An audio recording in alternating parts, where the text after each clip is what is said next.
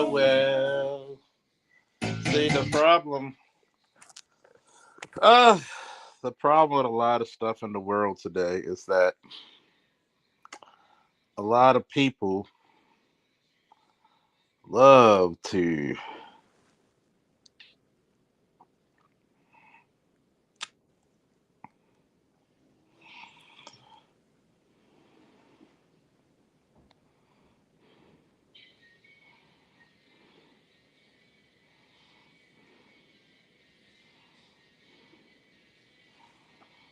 See, let me talk about this broken home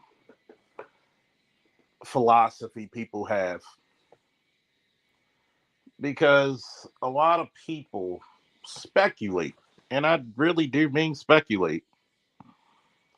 I really do mean speculate.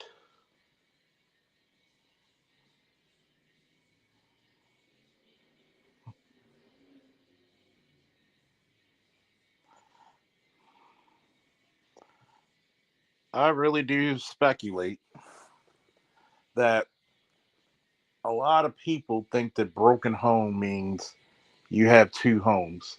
A broken home means father not there at all, mother not there in the life at all.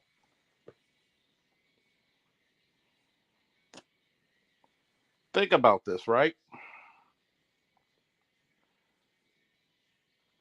You had more successful families when the father worked 16-hour days and barely saw the children in the same house.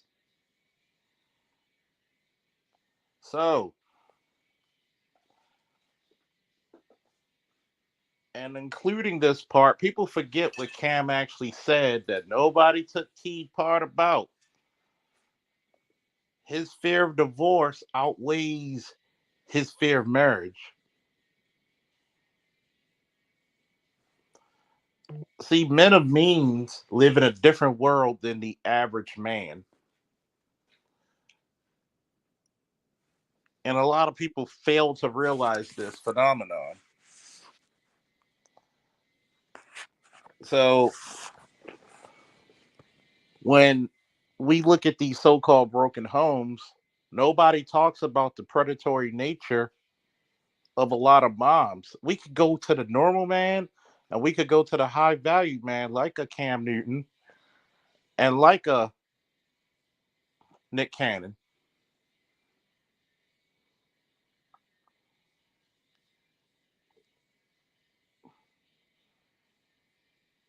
The first thing you see in divorce, I want to take half. I want to do this for child support. Tell me in what world do you need $20,000 a month to take care of a child? You rarely hear in divorce settlements, I'm going to give him the child because he has the money and he has the means, he has the connections.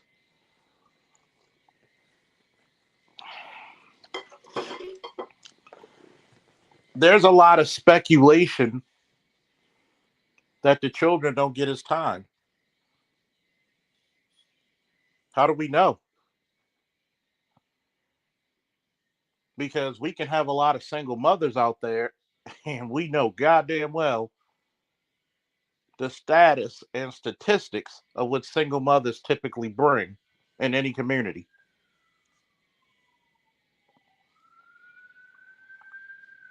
Nobody will talk about that. I'm not here to defecate on single mothers. I'm just proving a point. And trust me, I can easily defecate on single mothers.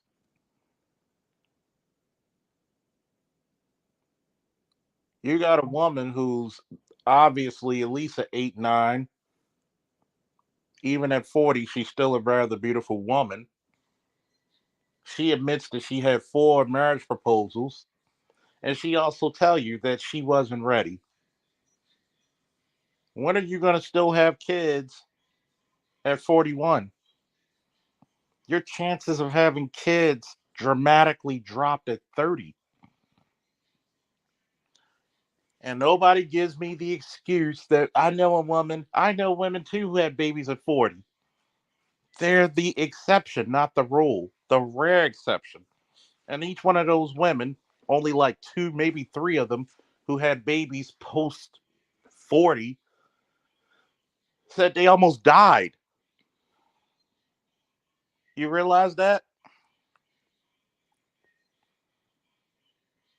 So you even have very well to do women who said, I'd rather be the baby mama of a rich man than the wife of a middle class man.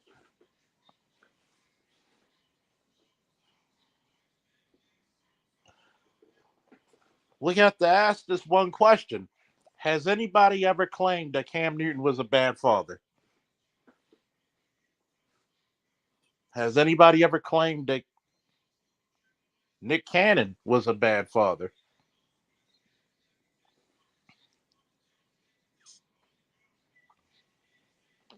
Now remember, we're in the information age, so shit can be leaked out very easily.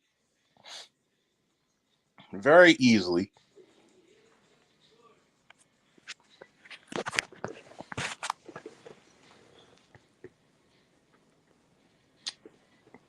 My son lived with me the overwhelming majority of his life. Never been married to his mother. Hell, never been married. You can't even really hear me shit upon my son's mother. Has she gotten better through the years? Sure. But you don't really hear me talk shit about her.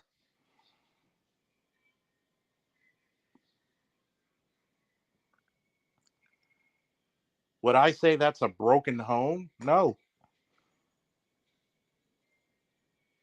A broken home is I can't find either one or one of them dead.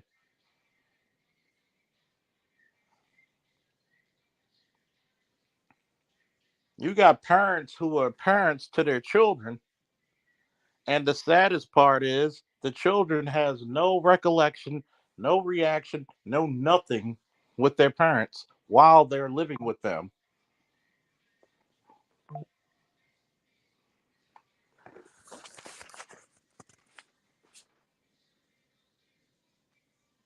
Yeah, a lot of people didn't know. But here's the question. Is marriage as respected as it was 60 years ago? Marriage is not even respected what it used to be 30 years ago.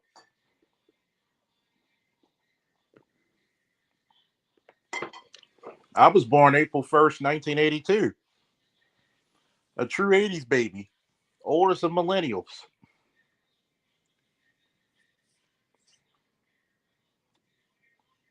When I went to kindergarten, first grade, and second grade, single parenting was very rare in my school. You had a lot of two parent households until I went to like what? Around the fifth, maybe sixth grade, you start seeing this phenomenon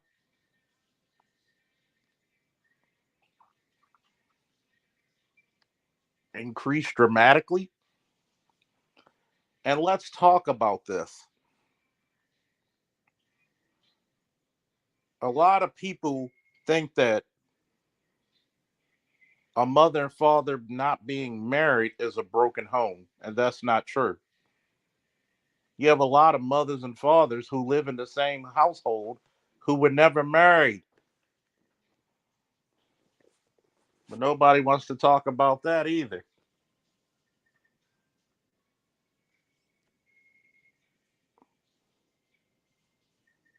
Why would Cam not get married?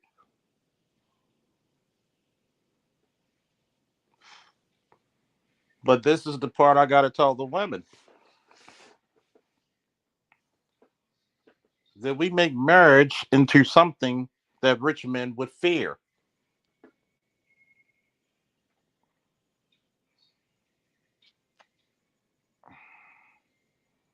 A lot of women love a rich man, but don't want to support him. Do you hear and do you feel me? Do I got to tap the mic? Is this thing on?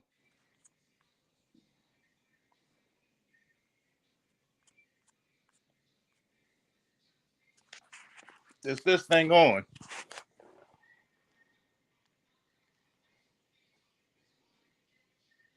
See, a lot of people want to come and say this woman schooled her. No, they were taking pity on her.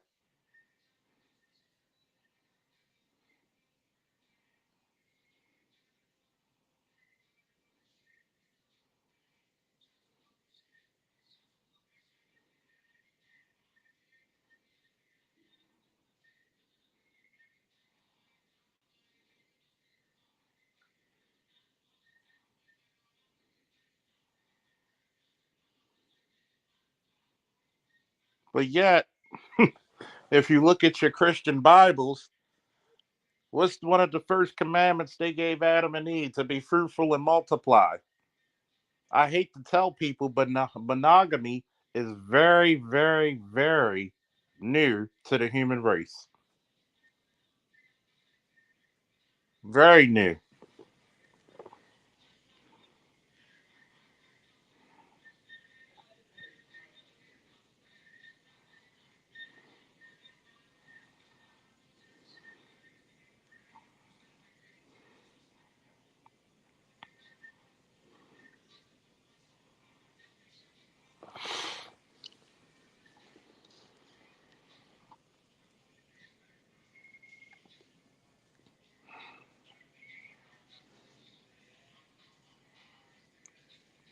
So when we look at these phenomenons,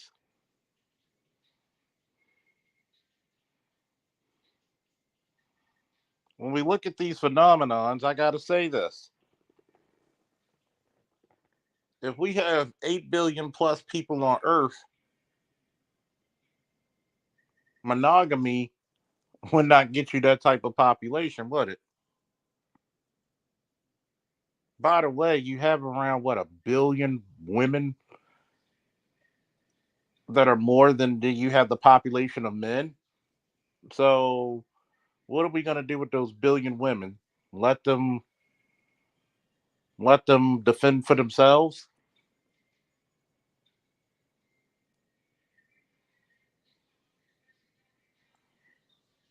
I think that people forget the statistics that from the age of 15 to 25,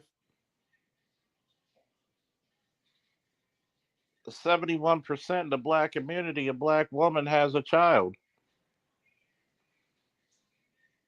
See, I, for one, am going to be the biggest feminist ever and say, I don't think that these ladies are stupid. I think they are cold hearted accomplices and masterminds in their way of life and their thinking.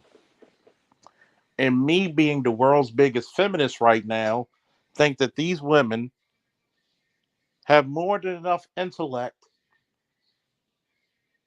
and well being of themselves and the surrounding environment to know absolutely what they're doing. And to think otherwise will be very disingenuous. Excuse me while I pull up this little Blue Swift Martell, baby. Pull this up since it's a good Saturday.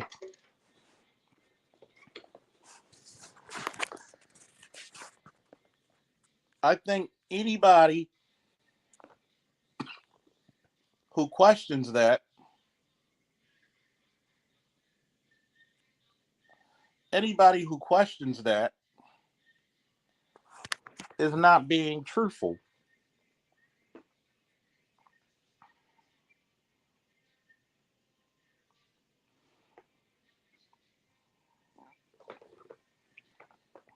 So, for example, are you going to sit here and tell me that the two parent household,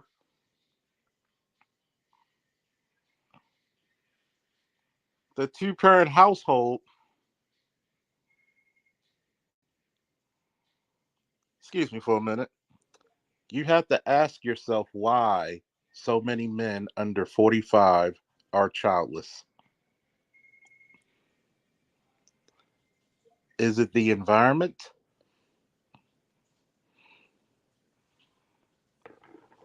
See, a lot of men are pragmatic by nature.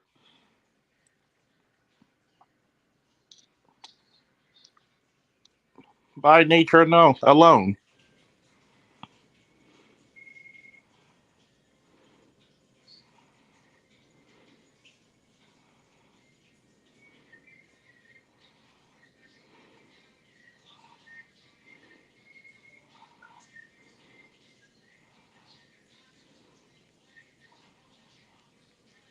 And they're not going to be out there saying, hey, I saw that guy shot.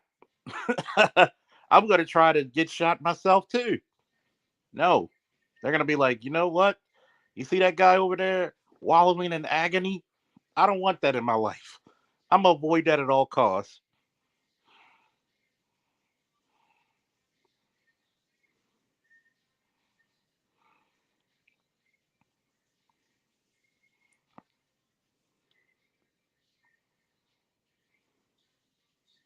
So, are we questioning men with God given common sense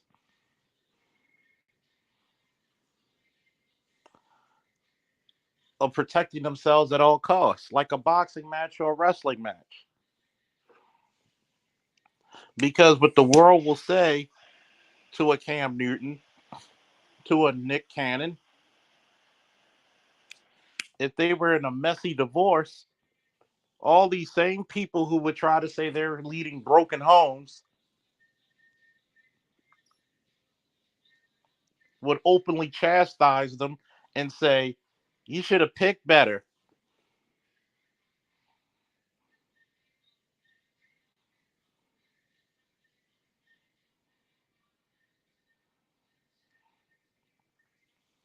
You should have picked better.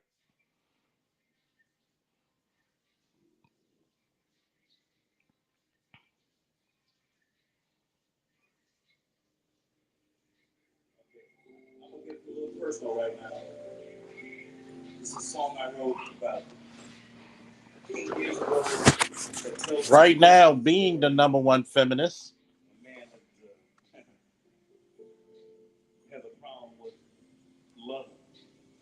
being the number one feminist, I'm going to treat women that they know what they're doing. Play them keys, George Duke.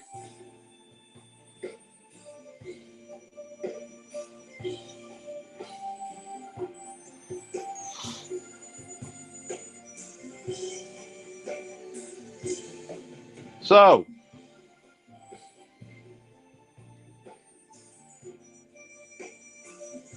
we always tell women to go pick a man with the best resources, the best talent, who are good fathers.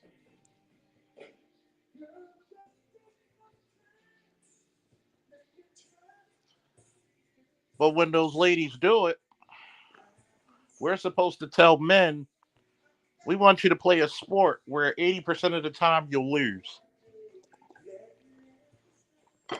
I'm going to ask any lady who's a mother, plan to be a mother, if she got nephews or younger cousins,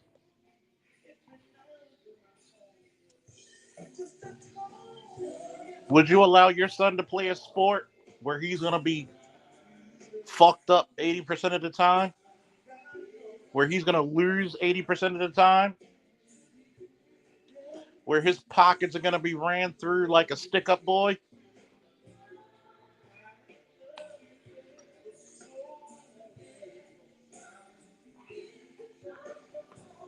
Look what happened to Tyrese. $20,000 a year.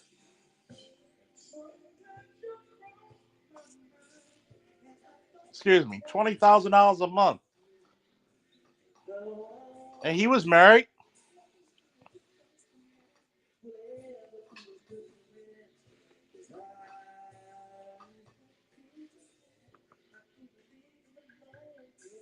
Give me the examples. If they're decimating highly rich, high value men, what the fuck do you think is going to do to a middle class man?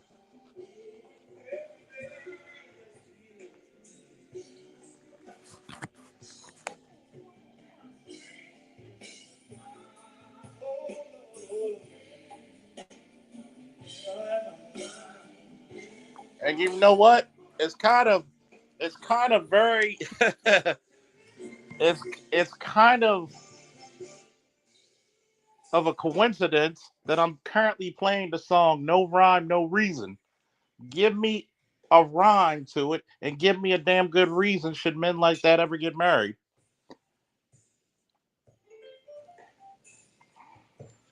Come on, chat. Give me a good damn reason right now. And I'm not knocking people who are currently married. If that's your choice, God bless you. May have worked. It may you May you both bury each other, one or the other.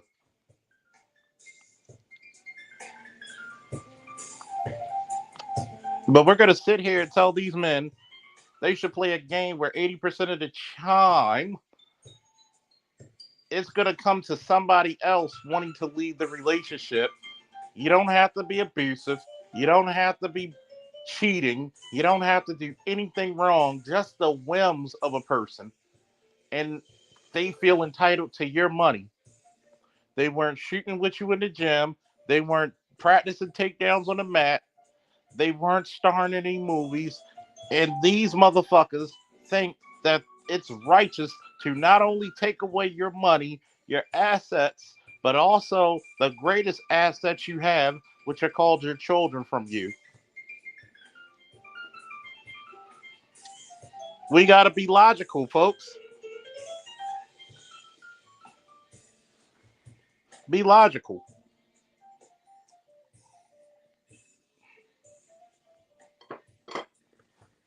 Somebody give me something to chew on. We're going to listen to George Duke real quick.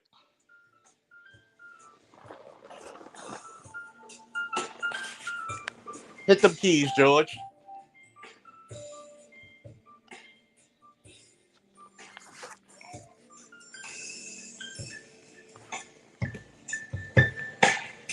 This is the story of how one of the newest Let's go back to recruits of that. the Green Lantern Corps ended their life. I don't know what the hell just happened.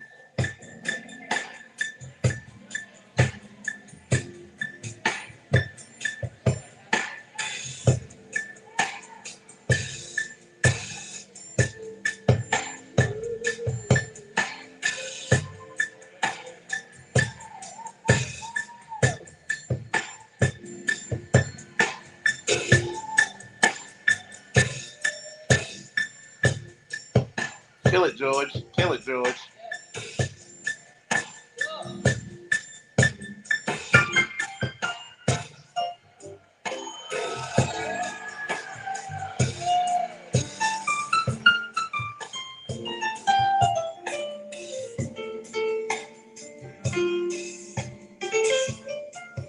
I want you to think about that. Look what Dari said. Keisha said what it is. Been married 10 years.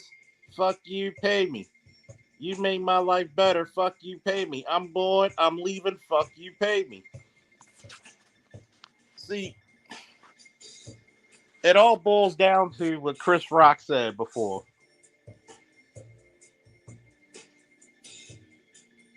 Chris Rock said only dogs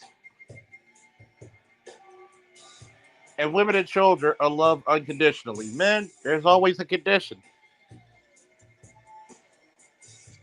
If you're a broke nigga, you shouldn't get married.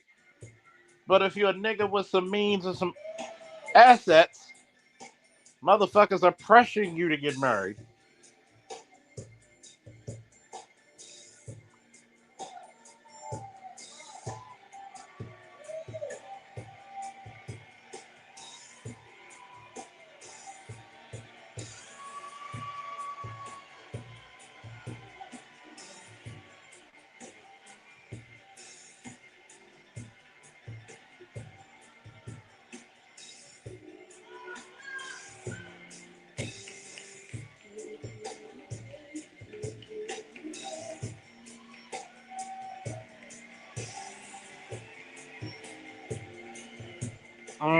The man got Al Jarreau cheering him on in the background.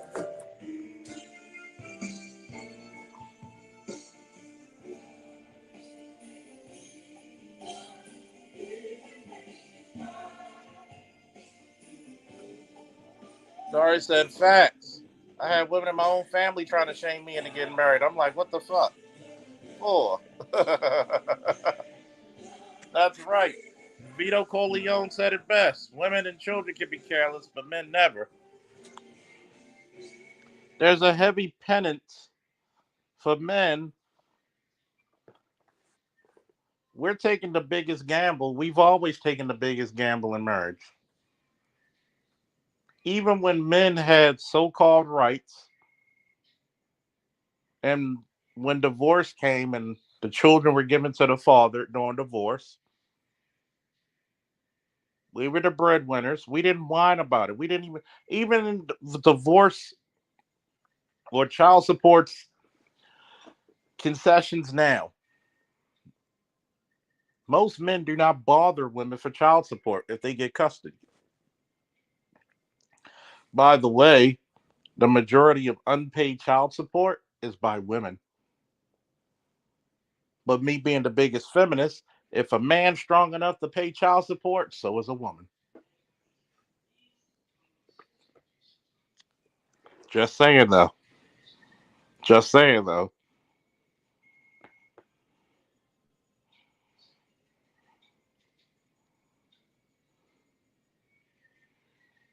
Just saying. So we're not gonna look at how the kids of Cam Newton and Nicholas Cannon are actually advanced because of the involvement of fathers and their mothers, and they're producing better children despite not being married to them. They're producing better children. A black man has no rights nor anything powerful,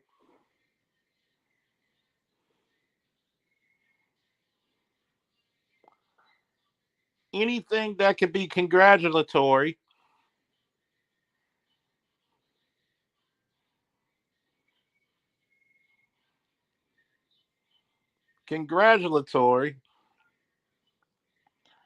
that a black man, woman, or anybody has to adhere to. Not even, I won't even put it on black women. I'll put to the whole planet. There's nothing he can do great that anybody that is worthy to be praised.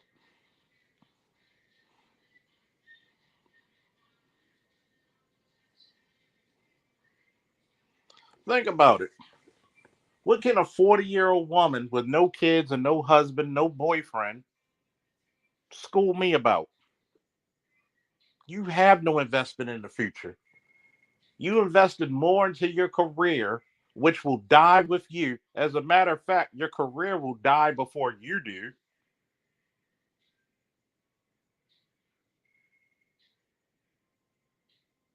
But my career as a parent will live several generations after me.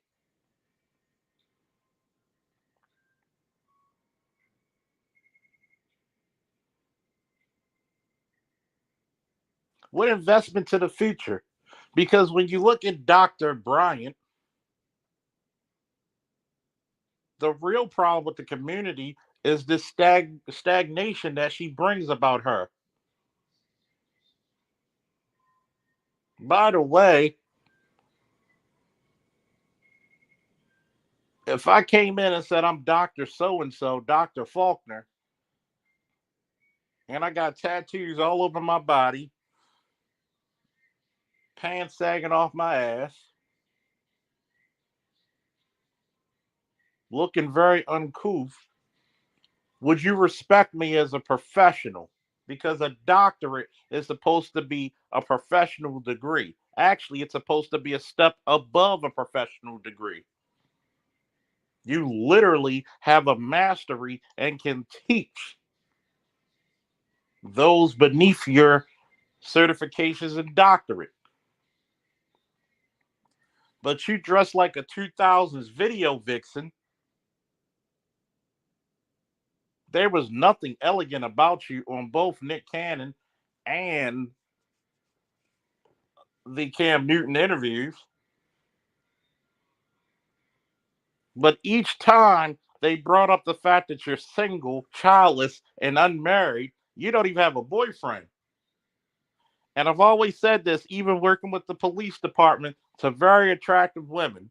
You're in a profession where it's damn near 90% men who make at least on average $80,000.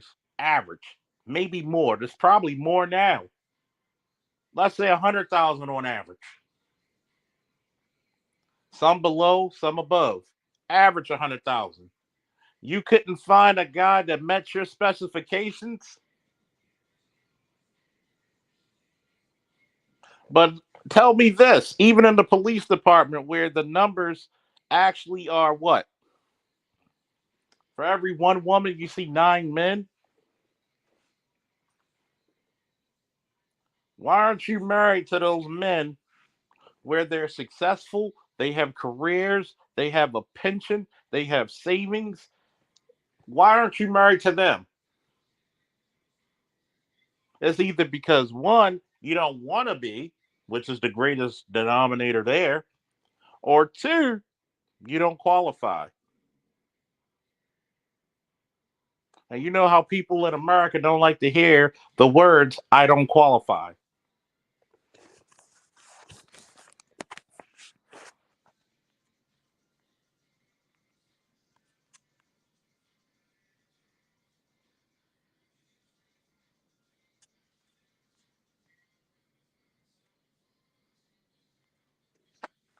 But yet, people will bring up, well, Denzel was married to his wife, but are you going to do what Denzel's wife did for him before he made it big? Oof. Oh, don't say that, Charles. God damn it, Charles. Don't say that shit. Don't you say that shit, Charles. Don't you say that shit. What about Samuel L. Jackson? Are you going to do what Samuel L. Jackson's wife did for him before he made it big? Mm, mm, mm, mm, mm, mm, mm, mm.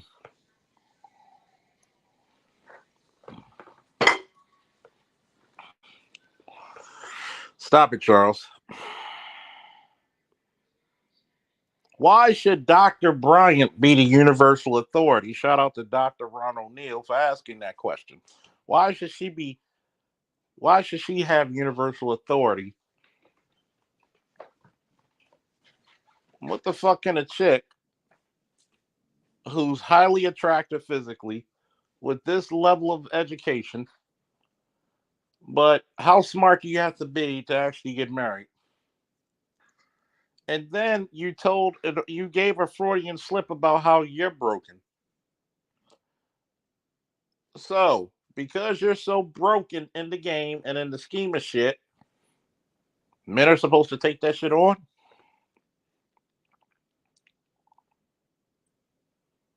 I'm waiting. I'm waiting.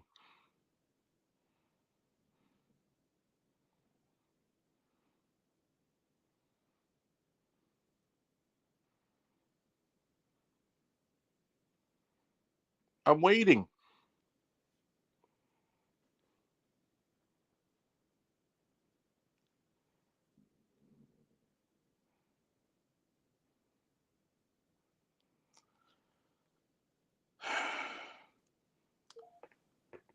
The only reason black men are looked down upon is because of the lies that black women tell.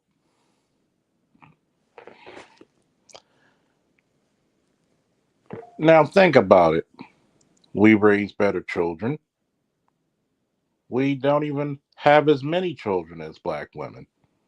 But actually, the ones we do have, actually become overachievers.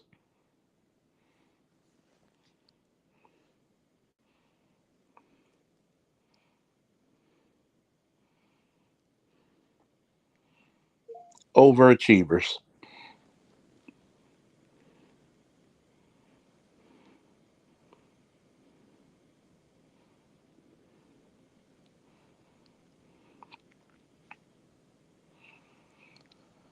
Now, what about the 1.2 million black children that are born from white and Hispanic men that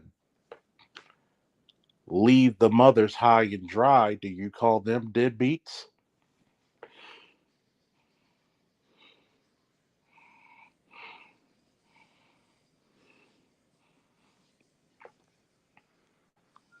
And I'm answering questions on Facebook as well because there's a lot of motherfuckers who gotta always still ice skate uphill.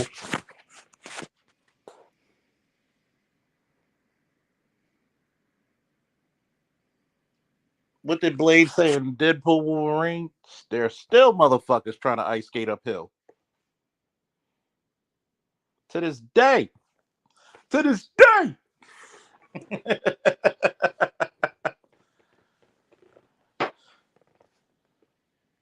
See, let's talk about that. What about the 1.2 million black children that are born to Hispanic and black and white men that leave those children high and dry? You don't call them men deadbeats, do you? The original baby daddy was the white man. But where did you go to make sure your black ass could survive? You went to that hardworking black man who took you in, and you wonder why Uncle Petey looked different from the rest of your aunts and uncles. She couldn't go to another white man. She couldn't do that.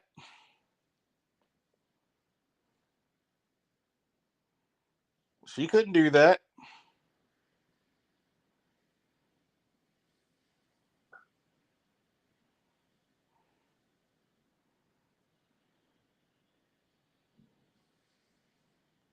She couldn't do that.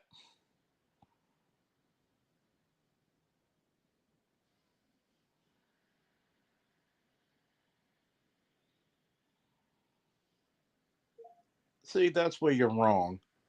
It's across.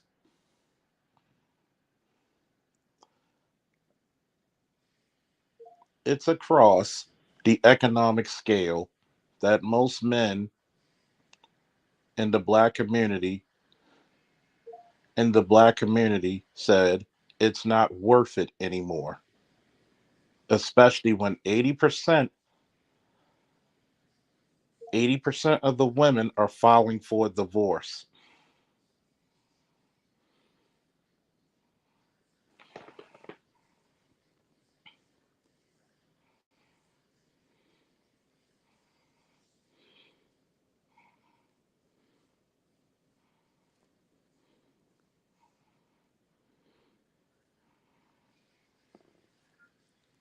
See, nobody likes to say,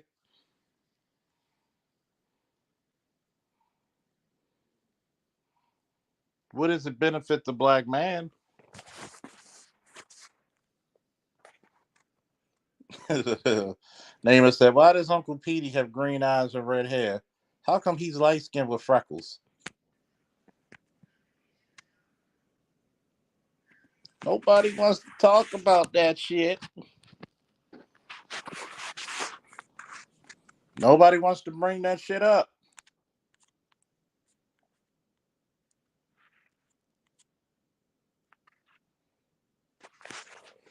But Charles, you hate women. No, I don't. I'm just asking a question. Why do you think you become the authority on talking to men with children who take care of them? You're creating broken homes. No, motherfucker. I'm actually putting them in homes. Tell me which one of the women that Cam or Nick is on social service. Tell me which one. A lot of you broads that get pregnant by broke ass dudes, and some of you dumb enough and desperate enough to marry them.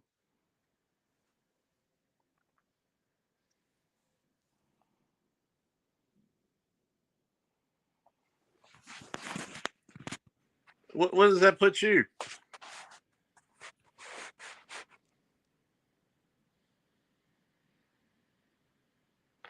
So why should we marry a bunch of people who don't like us in the first place?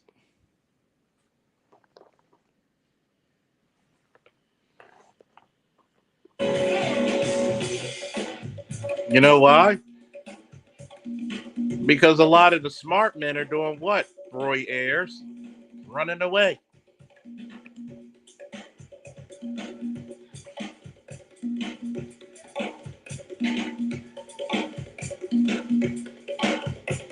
Running away, running away, running away, running away, running away, running away, running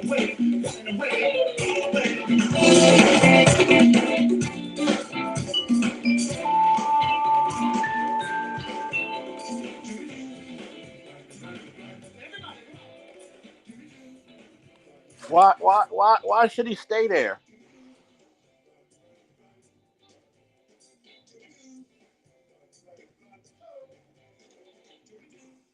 Run, run, run. Shibidoo. Run, run, run.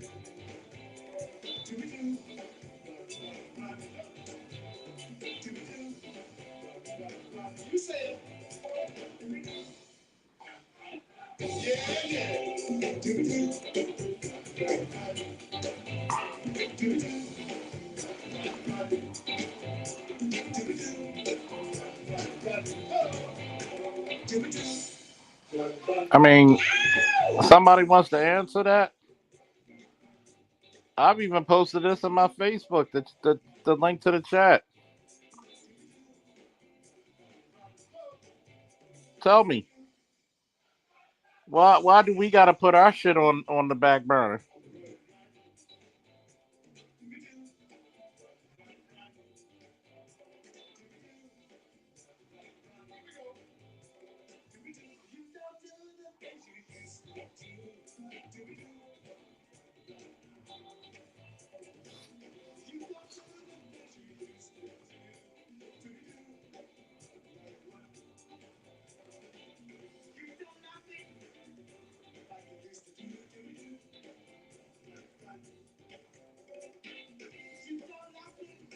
But yet, I asked this one question that no woman and no simp dude can ask. What man of means and power have only one woman?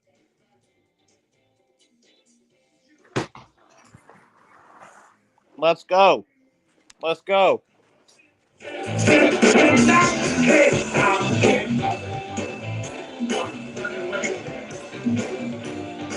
Cause you can be to me, the beats in the bed, and I can come to you. Oh, so good, good, and I can go for you. Oh, so good. Hey, I. Let's go.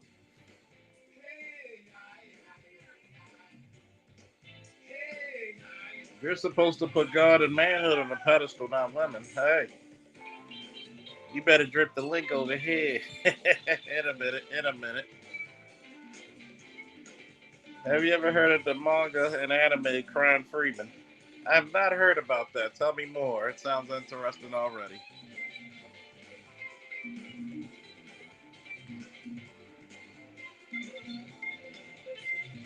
I want you to think about this shit, right?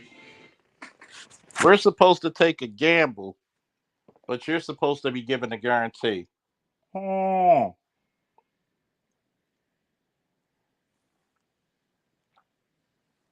Interesting, right? Interesting. I'm supposed to take a gamble when you're supposed to be given a guarantee.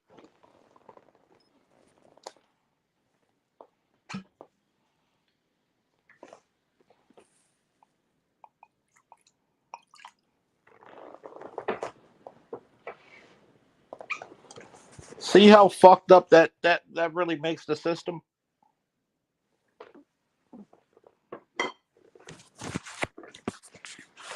See how that makes the system?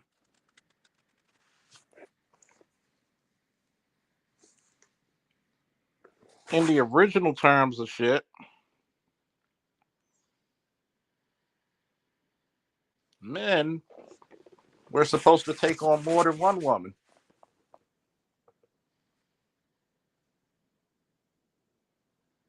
Okay?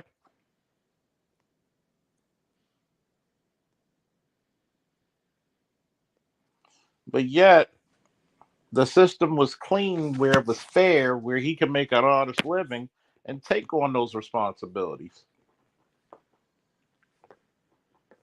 But because women have an innate jealousy of each other and society grew larger,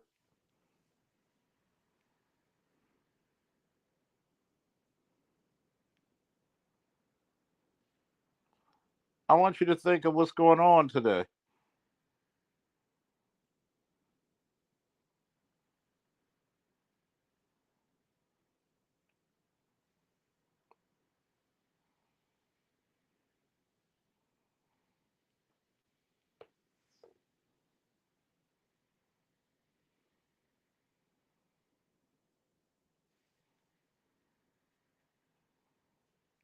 I want you to think about it. And I knew exactly what was gonna happen when I posted this shit with Cam Newton, Dr. Bryant, and Nick Cannon. A whole bunch of women said they making broken homes. But let's really play the fair, right? Let's shoot a straight one. How many of these broads would have took up the offer of getting $20,000 a month, $30,000 a month, and all they had to do was take care of kids?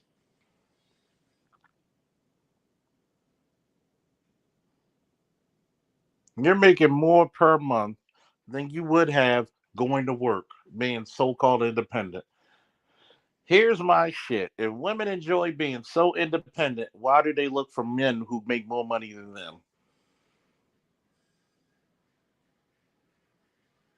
I'm asking for a friend.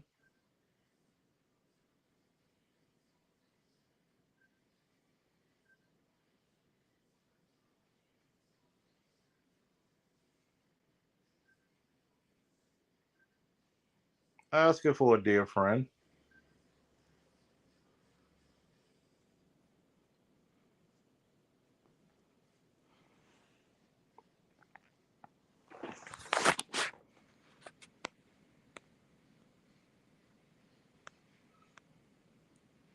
I think I heard of that one. It's about an assassin who sheds tears when he kills, and usually his understanding of female sexual nature to achieve fulfillment in his mission. Sounds crazy as hell, but I'll watch it. Assassin who succeeds with women succeeds forever. Hmm. I want you to realize this shit, right?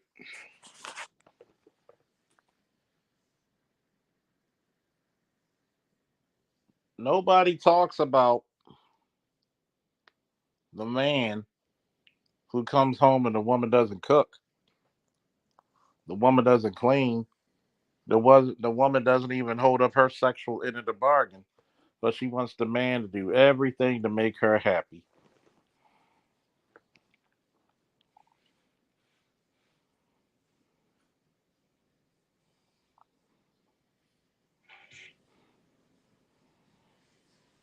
I want you to think about that shit.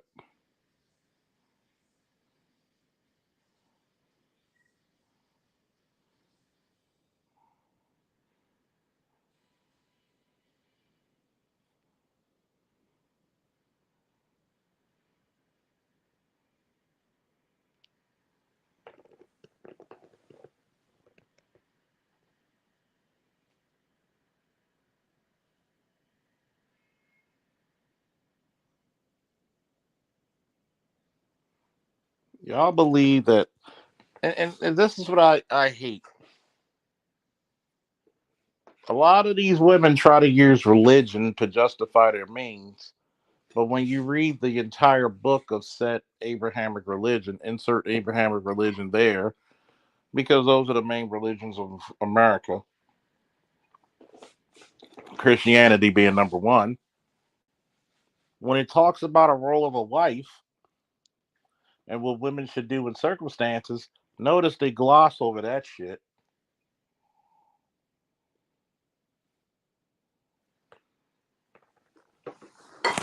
That's the part that gets glossed over.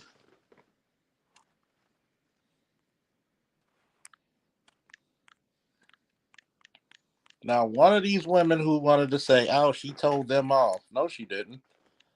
She would have traded. She would have traded that degree for a life like that.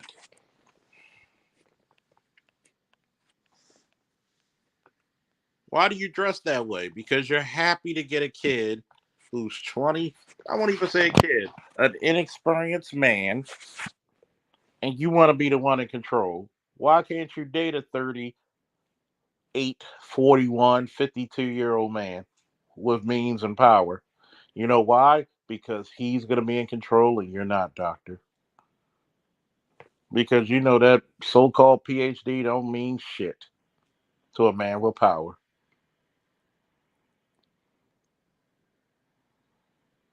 What you mean my degree don't mean shit? Meh, meh, meh, meh, meh. It doesn't. What is a doctorate degree to a multi-millionaire?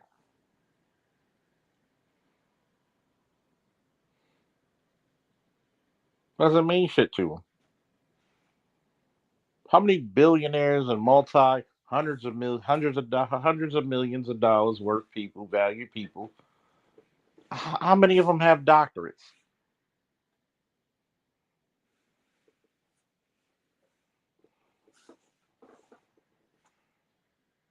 Now I'm not knocking education, but I'm just asking a question. Your education does not guarantee you wealth and status, especially if you're paying off that motherfucker.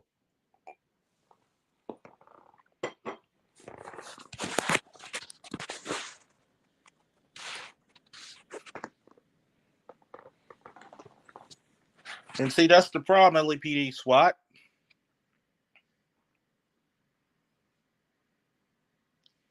They don't want to be helpmates.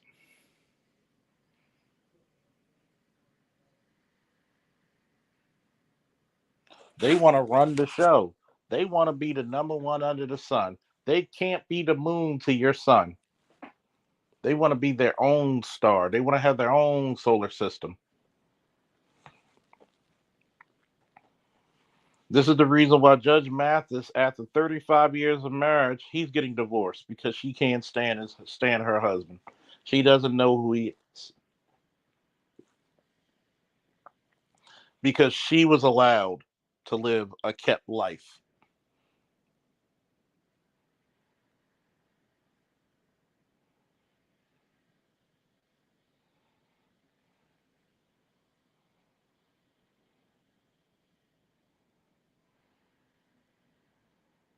You get what I'm saying?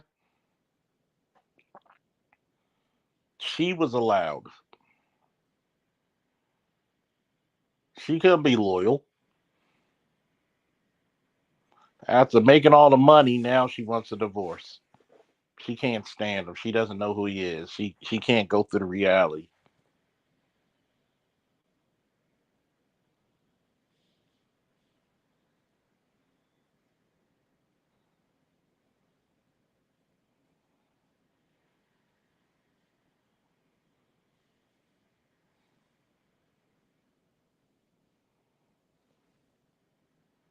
But see, that's the nature of the game, man.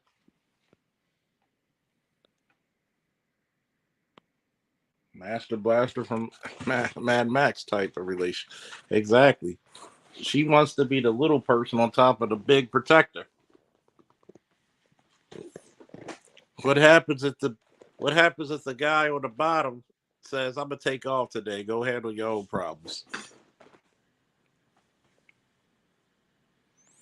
Blue Marvel 9 said in the book Song of Solomon, aka Song of Songs, it talks about a woman having a hunger for the light of the real manhood, authentic masculinity. She's master, he's blaster. Yep.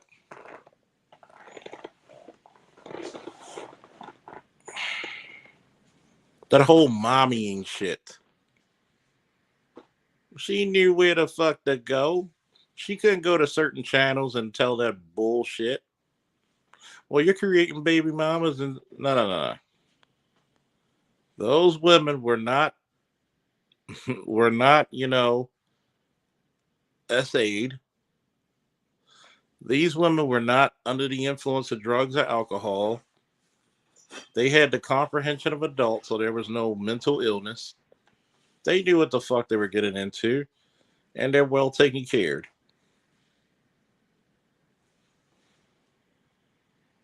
Those women did not require I don't know who the woman who said it, that she'd rather be the baby mama of a rich man than the wife of a middle classman.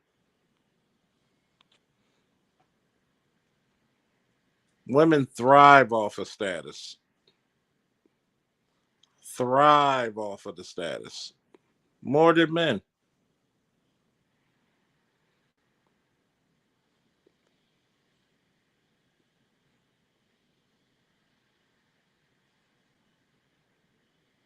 But when it's a man she's attracted to, she'll break all the rules.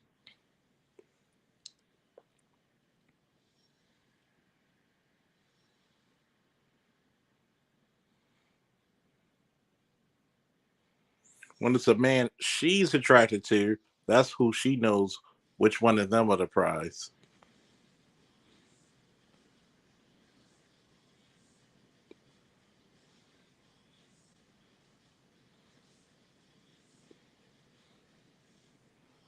When you have the means,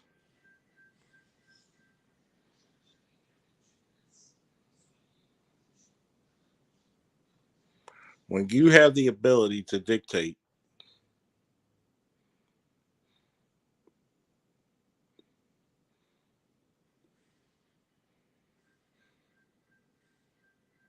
when you have the ability to say this is the way I want to go, and there's not a damn thing stopping me, this is what they don't like to hear because they think you, black man, are always in the perpetual level of service.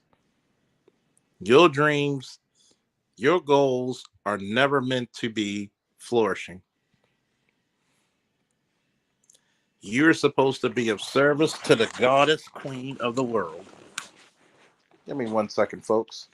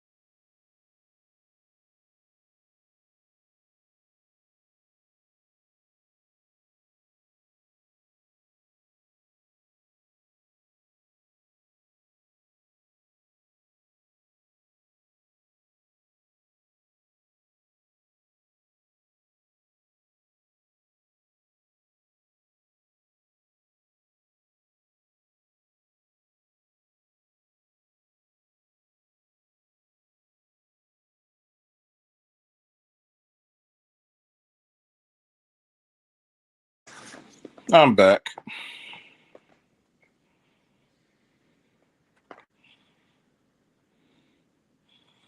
Yep, super duper Jasmine Brown. Cam's baby mama said, I'd rather be the fourth baby mama to a rich man than build with a regular man.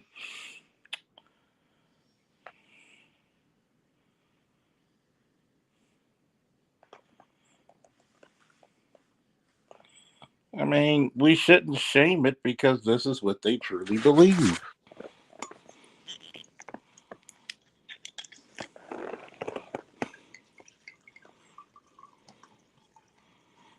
Stop trying to shame the broads for doing what they really want to do.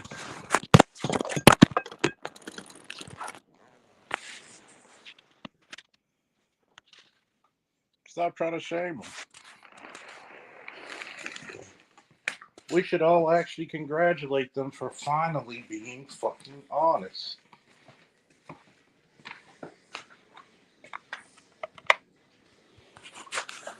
But you know what the saddest part about it is, fellas? A lot of niggas don't want them to be honest because it breaks their heart. It takes away. It takes away the illusion.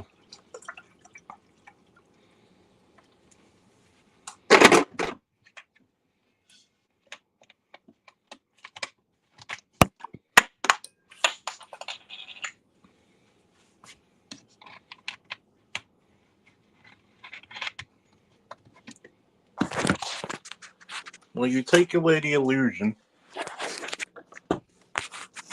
what do you get?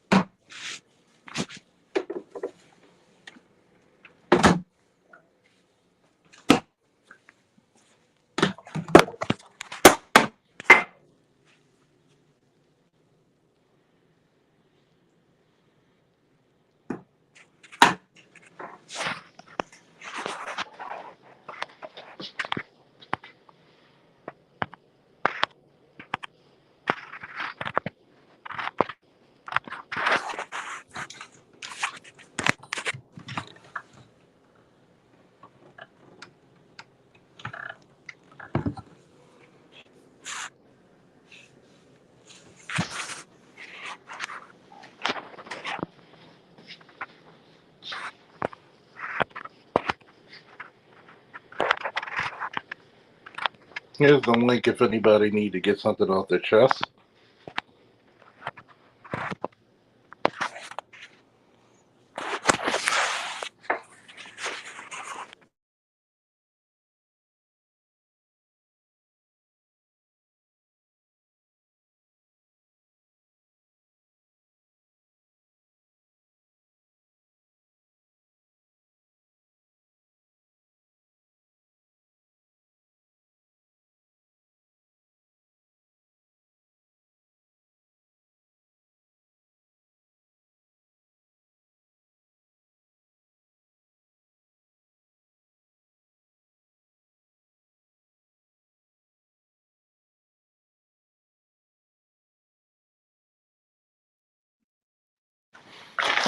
Ladies and gentlemen, everybody's favorite Eritrean. Eritrean. Namer. Thank you. Thank you. Thank you. Charles, I don't know what time it is over there, but 7:16. over here, yeah, it's 1:16 over here in the morning. It is officially September 1 over here. You know what that means. Happy birthday, Nuggle. I'm 42. Welcome to the club. Yeah, here's the problem. I just realized it's a good thing I'm not married because if I was, I would have been acting like Bernie Mac, talk about how much he was sick of his wife and everything. Come on, do something special. Bust your motherfucking head, what the fuck I do? Put your mouth on me. For what, you nasty son of a bitch? You ain't gonna put your mouth on me. I asked you to put your mouth on me. You give me a goddamn attitude. Just think of this shit. But for real, man. It's just this whole Cam Newton thing. I'm like, is he doing right by those women? First of all, Of we course. don't know. You don't hear them complaining. Well, he's probably mentioned. Well, they know to keep their mouth shut. Some women know it's in their best interest to shut what they call the fuck up. And they understand that. Listen, if I'm providing y'all a lifestyle, that means I don't want no complaints, no nothing. But I'm sure, I'm sorry, 8 kids by 3 women, you know, there's gonna be some problems. It's not easy. I mean, you could have I eight mean, kids by one woman. There's going to be some problems. there's gonna be some problems, yeah. But One when you have woman's going like, to be getting more than the other. But guess what? mm-hmm, Guess what? Is he doing right by them? mm-hmm. Is he doing right by them? Is he providing it for everyone? Yeah, I mean, you see in places where they have actual monogamy, like in throughout Africa, in parts of Asia, and throughout the Middle East. You have to understand that if you're going to have multiple wives, you got to provide them with the same level of comfort, same level of provisions, everything, same kind of lifestyle. And I think a lot of people forget that, everybody forgets that, like, when you have those kids with those women, there's a certain rivalry between them. And you need to understand, you got to keep all that in check. But women forget men, it has to be centered around the men in the sense that you are the main provider. You're the protector and everything, which means you have to everything depends on you. So it's like, I mean, Patrice O'Neill was right when he said you got to put yourself first. You, in fact, he explained, like, with his woman, he said, my girl has to understand that she's like the fourth or most important thing in my life. My priorities are me, my career, my family. That's basically his mother, and then maybe you. But I got my pet fish, and I got in the tank and everything. They're fish, but you might swap positions with them if you keep acting up. So Cam, he's not complaining about, some of the, he's not in a situation. I didn't even know he had kids to begin with. But I'm not. That's like some people just don't put their business out there like that. Secondly, when you talk about, I mentioned this in the chat earlier. There are people who cohabitate. You know what I'm saying? Mm-hmm. People who cohabitate and have children together. I mean, over here, most people cohabitate for a certain amount of time and they have children, but for certain reasons, they will get married.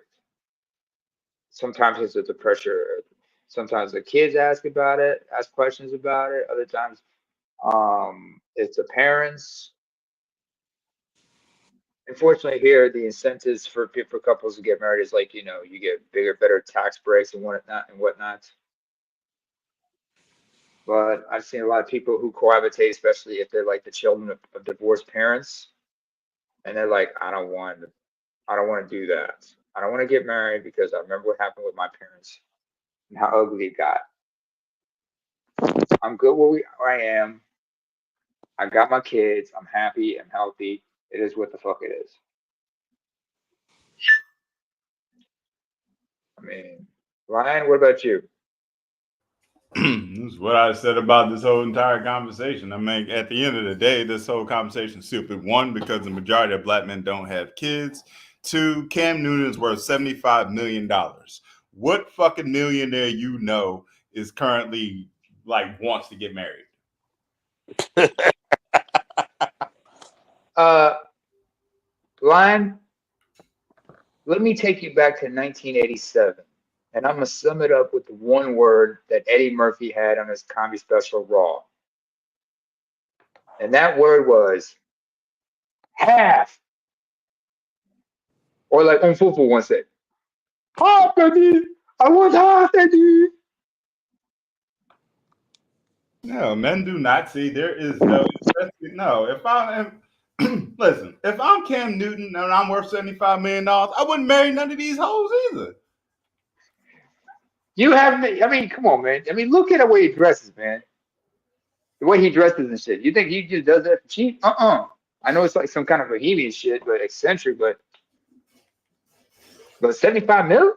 He's Yeah, actually worth 75 mil? he's worth $75 million. I went and checked it myself. I was surprised. I knew he was worth.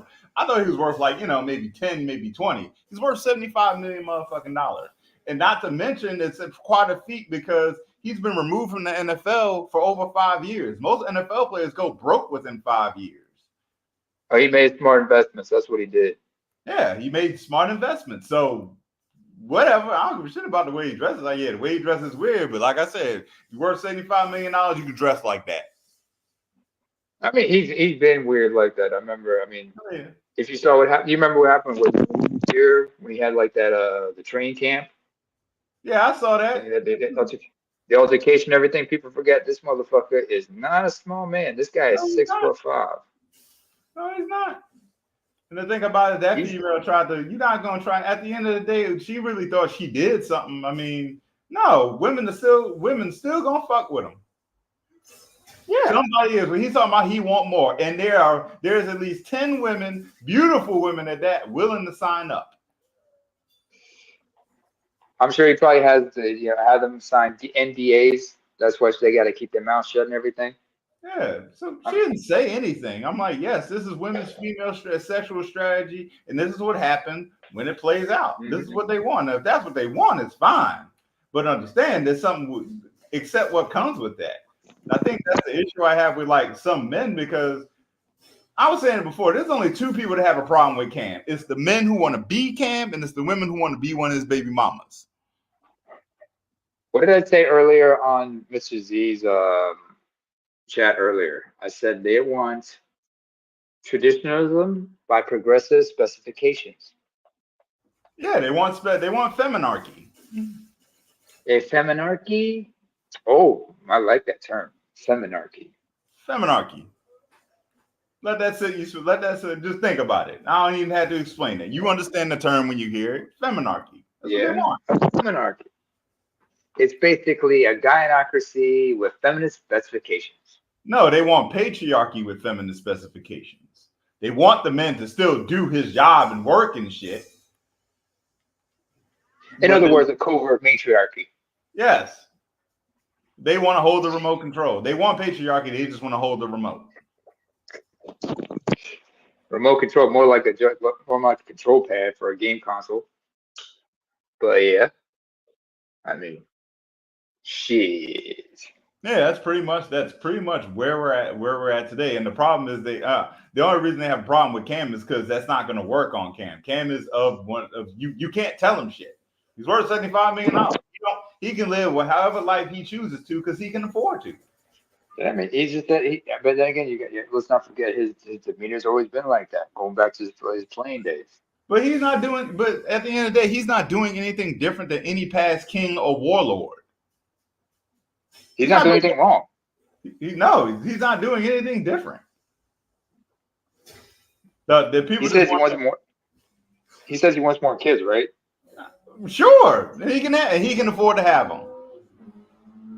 I mean, a lot of guys nowadays, especially those like your average run-of-the-mill black man. I mean, they look at the cost benefits analysis and realize the cost benefits of everything. They're like, nah, I don't want to have kids. Me, I had to make that decision not to have children due to certain circumstances. Some of it had to do with genetics and everything. I understand. Yeah, I mean, never been married. I've never been married in my life. Only had like a couple relationships. That's about it. It's okay. You're not missing much. This is a guy who I used to be married.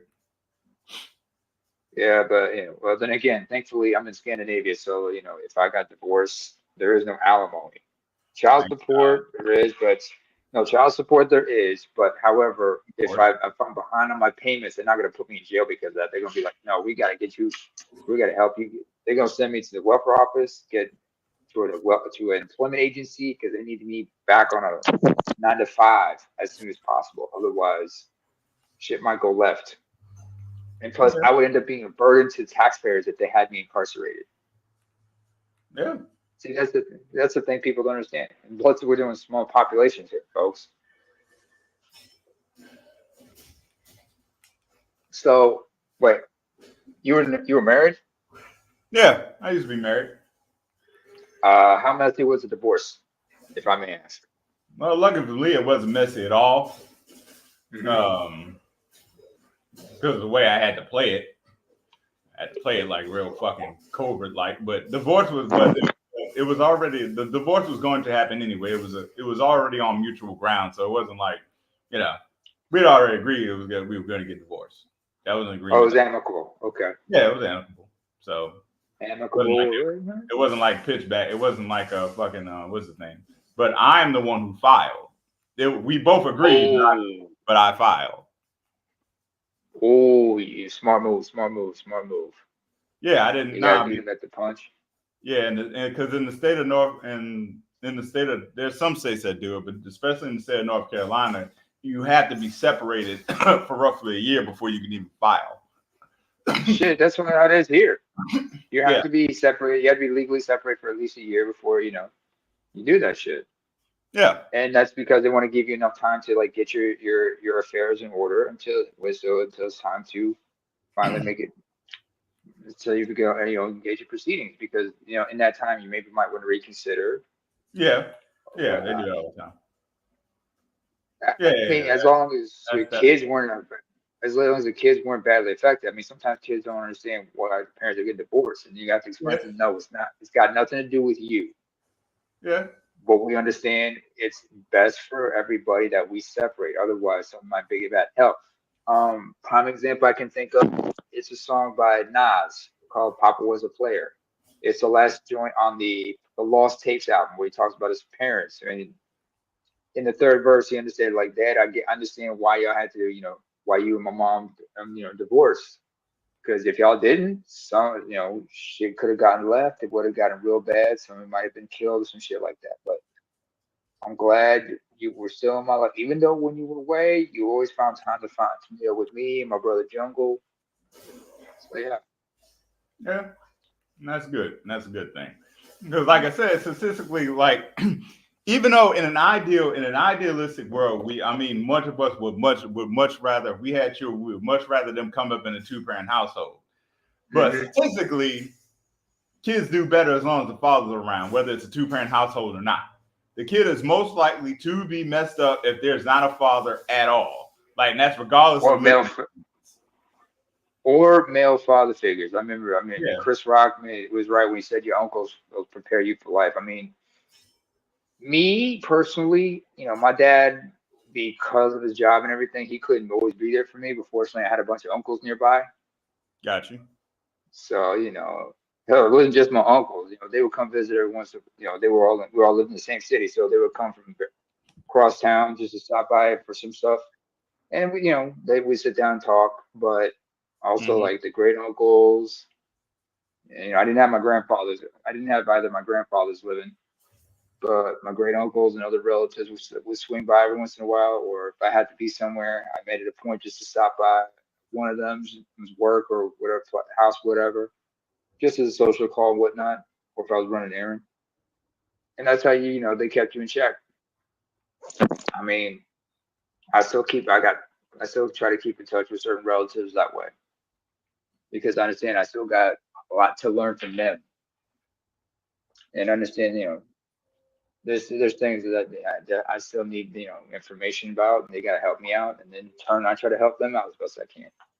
I pay it forward by with their kids in some cases. These are my like my little cousins and whatnot. So yeah, but hey, at least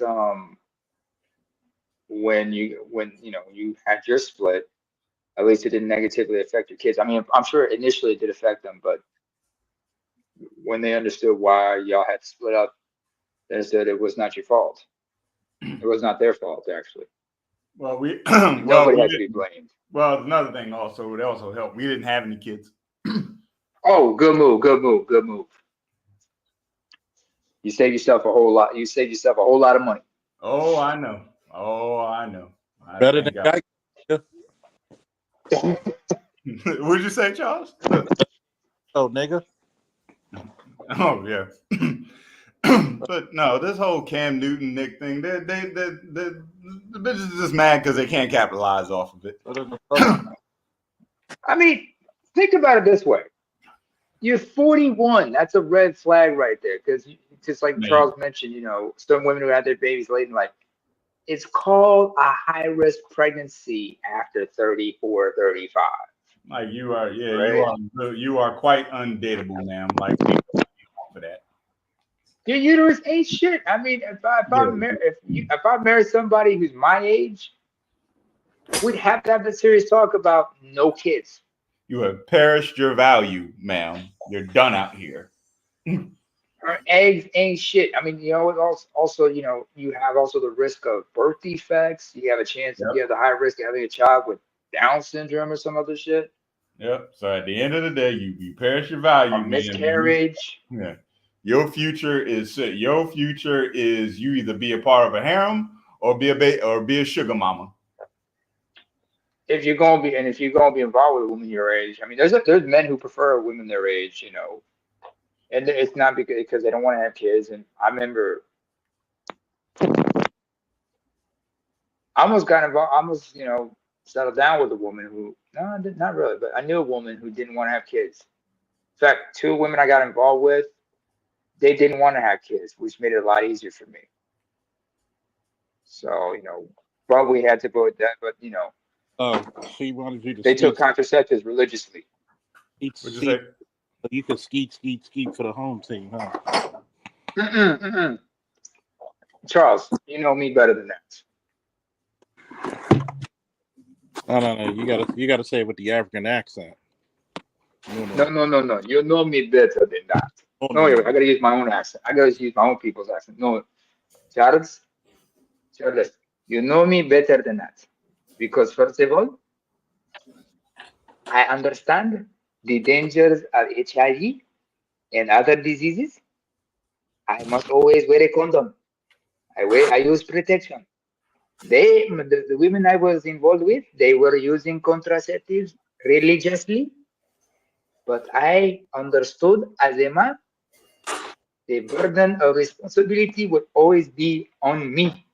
Therefore, I always took the utmost precautions. What's this that Superfly gamer said? The government should offer these chicks what? No, before that,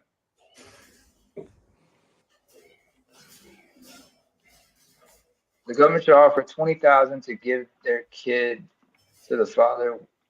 Watch how America change overnight. I She's remember. gonna good. I remember. Was it? I got family in PA, right? Parents were, and the kids were all born in Eritrea, but the parents divorced and they stayed with their father. He had primary custody because they were old enough, they were weaned and everything. Because traditionally, when parents split up in any culture, the children only stay with the mother if they're infants or they haven't been weaned. But as soon as they like old enough to start school, something like that, they have to start living with their father. So long as the father has is remarried or something like that. But you have that kind of that there's that dynamic and the problems that come with that. And speaking of baby mamas, does anybody remember the song Miss Jackson by Outkast? Who doesn't? Yeah, they play that song all the time. Oh, come on, man. If you remember like Big Boy's verse on that one, where he's talking about explaining to the greener, said like, first of all, I want that lady to understand that baby is not a paycheck but a grandchild. Private Yeah, school, this, that, medical fees, I pay that. yeah. I don't care about this shit though. I mean, I remember, was it Exhibit? He said this about his son. When his son was like getting fouled to him, he just looked at him and said, all you were to your mother was a child support check. Do you know that? Imagine you said that to you explained that to your own child, the nature of your mother, when he gets that foul with you. Yeah, that's unfortunate. Sad but true. It was unfortunate. I mean, And then you got like what's his name, D Wade with his kids. Then Gabrielle Union just kind of resents him. Remember, he had a kid with a stripper. Yeah. I mean, we're at where we at as far as society is concerned, and like that is the most feel. I understand men feel some type of way about doing it, but I'm like we're not doing you're not doing the social math of what Z concerned. Like how many? I know we all prefer to be under two, a two parent household, but is that really feasible in today's society as far as dating is concerned? People are not even dating. People are not socialized to even be in a relationship. Y'all talking about having kids and marriage? Can't even get past. Can't even get up the training wheels yet. How long has it been? Like 8 years since Me Too. Yeah. How many years?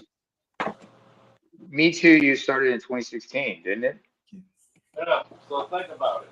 Why take the ripple effects have been rippling for years now, and a lot of younger men just realize, you know what, I'm just backing the fuck out.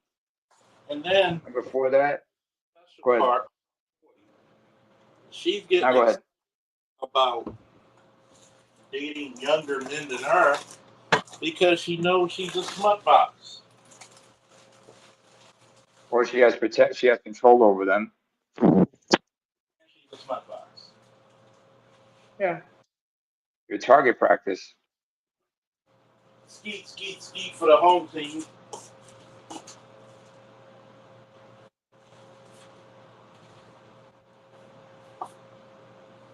I think older women who are trying to lock down a younger man and try to baby by him keep forgetting to factor in the biggest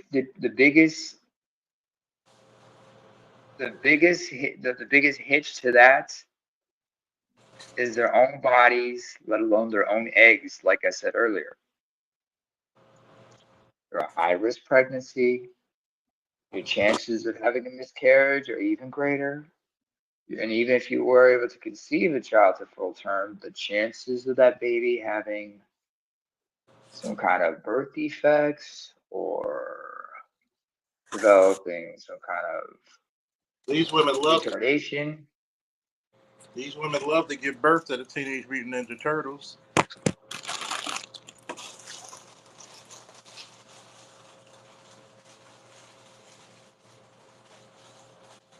I grew up loving Ninja Turtles, so that's kind of cold. We all did. But take a nigga for his money too.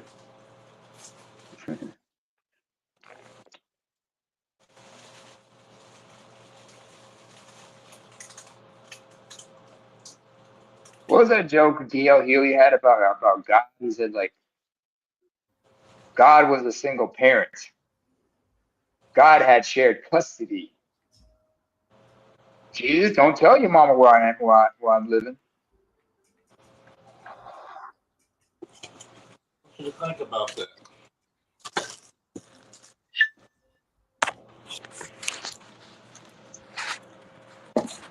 Hey, Linda, how you feeling? I want you to think about that. Even God had to say, you know what? I had to give my. I had to be a parent. Good thing it was back in the. He gave his only begotten son because God, the child support court.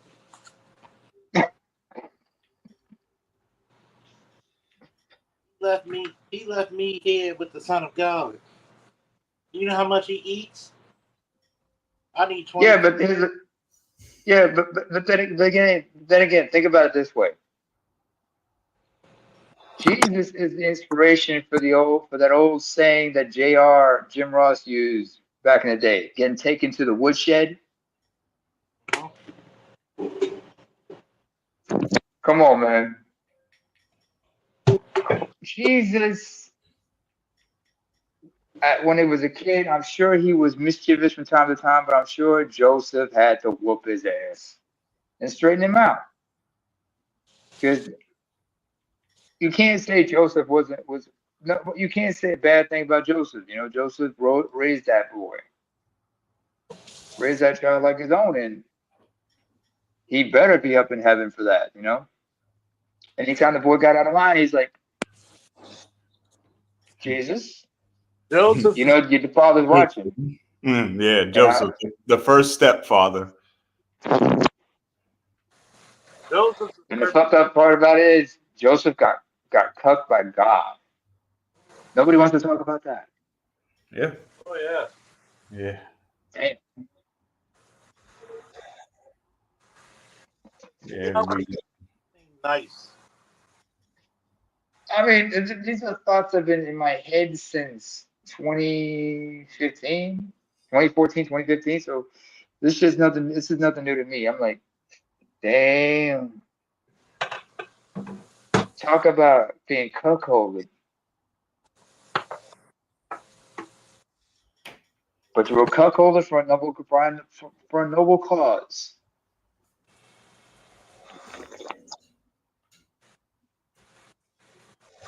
Yeah. I remember. I mean, but then again, like I said, Jesus probably got his ass whooped plenty of times when he was misbehaving. Hey Jesus, get your ass down here. I tell you, take out this goddamn trash. Yep, man. Yep, pretty much. I don't give a damn if you are. I was like, I don't give a damn if you are the second coming. You gonna get a second coming ass whooping if you don't get this trash out of here. Oh, oh, oh, God, help me! Oh, God, help me! And God's like, young man, he told you to take out the garbage. So you're gonna take out the garbage right now. So you're gonna either take out the garbage right now, or this is gonna continue a whole lot more. So better take out the garbage when he tells you to take out the garbage. Imagine God having a beer with Joseph talking about Jesus. Man, he's like, God. No, actually, they would have been having wine. Were they drinking beer back then? Beer was since the Egyptians. Well, oh yeah, oh right. The family did flee to Egypt. The family did flee to Egypt, but while in Egypt, I'm sure they must have drank some wine. Like, man, you have no idea how much your son be getting on my goddamn nerves, man. Excuse me, God, no offense, but he be getting on my damn nerves sometimes. Excuse my language, God, but god damn that boy. Little motherfucker does not know when to stop fucking around. Told that boy come home, not to be playing out by the river, but next thing you know, he's turning earn whatchamacallit, a clay pigeon into a real one. I'm like, stop showing off in front of the kids, man. We're supposed to be quite discreet about this. We're in hiding. We're supposed to be quiet, boy. It's supposed to be your will, but god damn.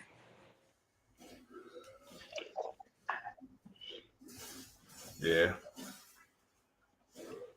I mean, you weren't the crime. You weren't. I mean, I'm sure you're feeling really good right now, Miss Anderson. I Or is it mean, Mrs. Anderson? gotta admit, Joseph is one of the few people who automatically get to go to heaven. Yeah, I remember having this discussion with one of my uncles, and he was like, "I can't argue with you on that one. You got a point there, young man." He was like, and he's still shocked I didn't attend church that often. I was like, nah. I mean, I was not a church going person myself. I mean, I read the Bible at home and try to make sense of everything. I was like, yeah, it is what it was. I mean, we're told to behave, we're told to keep it in our pants, but you have the Song of Solomon in the Bible, man. Who can read the Song of Solomon without getting a hard on? I wonder. I've asked that question many times. Not too many people. Yeah. I don't. I'm not getting mad about Cam Newton and Nick. I'm like, yeah, they're not doing anything. They're not doing anything different than any warlord or king from back in the day. It don't really matter. And to your Hey, point, Charles, man.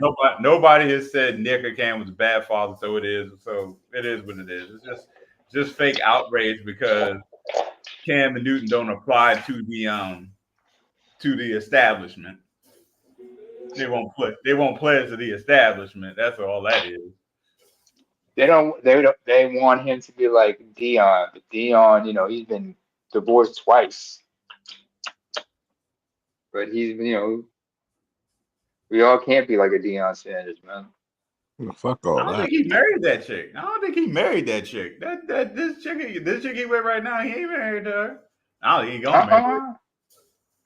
I think he probably did, but how old is she? Oh, let me But check.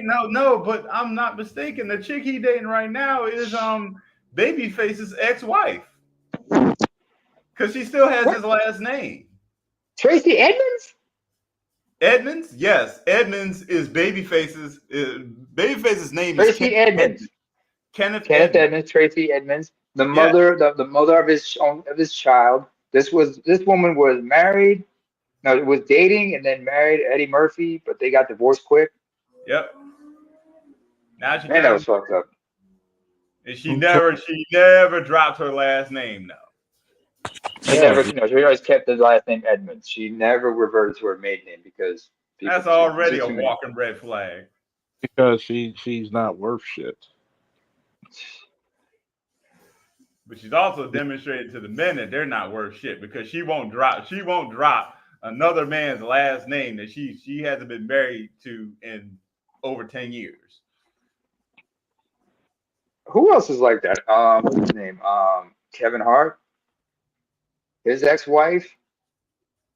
She kept the last name Hart. Because I guess it was. She's nobody without it. Yeah. Yeah. Even though she's still, she's nobody with it. I mean, she's nobody with it technically because like we only know that because we recognize the last name. Tori Skipper was is a name. Ain't no accomplishments of your own on that. Except the 2 kids she gave him. That's it. I mean, she did a job. I mean, that's because a lot of chicks are basically spam. Yeah. Spam. Oh God, spam. Oh man, I'm glad I don't mess with that fork. You can keep the fork. Keep that away from me. I ain't messing with no ham.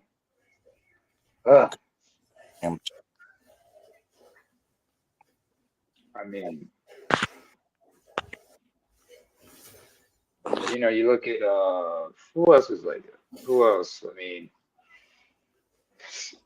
a certain actress with alopecia who's responsible for her husband getting banned from the Oscars after slapping Chris Rock. Didn't she claim his last name was oppressive, but she still doesn't want to get rid of it? Her face is oppressive sometimes. She used to be so. Who, Jada? Yeah. Yeah. Oh yeah. Old snakehead. Her youth, she used to be fine, but once she got into that plastic surgery shit, fuck them. Like they all seem to. Yeah. Also, let's not forget something. The boy August Alsina. Oh yeah, his ass. Isn't he in a relationship? First trying to get them album sales, and that album still flopped. Yeah, but here's the funny thing about it. It's like he's in a relationship with a guy. He's in a relationship with a dude now for a while now. But I'm thinking, does she have the type of coochie that turns a dude gay? Max Will. Oh shit. Well, I ain't trying to. But it is what it is.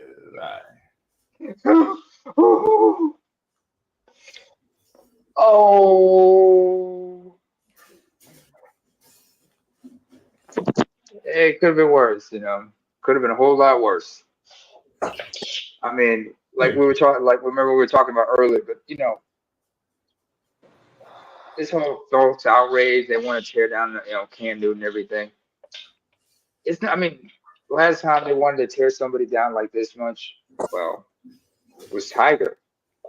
I mean, Tiger Woods, not the rapper Tiger. Yeah, I know. Tiger Woods. Tiger Huh? did himself out. He had to do was like take. All he had to do was call a fucking Uber. He would have been fine. Hey, Nah, talk bad about. Don't talk bad about your favorite only favorite rapper. All he had to do was call an Uber. Could have been that, but just had to call an Uber. That's all he had to do.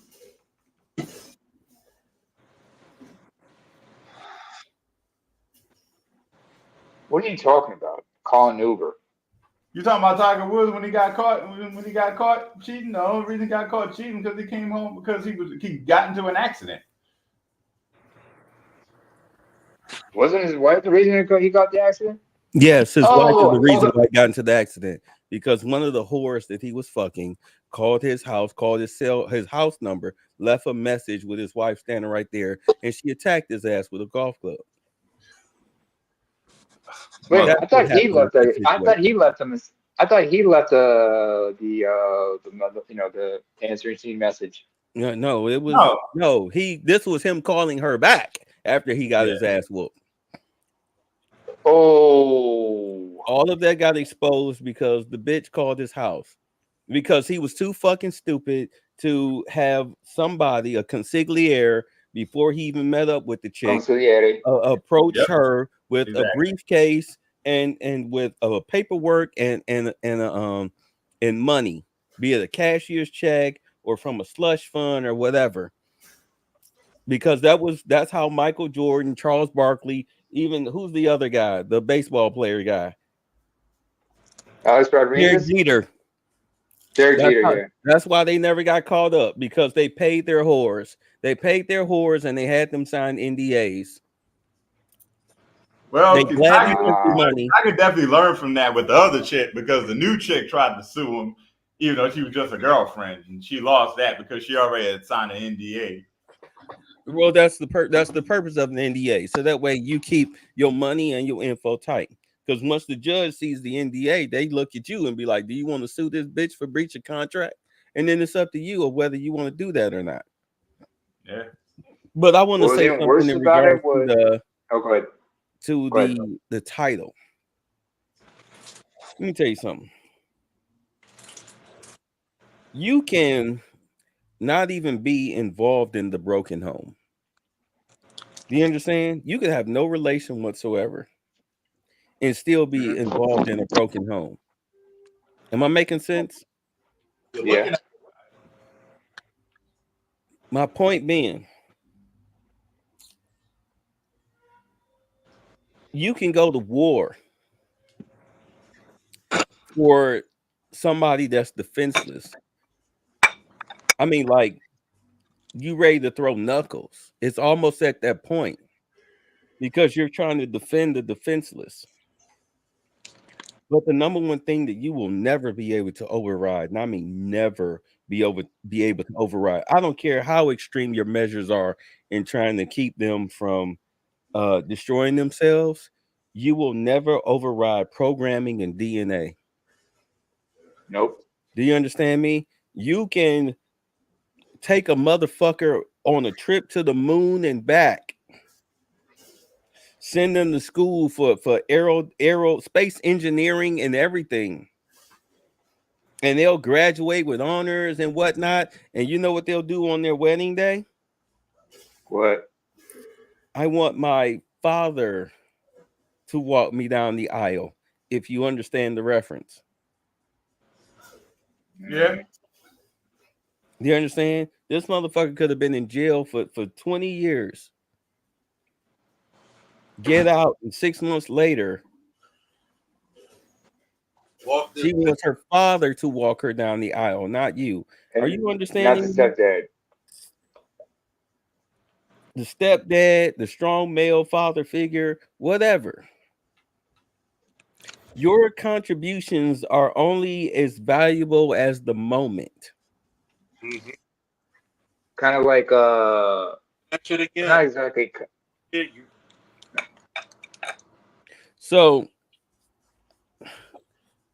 with that said, look, say whatever the fuck you want. You weren't there. Mm, You weren't involved in the day to day. You don't know what the fuck would really happen. Shut the fuck up with that shit. Either say it to my face or don't say shit. Because you wasn't there. You weren't there. Oh, we definitely gonna show what they call love. But You no, don't know but what it's like to risk your life for somebody that has no attachment to you whatsoever. Not because ulterior motives, but for simply because you're trying to look out for another human being that you actually feel sorry for. Because you see the fuck shit that they're going through. What type of person sits there and watches somebody go through some fuck shit and got to look at them every fucking day and just shrug? You just shrug. Oh well, the fuck you want me to do? But let me ask you this question, Bay. But it's your house. This question, Bay. Yes, Has the community made men think like that? yes, because women got men thinking like that. Women have men thinking like that. Especially when you grow up without a real goddamn man in your life, and I mean a man in your fucking life, not in and out. Oh, it's the summer. It's every other weekend. No, I mean having a real fucking man present in your life, or even being around women who respect the men that are a part of the family. Because trust me, when you're in a family where the man is the head of the fucking house, because the women don't cut the fuck up. Well, you're gonna have to ask your grandfather. You're gonna have to ask your father. They had a whole goddamn TV show. Wait till your father gets home. You remember that cartoon? I remember getting told that as a kid. Wait till your father get home. Wait till your daddy get home. Don't worry, your daddy's coming home. Don't worry. Yeah, that's a household where the man is in charge. A lot of people aren't raised in those type of environments. A lot of You have any idea how many times I had to tell my mother, please don't tell dad. Just don't tell dad. I'll take it. Or like the Chris Rock joke, I'm gonna tell you, daddy. Yeah, because your daddy was gonna put his foot in your ass, be it verbally or physically, but you was really hoping that it wouldn't be physically.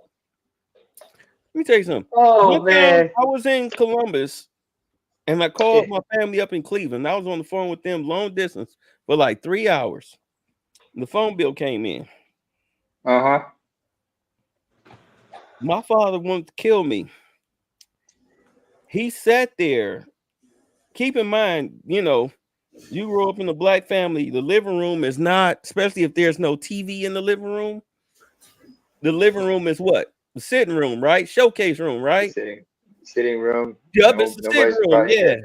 exactly. My father sat Only there for guests. You he sat entertain there in the guests. sitting room for a good couple of hours. He sat there contemplating Uh-oh. what the fuck to do with me. And let me tell you something. Every second that he was on that couch, I was terrified. I'm 12, 13 years old. I'm terrified. Wait, He ain't even took you off his call work clothes. wait. Let me see if I understand this right. You called relatives in Columbus? No, he was in Columbus. I was Oh, he was visiting in him. Columbus. My family was in Okay. Cleveland. I Oh, called my cousin. you called your This wasn't cousins. You cell are okay. phones back then. The internet did not exist.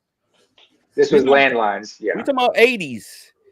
Yeah. Landlines. You called you were in Columbus and you called your family in Cleveland. Okay. And you A were dollar talking for three 99 a hours. minute. Yeah. On the phone with them for 3 hours. Oh, a And the dollar phone ninety bill nine came a in. minute. Yeah. Do you understand now? Yeah, no, yeah, okay, I understand that. I just needed the timing and context. Terrified that he was gonna murder me. He didn't. He didn't. But you know who didn't pick up that phone ever again? You. Yeah. He ain't say shit to me. The only thing he said to me, he looked at the bill, he looked at me, and he said, you know what? He said, he was like, I'll deal with you in a minute. And he went, grabbed a beer and sat down in that living room, that showcase living room for Uh-huh. hours. for hours with You were his tie loosened. and you were here. You probably hiding in your room. There was no hiding in that house. I You get had what to you're stay in saying, your but room, yeah, you was yeah, I was stuck. I was terrified. quiet as a church mouse. Church mouse. I remember a similar situation like that. And this is the God. 2000s. I called a cousin. We were talking for a good 20 minutes, but this was no, it was a good 30 minutes from Eritrea to Canada. Ooh, Lord. This is early 2000s. This is in Eritrea. I called my cousin, and it's an 8 hour time difference at the time. This is before free long distance. Yeah, yeah. Yeah. But they charge us for receiving long distance phone calls sometimes. So, and I was working, so I didn't say. I just my grandmother saw the bill and asked me, "What the hell is this?" I called. I said, "Listen, just give it to me." And I went to the phone company the next day because she got the bill, because they would pass it, we'll get the bills door to door and everything, paperwork and everything. My grandmother looked at me when I came home one day and said, "What's this?" Oh, I made a phone call and everything like that. And fortunately, I was working at the time, so I said, "Just grandma, just give me that. Just give me that. I'm gonna pay for this, and we're not gonna talk about it. But And you were can you have the receipt." terrified? I was not. No, I was slightly terrified for a moment because remember, I'm in my early 20s. Early 20s. What the fuck are you scared of? It ain't like she could kick your ass. No, no, but I understood, I understood, the look of disappointment because, my grandmother had a way of looking look Oh, at the you, look and of then you end up hurt. disappointment. Yeah, and Oh, I didn't want that because there was enough trouble because, the situation in the country being what it was at the time. This is the early 2000s, man. This is the mid 2000s, excuse me. what was the worst she could have So done to you? had me kicked out of the house. That's it. and and housing being a bitch in Africa, man, you don't want that. You don't want that. You don't leave the house until you get married traditionally. I understand But that. fortunately, I just said, listen, just give me the kid bill. I'm gonna pay for it. Hell, I was looking forward to getting that bill and pay for it. She just looked at me and said, all right, you paid that bill, but we don't want that bullshit. Hell, but it paid. But thankfully, Well, that's because you had a job. I had a job, yeah, but also had What do you think responsibilities. But would have happened if you were under 18 with no job? I'm sure she would have looked at me and said, she would then look at disappointment, right? But the last thing she needs is like to have my father in my face about it, especially because I was her favorite grandchild. Oh, so she went to your father, the patriarch, the Yeah. one who probably could have knocked your teeth out. Oh And there man, wouldn't have been nothing you could have done about it except say, "Thank you, sir. May I have some more?" But that's the this problem. man, this That man with his big hands has actually one time slapped me so hard across the face I had a nosebleed. So Mm. I knew but not to fuck around. Hell, like I said, I grew up with that man's foot in my ass. So was on bed. it is what the fuck it is. I'm gonna tell you that's the Hey, what's problem. up, Mel?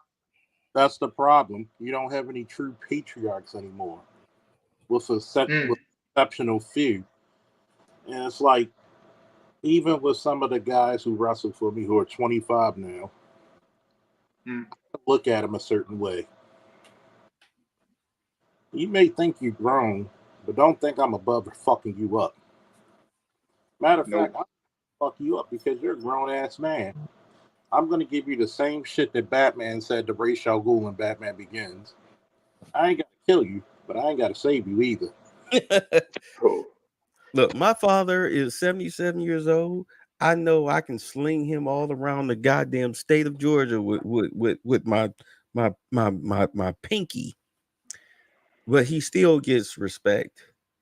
90s type of respect Yeah, because that's my father. but you gotta remember, right? Who instills the respect of your father first in your life? Say what? Who's supposed to instill respect in your father? You keep breaking up. Mom, Who's supposed to instill the respect of your father first? mom. Yep. Well, I'll tell you what happened with me. My mother never spoke a bad word about my father. Not a one. Even though they divorced when I was 2, she never had anything bad to say about him to me. I've never Damn, heard her talk early. bad. I'm serious. I've never heard her say a bad word about him. Even how as a kid you overhear conversations. Yeah, Yeah, never, not once has she said any. Only thing she said was like, "Don't worry, when he get older, he'll find out." And I mean, he's a flawed human being. We all are. We're human beings. We're all flawed. yeah. And I found out on my own. But the thing about it is that it didn't. I didn't go into it with any ill-gotten preconceived notions, if that makes any sense. Which is a She blessing. never denied him visitation. Okay. Good move on her. Right. She never did that. She never denied visitation. She never said anything bad to him. And whenever, I mean, especially when school was out, because Cleveland, Uh-huh. the east side of Cleveland is very small. I mean, please, I'd hop on my bike and go ride over to, my father's side of the family's house, aunt, grandmother, auntie, cousin, etc. Yeah. Just pop up, bike in the front yard, knocking on the door. Better yet, don't even knock. Just walk in through the screen door. Hey, what y'all got to drink? Hey, come on in, man. Come on in.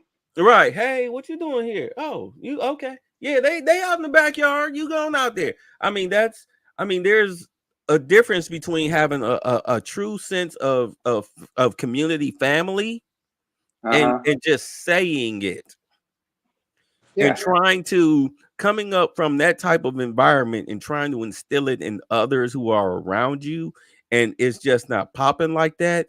Let me tell you something. Anderson is not making the right type of headache medicine. Do you understand? They need to come out with a family pill. Some niggas ain't acting right pill. They need to come out with that, make it a black pill with a motherfucker on the box shrugging their shoulders or rubbing their temples or something. Like these motherfuckers here. That should be the name of the pill. These Oh, This mofos. motherfucker. These mofos. we're gonna give you. No, We're I'm gonna give. talking about you. I'm talking about you, villain. You motherfucker. We're gonna give. We're gonna give Man, you 30. you a motherfucking asshole for that, but you ain't right. You ain't wrong for that. You ain't right, but you ain't wrong about it, man. We're gonna give you 1,000 cc's of fuck it all. Yeah, it's pretty much what young men are on now. And you know what? I don't blame them. I mean, No, forget the fuck it, y'all. Give me 400 cc's if I don't give a fuck, because that's Exactly. what I need right now. Or give me, or what they're saying is why. Well, they're asking the question is, well, if what's the incentive? No one gives a fuck about me. Wait, Then wait, wait, wait, wait, wait, wait, wait, wait. You said it wrong. You said it wrong. You're supposed to say it like that, better no, use favorite Brett Bone. like What's the yeah. incentive? What's the incentive? The Good incentive question. is that I don't slit your throat.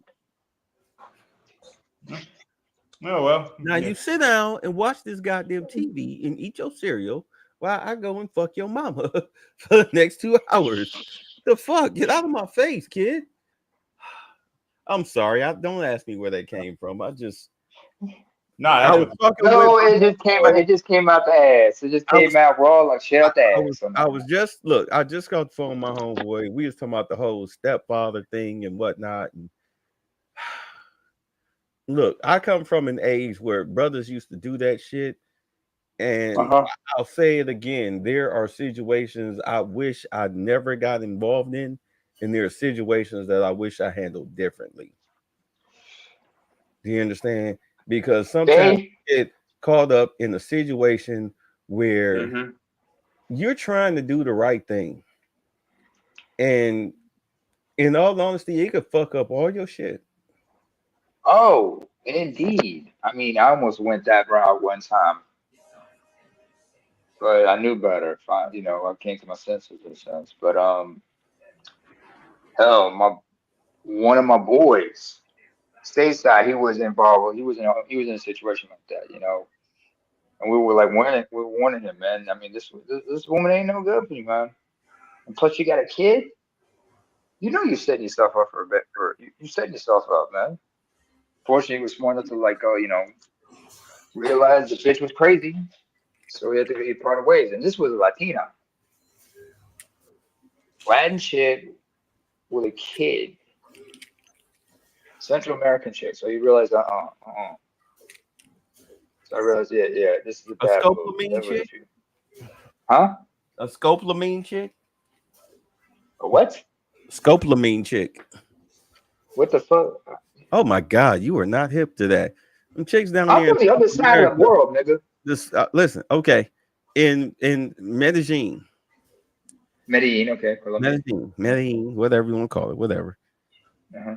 Scopolamine is a drug Oh yeah. Oh, that women have been scopolamine. putting in tourist drinks that knock them unconscious Oh, and they get robbed and everything. yeah. They did that Want to shit hear something in funny Mexico too. about? Want to hear something about scopolamine? Okay. It's It probably grows under a on different the name where side he's at. of the road like dandelions. That's how accessible it is Ow. in It's probably Medellin. under a different name where he's at. So yeah, you're probably familiar with it. Probably under a different name, right, Nemo? Yeah. Oh, yeah. Probably some might have known. I might do not know about that name, but That's like I said, this fine. chick is Central I, American, not I'm just Colombian. right. India. I'm just saying over there, Hmm. scopolamine grows on the side of the road like dandelions, like weeds, like grass. Oh, yeah. Because It's a white it's a flower. natural plant. Yes, a It's a white white flower. flower. Okay. Yeah, and it's not hard to grind it up into a paste or a powder and dry it out, and then slip it in somebody's drink. Some fool who think he about to get a menage a trois in his cheap little, Airbnb, a hotel room or whatever, with two bitches who was just way too eager to be walking arm in arm with him, where he think he the fucking man. Reminds me of the Understand? concept of the Westpac widow.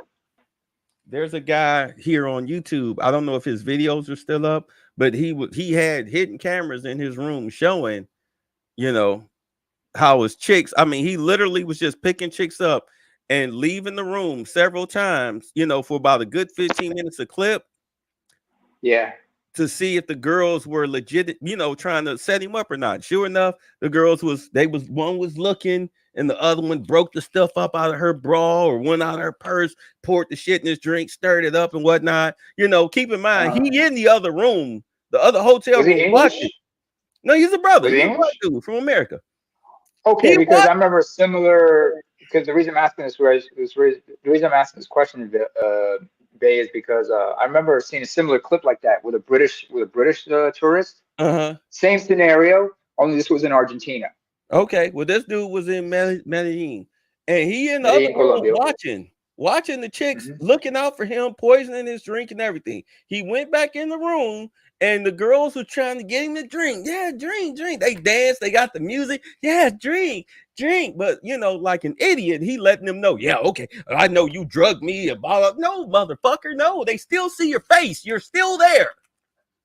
Just don't drink the drink. Go ahead and take 2 boxes. Okay, if you understand the metaphor, go ahead and get the 2 boxes and let them leave with a so ass and a so mouth. But in the $20 or whatever you was gonna give them. But don't bust your shit out. Uh-uh. Don't hate the player, hate the game. Learn how to maximize and pimp the game. He wasn't doing that. He was on some goddamn, what's the guy? Why don't you have a seat over there? You know what I'm saying? No, you don't know. Because at the end of the video, he was saying that he had to get up out of there because the pimps, it's like a follow-up video. The girls, them girls have pimps. They're working girls. Prostitution is Uh-huh. legal out there.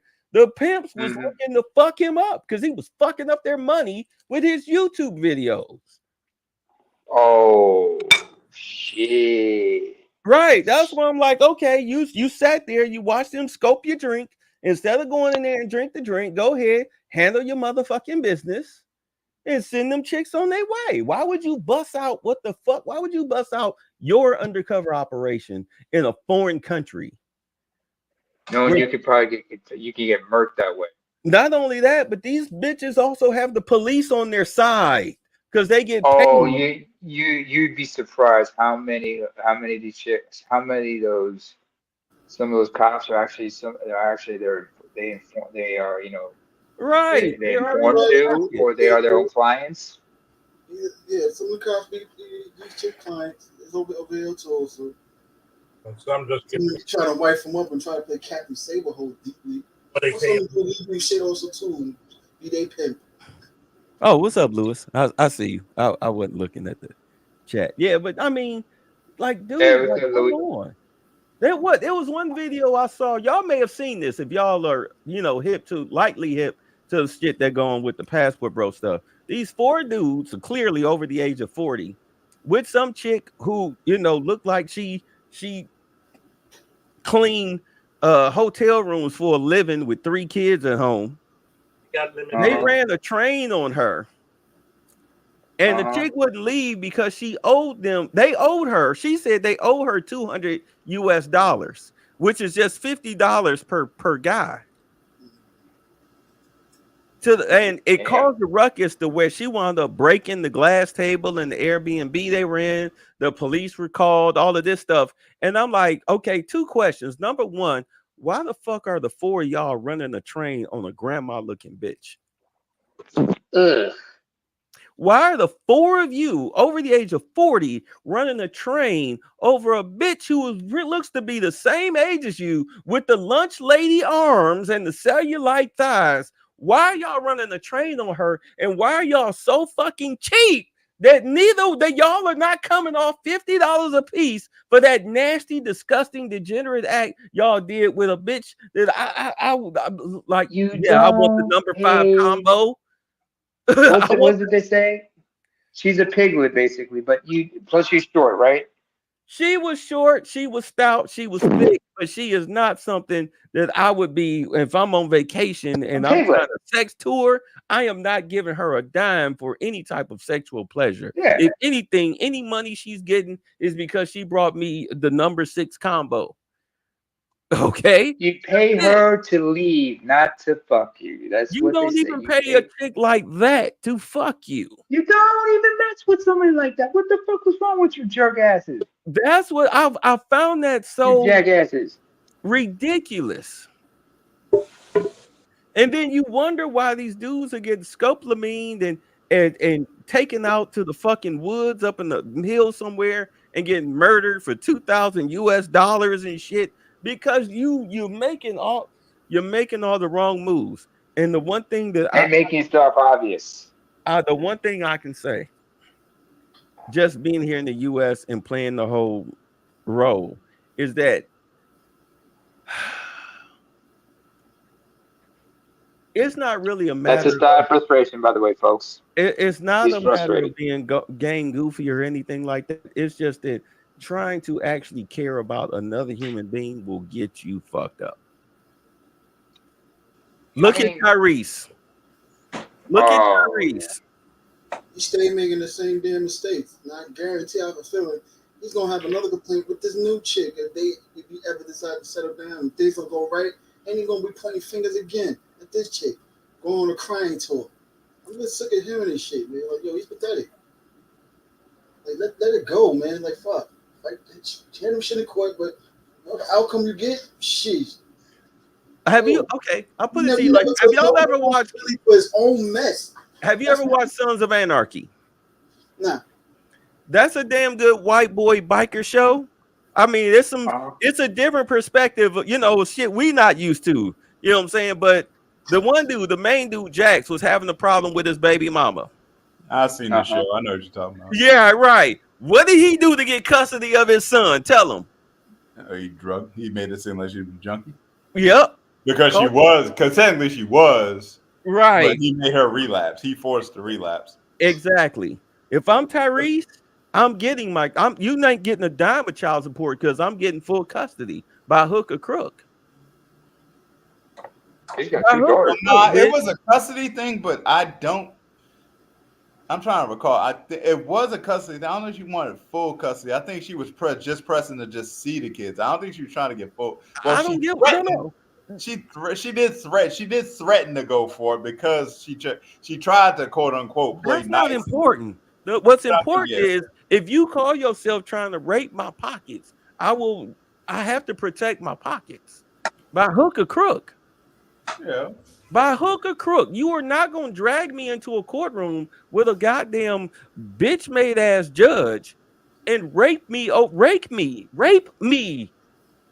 for my pockets. Like I got it like that when I clearly I don't.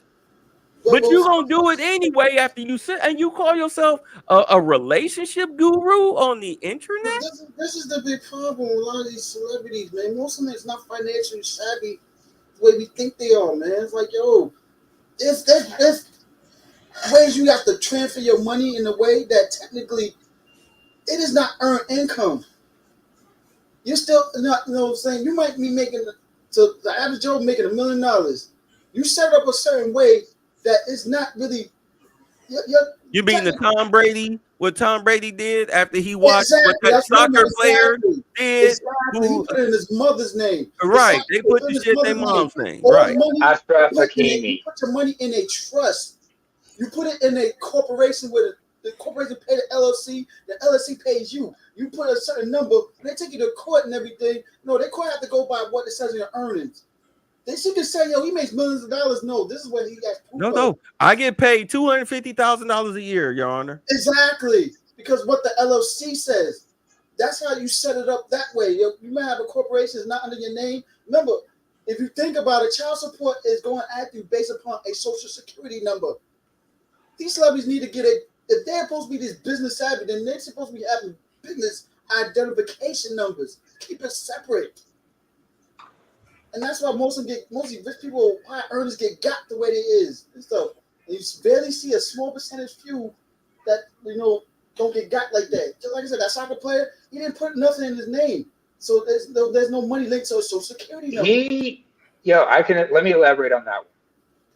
Let me elaborate on that one. Because what y'all understand is that, by the way, the guy's name is Ashraf Hakimi. He's a Spanish Moroccan. His when he first of all in Europe, you can turn pro at 16, 17. However, you need to have a legal guardian to sign the contracts on your behalf, which means you have to open up a bank. They have to open up a bank account on your behalf. So he went pro just 2 months before he turned 18. So his parents had to open up a bank account on his behalf, but it had to be under his mother's name because under his dad. Because I understand he comes from a two-parent household.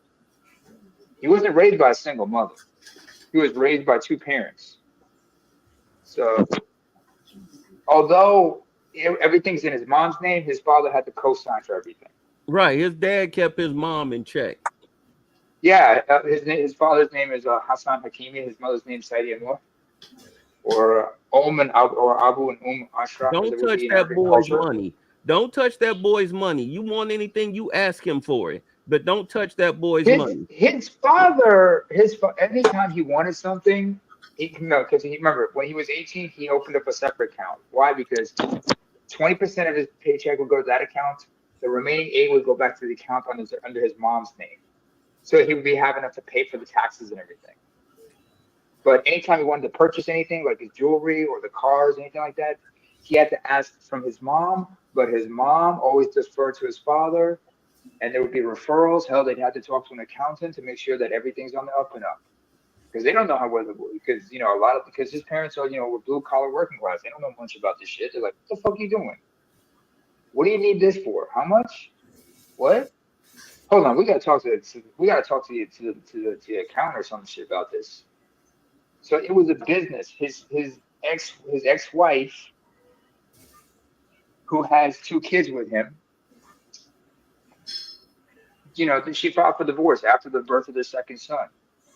And what really, sped up the process was the fact that he was in a legal issue. He got accused of some mess with a young French woman because he plays professionally in France. Yeah, he got accused of cheating and shit. Or No, he got sexual, accused. No, the sexual French chick accused him misconduct. of shit. Right, Yeah. sexual misconduct The wife looked at it as cheating, whatever. So she wanted to clean his ass out. That was Yeah. her way out. And she failed. She got the divorce, but she got nothing out of it because the majority of all of his shit was in his mother's name. He didn't Yeah. legally, he didn't own a goddamn thing. Only thing she's got is custody of the boy of their two sons because their boys are still toddlers. With very little So child support, and I'm pretty sure he didn't care. Here you go. he's still, he's not really bothered by it because I always like have you know another, like you know I always have another suggestion that most dudes probably won't do, but it was smart for those who yeah. you high earners. You got a business. Because I seen Dennis Sperling did this with his baby mom. Make her work for it in a way.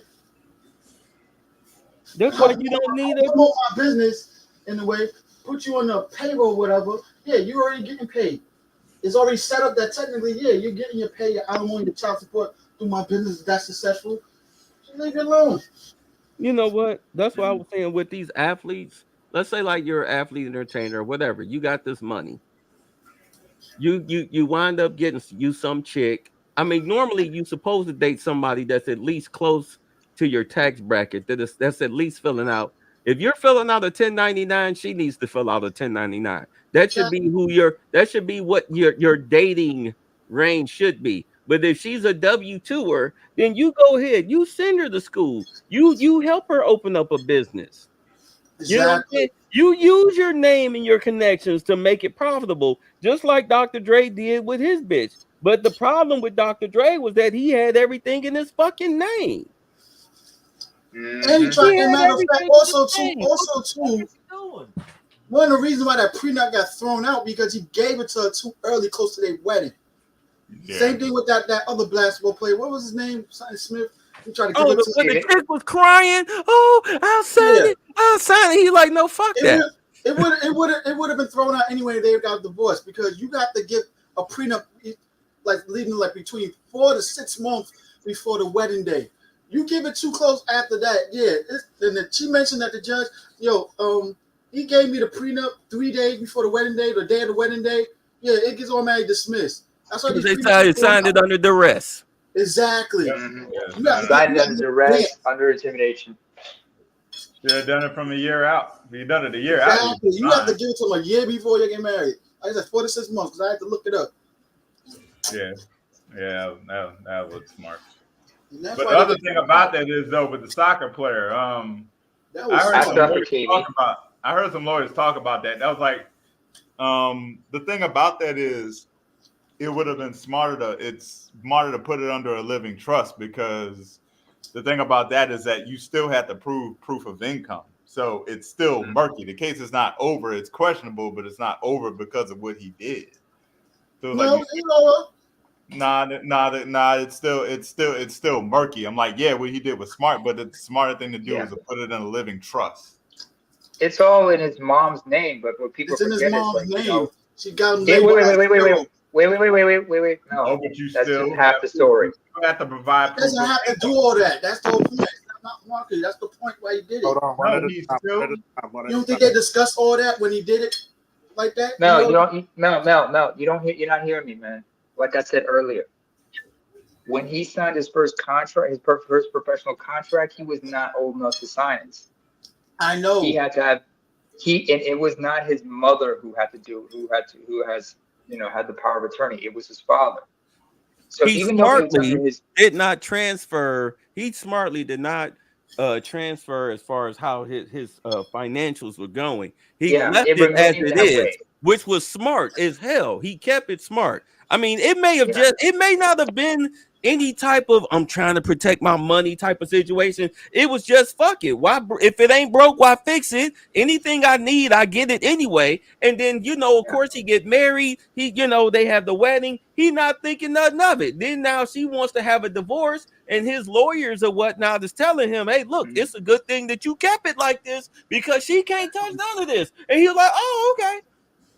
The law states that he has the right to do that. And she getting into nothing. Well, you can't fight that. Right. It had nothing to What's they do saying? with It's not it. what. right or What I'm wrong. What's saying the is, it proof? had nothing to do with the soccer player. It had nothing to do with him, quote unquote, Hakimi. protecting his money. It's just it started off like that, and he just It kept it started that off. way because it was He fine, maintained it. right? And nobody said shit. I mean, Yeah. 2 years into his career, by the way, 2 years into his career is when he met his future wife. And understand, this woman, she's but he was born in 98, November of 98. Mhm. She was born in October of 86. So she was so they met like what, 2 years into his career. So he was like 19, about to turn 20. Mm. She was 31, about to turn 32 when they hooked up. And he knew about her because she's an actress. She was his childhood crush. And plus, like him, she's North African descent. No, I'm not bullshitting. This woman is known in Spanish meet as first of all, they're He's Spanish not known nationals, in by the way. America like that. I mean, come on. Yeah. Come on, Yeah, I don't but they're known in Spain because they're that's Spanish G nationals, first of actress. all. Yeah. Yeah. She does Spanish. She does mostly Let's Spanish just and be honest. does He everything got Spanish. lucky. He got lucky. He got lucky in protecting his money. This Yeah, whole that Tom too. Brady situation with Giselle Bundchen, in all honesty, Hmm. for everybody, because I mean, I don't consider Tom Brady the GOAT. I'm sorry, Joe Montana will always be the GOAT. But as far as those Snowman would double that. all those people, I know, all those people who kind of look up to Tom Brady, or they got a love-hate relationship with him or whatnot. That is the one Uh, thing. If there's anything you should ever take away from his career, is exactly what he did with his money. Like Tom, especially if you're a young athlete or entertainer, be like, Tom, like, yo, man, I need to fuck sitting down with a Jay-Z or them niggas. Fuck you niggas. I want to sit down with Tom, be like, Tom, how did you protect your money from your wife? What did you do? Who's your accountant? Who's your lawyer? Give me their Everybody do number. the same But thing. it Give me their also number. helped. Right. Let me do the same thing. But in Billions Tom like Brady's this do the sense, same thing. but in Tom Brady's sense, it also helps him because Giselle also has money. Giselle's far from yeah. broke. So Yeah, that but Exactly. she That's ain't also got another thing Tom too. Brady money. That's the no, beauty of no, it. no. Exactly. I She mean, had I'm not more saying when they first I'm met. not She had no, more but it's money than still he did. no, but the income still matters. The income level still matters. She is still a top 1.5% amongst women. Yeah.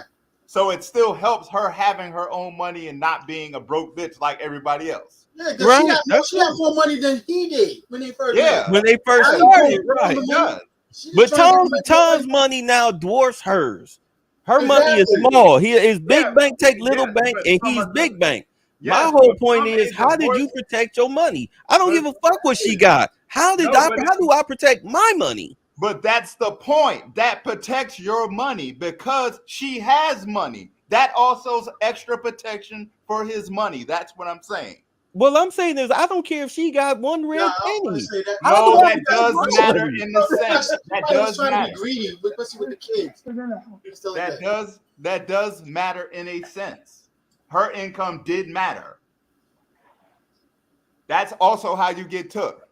Well, When you that's what get I'm saying. I don't care if she got 1 cent or That, a that million only that pennies. only How do I that only protect matters. my money? Yeah, no, I'm but not what I'm concerned about her money. but the I'm point concerned about that only mine. matters. the That point only matters if he was making more money than her. He didn't. He had all his money in his name. He And made they more had money some than her, goofy prenup. and it would have made him pay alimony and all that. Exactly. but that determines alimony. That's Yeah, also a it protects the lower money maker. The lower money maker benefits from alimony. That could be yes, man or woman. and Okay, that's Think not about marriage okay. to that's Let me explain husband. it. Let me explain it. She gotta Let me pay explain it. If I kids. have a $300 million contract, but I'm only on paper because of all of these legal little loopholes and whatnot that I've went through, to where my salary out of that 300 million is only $250,000 a year. I don't give a fuck what she make. I am only on paper for making $250,000 a year. So if her alimony is $80,000 a year with $20,000 a year in child support, or $5,000 a month in child support, that's fine. You're not raping me. You're getting pennies on my dollar. You can have by the that way, because you don't need like 50 Cent. The chick was getting $6,000 a month, right? Mhm. the yeah. alimony The alimony is not only determined by his income, but it's also determined by the woman's income. That's basic. Like, I get it, but like I said, if she only makes one red penny and I'm only on paper for making $250,000 a year, I'm coming out like a fat rat. But that's the thing about you being on paper. If all your income and how you earn it is not disclosed, that becomes a problem. It will be disclosed. That's the whole point of with the soccer player and with Tom Brady. You see what I'm making. The rest of this money is tied up in other things that I have my name's not on it. I don't own the Tom Brady car wash. I don't own the Tom Brady steakhouse. Like I My said, there's a parents difference between own a that social security stuff. number and They're just using my name. Employee identification number. Right. He has all his money being paid to his LLCs or his corporations that he formed, and then pays the LLC. He gets paid by the LLC, whether it gets paid lower than that. How he's getting it is irrelevant. How he's getting is irrelevant. It's very relevant. That's the whole point. No, but the point that I'm simply making is that the bitch can't get alimony. What determines the bitch getting alimony or how much is if the paper says that he makes more money than her. That's the point of alimony. It protects the lower money maker. That's the entire point that was already making, Mel. With Mary J. Blige and her ex-husband. She got to pay him more money now because she was the bigger breadwinner. That was the point, Mel. No, listen. We understand your point. You're not understanding ours. If I'm legally on paper for only make legally on paper, it don't matter if I got a $300 million contract. If I'm legally on paper for only making $250,000 a year, because all the other money that I'm making is going somewhere else that my name is not on the signature of, aka a bank account that has somebody else's name outside of mine on it, okay, then guess what? I only make what I'm getting in my account that has my name on it. My father can have all types of restaurants and car washes and businesses with my name on it, but I don't legally own any of it. So if the judge is looking at my financial records and be like, oh, well, you only bring home $250,000 a year. And then he looks over at my soon-to-be ex-wife and say, you want alimony? Well, alimony, you get, let's say you get 30% of this, and child support will give you 20% of that. Then out of that $250,000, they can have that shit. Because that's not my real money. That's what it says legally on paper that the judge has to go by. But truthfully, I'm sitting on billions, millions, billions, trillions. Speaking of which, I'm sorry, is it making any sense? Do we need to bring an accountant in? No, you don't need to. It makes a lot of sense. I didn't even need the entire breakdown of what the hell you were doing at the end of the day, because I understood all of that. The only point I was making is what? I'm sorry, I'm not trying to argue with you. I'm just trying to understand what is your logic train. No, the entire point I was making as far as alimony is concerned is that yes, that determines how much he gives. You're arguing how much he gives up. That was not my content. I don't have a give up. We're trying to explain to you. No, let him finish. Let him finish. He was on the train. Go ahead. God damn it. See, now I'm off the fucking train. Well, you were saying that it's not necessarily about that you have to give up the money. No, it's not necessarily that he has to give up the money, because that determines how much the point of income, and the difference determines how much he has to give up. Right. Okay. That's all I'm saying. That's all I'm saying. Okay. So basically what you're saying, and this is what I'm saying.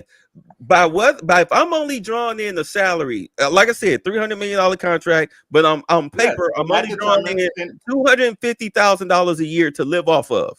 Okay, and that all determines how much he gives up. Yes, exactly. I understand. That's what I'm saying. Now, you're talking about what he's showing on paper, and yes, and whatever that shows on paper determines how much he gives up. But exactly. What I'm also saying, is also a factor that's also factored in is her income. Her income is also factored in that. That's fine. But if all I have to give up, let's say, no, I get it. What I'm saying is, but they also go by who's the bigger breadwinner that's going to pay who for alimony. But that's also her income is also factoring in that. Yes, it goes by the bigger breadwinner. That's what we're saying. No, we get it. But my whole point is, if I had to pay out the alimony and the child support, and if I can reduce those payments as much as I can to where this chick isn't running around driving Lamborghinis and living in mansions and fucking different dudes that I'm paying for, then I'm coming out on top. Yeah, I got you. I got you on that. That's not I don't have a contention as far as what he was doing, as far as this is what I'm showing on paper. This is what I have to pay, even though I'm sitting on this back here. Yeah, I got you. But what's also that's also but like I was saying before, yes, the difference of the breadwinner, and that there you cannot and how you determine that difference of the breadwinner is also factor in what the lesser person makes. Right. So if she making $260,000 a year and I'm making $250,000 a year, bitch, you owe me some money. No, you done. Hit the cash app. Hit the cash app. Hit the cash app. Hit the cash app. On some Umar shit. But also globally, the funny thing about child support that hasn't been said that from a global standpoint, more women owe child support than men on a global standpoint. Yeah, like Mr. Bay, do you want her to pay child support? Goddamn right I do. I don't care if it's $12 a month. I want it just so she can be pissed about it. Yeah. Like he hasn't gotten this $12 in the past 3 months. Right. Your Honor, she's 6 months behind on child support. The $12 a month, I don't care. I want my $48. Right. The big main problem is most dudes is not going to take women to child support if they feel like they own child support. We know that. That's the main problem. Most men ain't gonna take child support from a woman. I don't know, man. These new dudes, man. These new dudes. That's some Black and Miles for the month right there. They get some Black and Miles. That is a whole meal from Five Guys. Exactly. Shit, motherfucker be looking for that $12. Fuck that. Where my $12 at? Raised by single mothers, so you know. I understand. But another thing that's not talked about is but from a global standpoint, more women owe in child support than men do. That's the silent part. Nobody mentions that. You ever see them videos of them chicks that get mad when they find out they got to pay child support? Yeah. Woo! That's the narrative. The narrative is more women, more men owe. Most dudes not gonna take women for child support. They figure like, you know what? I ain't gonna pay that much money on child support. Pay shit, not paying nothing. I go, just give me the kid. Kid live with me. That's the child support. Kid live with me. It don't be up to you. It be up to the judge. It be up to the judge. When y'all be in that divorce court and everything, it be they be like, hey. They determine custody. They determine child support, alimony. The judge do all that. I mean, you have right of refusal, first refusal, but the judge will sit up there and say it and be like, you know what? This bitch fuck my brother. You goddamn right. I want my $20 a month in child support. You fuck my brother. I want the house, the car. Where's my gas money? Right. Drag the bed outside and the couch and shit and burn it in the backyard. You know, have a little party, buy some new shit, pay it off monthly with her child support check. I'm looking at like, you know what? Yeah, hang on a second. Yeah, hold up. Yo, Charles, you there? I think we got a mother trucker right now. Yeah, hold on a second. Don't nobody say shit. Everybody's favorite mother trucker is now in the place. Oh, ladies and gentlemen, put your hands together for A.L. Evans. I don't know what y'all did to piss these bitches off, but whatever y'all do, keep doing it, because I like it. We getting our $20 child support checks. Let me get my $20. Let me go get my stipend from the court real quick. We hiding money in Swiss bank accounts and shit in our mama's name. In someone else's name. Don't forget the Cayman Islands. My earned income is Those are hiding among other places. Bitch, stay out of my sock drawer. Ain't nothing in there for you. What's wrong with you? Have a big ass tube start with a wad of $100 bills in it. My earned income $20. That's a box. is $8,000 a year. That's a $20. That's a box of ammo. Give it up. Oh Lord. My business is paying for that. My business is tied up in debts. That's a box of ammo. Give it up.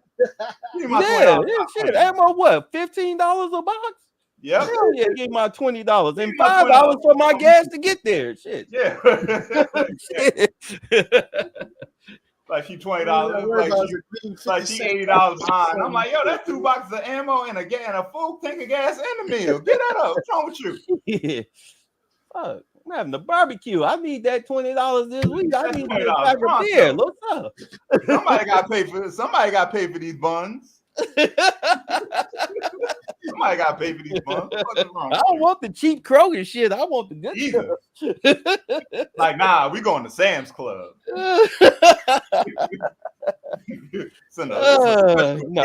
Night.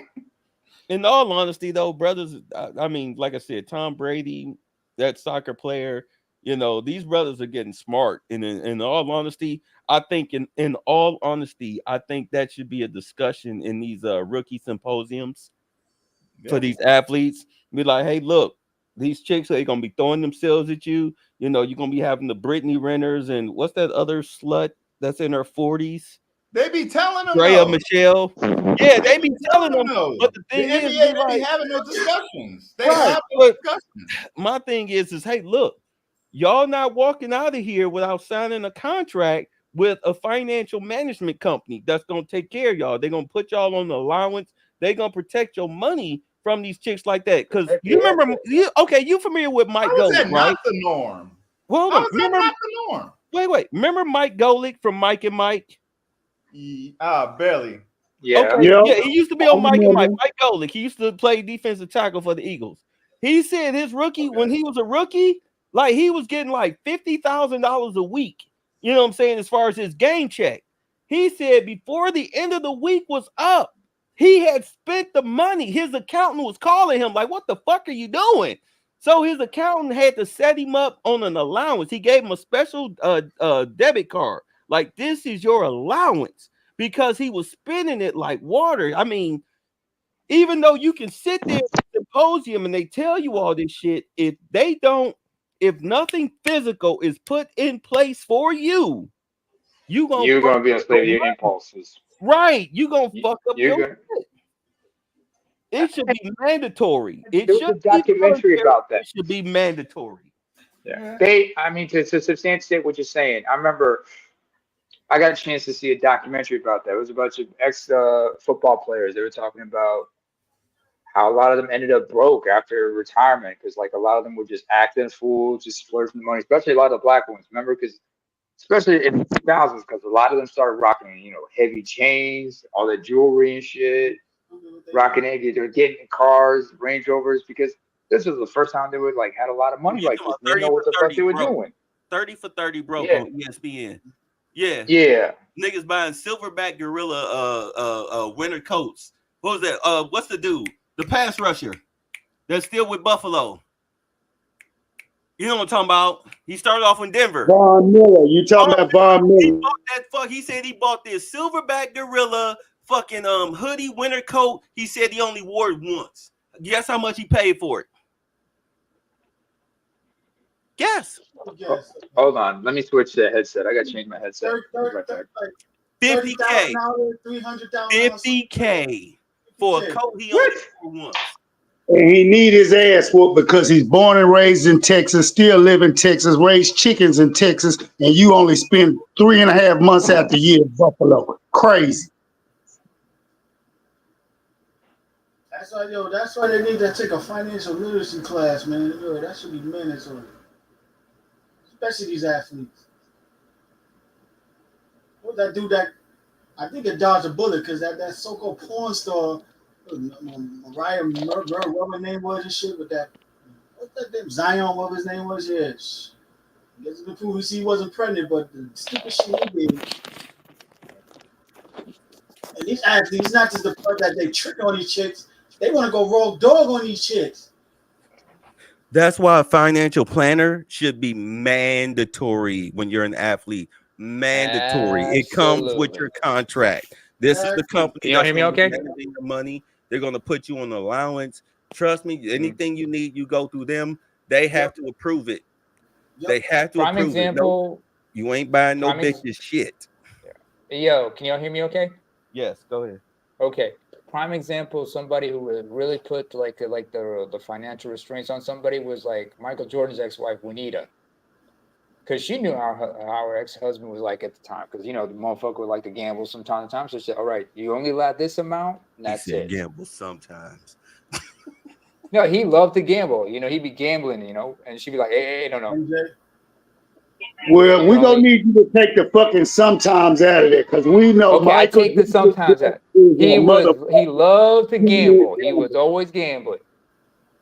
He loved to be making bets on shit. And they were like, "Oh, wait, hold on, hold on. If you're gonna be gambling, it's gonna be this amount." Hey, even his father was like, come on, son. Come on, son. Come on. You can't, think about Jeffrey, think about Marcus. Put it down. Those are his kids' name, by the way. Who else was under? Yo, speaking of all, since we're talking about since you guys mentioned about some of these guys like the raw dog and just keep messing with chicks when they're not supposed to. How about that bust down in New Orleans? Zion Williamson. Michael Jordan would gamble over whose pee was darker. Oh, I'm just a stranger in the bathroom in the urinal. What the fuck? 50K.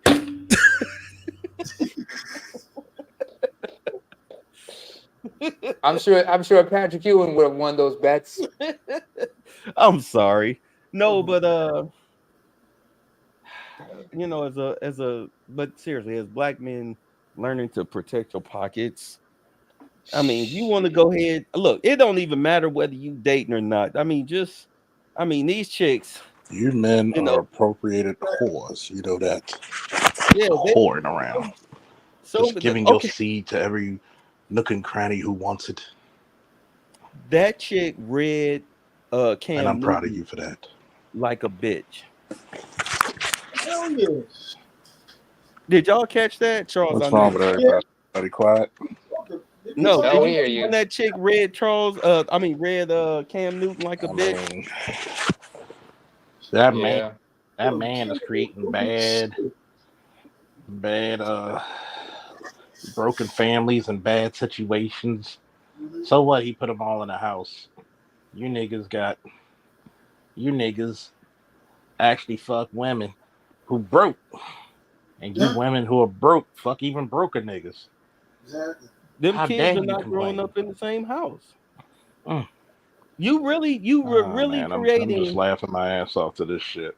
No, I get it, but it's like if you look at some of these entertainers' sons, Fifty Man, Cent, what's everybody uh, doing? Master P, who else? Who else got a Um, piece of shit son? Him and Romeo still now on speaking terms. You got all these kids out here. I mean, like prime example, like athletes, like they have these kids that they have these gifts, but they're not any good because they don't have any type of manhood training in them. They don't know what a hard day's work is about. John Morant, anybody? Oh my God. The NBA should have suspended him for 2 years and told him the very next time you get caught with any type of gun or caught up in any type of gun situation, your ass is out. I'll give you another example. And this was from Snowman in the Morning a year ago. If you remember Michael Michael Irvin, Michael Irvin's son, he was like acting a fool. And then Michael had to check him and said, "Dude, you grew up in the suburbs. You wouldn't know nothing about this life." Oh, when he faking like he was some type of gangster rapper. What's Yeah, yeah, and what is it? One of the guys on Snowman in the Morning. smart ass, slick. I mean, funny ass motherfucker, Puerto Rican. Why is that happy? He said it best. He said, "Nah, that motherfucker is just. He's not faking the funk, man. He's just a trans thug. But like a trans thug. What the Yeah, this motherfucker identifies as a thug, so he's transitioning to become a thug. He's Oh, a trans thug. you trying to do the A Takashi route? trans thug. like T.I.'s I son. can't He's believe a he's trans. Yeah, not man, I thugging. was thinking about it too. Yeah. Yo, Look, and trans. by the way, T.I.'s son, is this motherfucker albino or is he just hella light skinned? He He just hella light Look at his skinned. mother. hella His, light. Got that from his his mama and his mother looked like dad. Miss Piggy. His mama's Yeah, like his it really mama does. is like biracial, but he God, looked like he's like 3 shades short of being albino Yeah, when I look like at his yo, ass. two light skinned Mother people, looked man, like we're Miss having a Piggy, kid. You know and they're then gonna be you more got lighter. a brown skinned nigga with a piece with a pig. You know you're about to make some weird looking child. He goofy looking too. And he ain't learned. He never grew up with his dad. Because remember, was it like T.I. said this once when he was on the Breakfast Club, and he was talking about like his relationship with son King. He said like when King was 10, he said he gave him a choice. He said, listen, you can stay with your mom, or you can come live with me, and we cannot continue teach you about the business and everything like that. Oh wait, And like, Tiny's what? not Tiny's not his mother. No, Tiny is Yeah. his mom. I think was it before they got No, married? it was his grandmother. He spent King spent Yeah. a lot of time at his Yep. grandmother's house. And that's another. Oh, With okay, Tiny's yeah. mother. And And Tina Tiny's That's mother another got thing. locked lived. up, and he He was She messed killing with don't that live people. in the old gated biddy. community. She out in Yeah. the streets. Isn't Okay. Tiny's mama white? Yeah, but she out in the streets. Yeah. Okay, You So so know, right, so right, right, he right. got So to he said hang like, out in the streets. So so he he was think like, he's let's, tough. yeah. The thing is, but look at him. He's like what, 5'4"? He's a short ass 5'4", motherfucker. barely He 100 said I that mean, pounds. himself, a like lot all of my your kids favorite ain't ghetto rappers are kids. not big guys. Yeah. No, I Yeah, mean exactly. Pac was like 5'7". First of all, secondly, Tiny herself, she's like 4'10". She's under 5 feet. Yeah, T.I. said himself, Which like all what my kids makes ain't ghetto you kids, what they makes you suburban laugh when they kids. do all this. But the point I'm trying to make is like he gave King a choice. He said, listen, you can stay here with your grandma, or you can come with me. And like, what the hell would you do? And like, Charlemagne was like, why would you want to do that? I said, he's only 10. I said, well, to you, he looked like he's only 10 years old. But the way I look at it, I got 8 years to prepare this boy for adulthood. And if you don't want to do it, I give him a choice. If you don't want to, if you ain't ready, Well, all right, you leave know, you alone and come You at me don't when you give are him And a ready. I choice. feel He's 10. that's where the T.I. fucked up at. Yeah. You don't do no dumb choice like that. You was his father. Charlemagne, You was the man. You supposed to the train him. not so great. Exactly. Right. We're like, Like oh, his hey, man train should have started 2 years earlier for that, and she should have got it from you. if I'm Hey, up man. Unfortunately, if I'm up at 6, you up at 5:30. mm-hmm.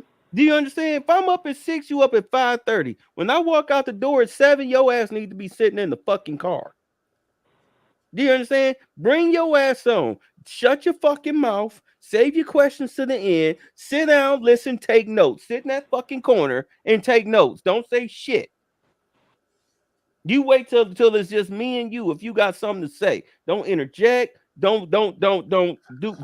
Sit right there. You a fucking fly on the wall. Do you understand me? And that's how. And you learn. You learn. You with me from sun up to sundown.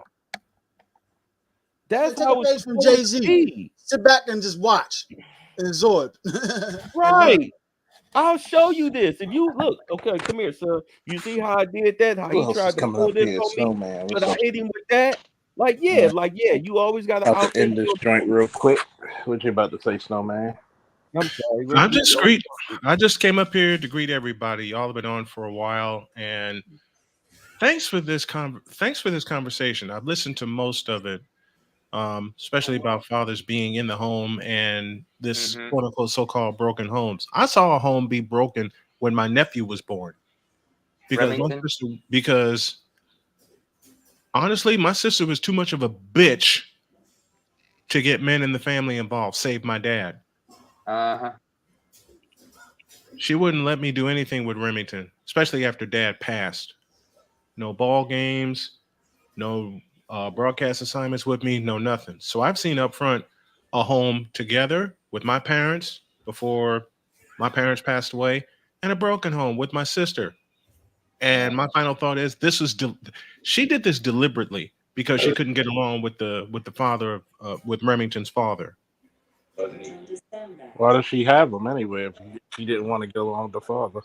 Exactamundo. She wanted a kid. I'll tell you how bad it is, guys.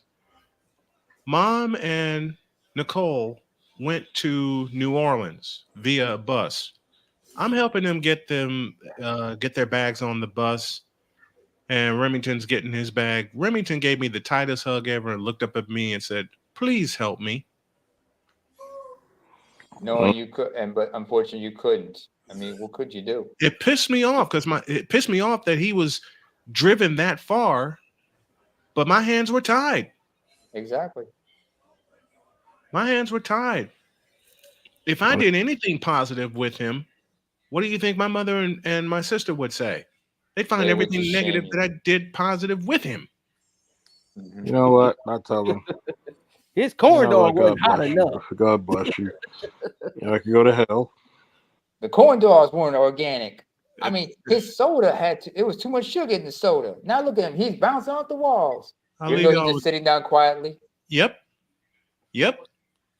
He's watched Remington has watched baseball and basketball with me. We've talked basketball, but every time it seems like he and I get into a deep conversation and he says, "What did you learn with some of the players that you watch?" My mother showed up or my sister showed up. Running interference. Run big time. Because Big they time don't. By the pass way, interference. did you hear me when I quoted Wise Yes. I about the loved whole it. trans thug Mm-hmm. They don't. Mm-hmm. transition? They don't look at And it, him as. That's the problem. They don't look at him as a boy. They look at him as a goddamn girl. The mm-hmm. thing that he grows He up to wanted get. to play Remington wanted to play baseball, wanted me to teach him. Mm-hmm. That idea got blown up. Let's say he grows up effeminate or gay or weak. Or Ain't gonna cuck. happen. Where was father? Where was this? No, look at the motherfuckers who are with him. He gonna grow up looking like E.J. Johnson? Is that what you're trying to say? Look And you what know what? It frightens me that could happen. They're up in Washington, I right? They're up in Washington right now. Remy is 26. Washington State. I'm 26, Vancouver, Washington. Oh shit. 26 years old. And Oh shit. He up there in inside that the liberal goddamn West. liberal hub where He them is men are yep, running around he's in in dresses and Vancouver. shit. He How is old in is he? Vancouver. He is 26. Oh, thank God. Ooh. Because I'm gonna tell No, you, the school no. system will cut his dick off and put him in a dress. is They'll he in do that. college over there or State of something? What Indiana you took doing? care. Listen to me, babe. State of Indiana took care of that. What they do? What they do? About you said about the school system in Washington that they would cut his dick off and make him effeminate. Yeah. State of Indiana took care of that. So he's trans. Can I hear Bay? No, he's not. He's not trans. He's Not just not literally. psychologically neutered. Yes. Hmm. God damn. Yes. What's your relationship with him now, brother? None. Damn. He's an adult and everything. He didn't reach back out, or you didn't reach back out? He's been blocked from reaching out, if that tells you anything. How so? Like on social His media? and stuff? mother. Oh shit. That answer your question? Yeah, He's yeah, cucked. yeah. I got He's it. cucked. How old is he now? How old is 26. 26. Yeah, he's cucked. Hold on, guys. Ah, shucks. It's all good, bro. We can wait. Yeah, he's cucked at 26. Like, and he's acting like he's cucked. My brother is like that. My little brother, he's cucked. He's cucked. You got a little brother? I'm sorry. I'm Yeah, I sorry got a about little that, brother. guys. Yeah. Oh damn! I But- thought you were an only child. But Might as well be. and a statement that my mother said hung with me. Even Uh-oh. after the day she passed, September 1st, 2021, a statement my mother said hung with me and pissed me off. When she said, quote, Remington needs a male influence in his life, ... Though I don't think you'll do a good job or be a good influence. Oh god. Close quote. Oh god. A Oh. Who democracy, that like Lon pissed said me earlier. that pissed me off. Now, Yeah. y'all heard me say so many times here the relationship between my late mother and my sister, they could be at each other's throats 1 minute, and the next minute when I come downstairs, they're cackling like witches at a goddamn brew. Yeah. What that means is that they want a dude that's going to teach them all the stuff that he needs from a male perspective, but Yep. they want him to be bitch first They otherwise. want him to be That's bitch exactly made. what that bitch first otherwise. That's That's what that that. they want him to be bitch made. And I hate saying this about a male in my family that I love very dearly because Remington hung on my Yeah. shit. When I Yeah. met him when he was 3 years old, when I moved back home from Minnesota, Remington for about a year hung on my hip like glue while I was getting myself together. I'm But gonna. I'm, they would never teach me. And he was born with a defect. He had a hole in his throat when he was born, Okay. and he had a machine that cleaned him out. Hmm. Two problems. My mother would never teach me how to use the machine, nor would Nicole. let me put it to you this way, right? Yes, sir. This is an ugly truth that you may have to. The same kid you met when he was little is not the same kid. Oh no, And no, he's it not. matter when your Hmm. sister for male role models to be around him. Look, ask her where's the Hmm. ask what did you do this whole time? Why did you keep him away from all? And they can't answer. Hmm. Sometimes the most powerful thing men can do is hang the fucker up. Well, I'll go back up Hmm. to the fucker who's held. I won't. After after Remington, the last time Remington reached out to me was a few days after my mother died, Hmm. and he told me that if there's anything I needed to get from the house, to come get it. I didn't. Take a guess why? Your My, sister? Exactly. That bitch did everything wrong to and with that house. To the point where my wife, who was on a business trip in Milwaukee, drove by my childhood drove by my childhood home and sent me a picture saying that it was in foreclosure.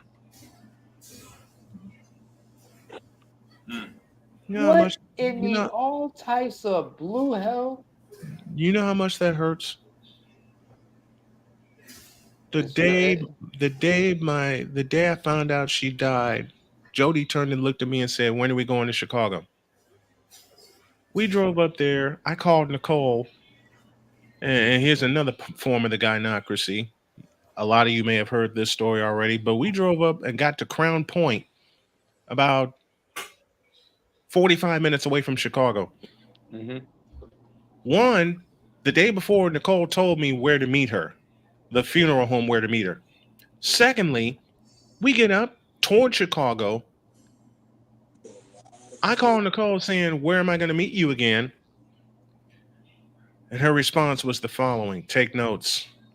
When she said, quote, "If you're looking to get any money from mom's house or trust or anything, you're not getting anything. So why are we meeting?"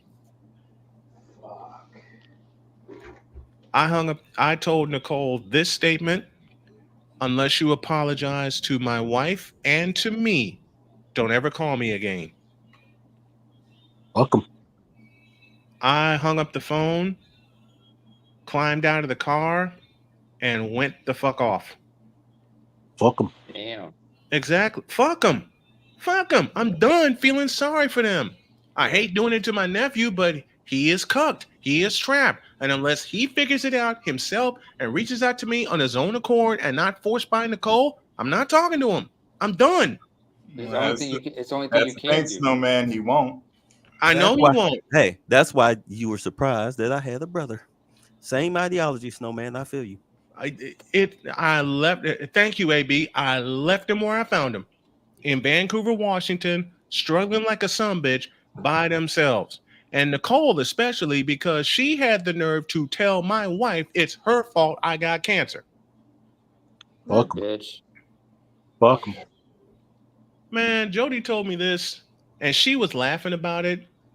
I was fucking seething. And Jody knew I was seething.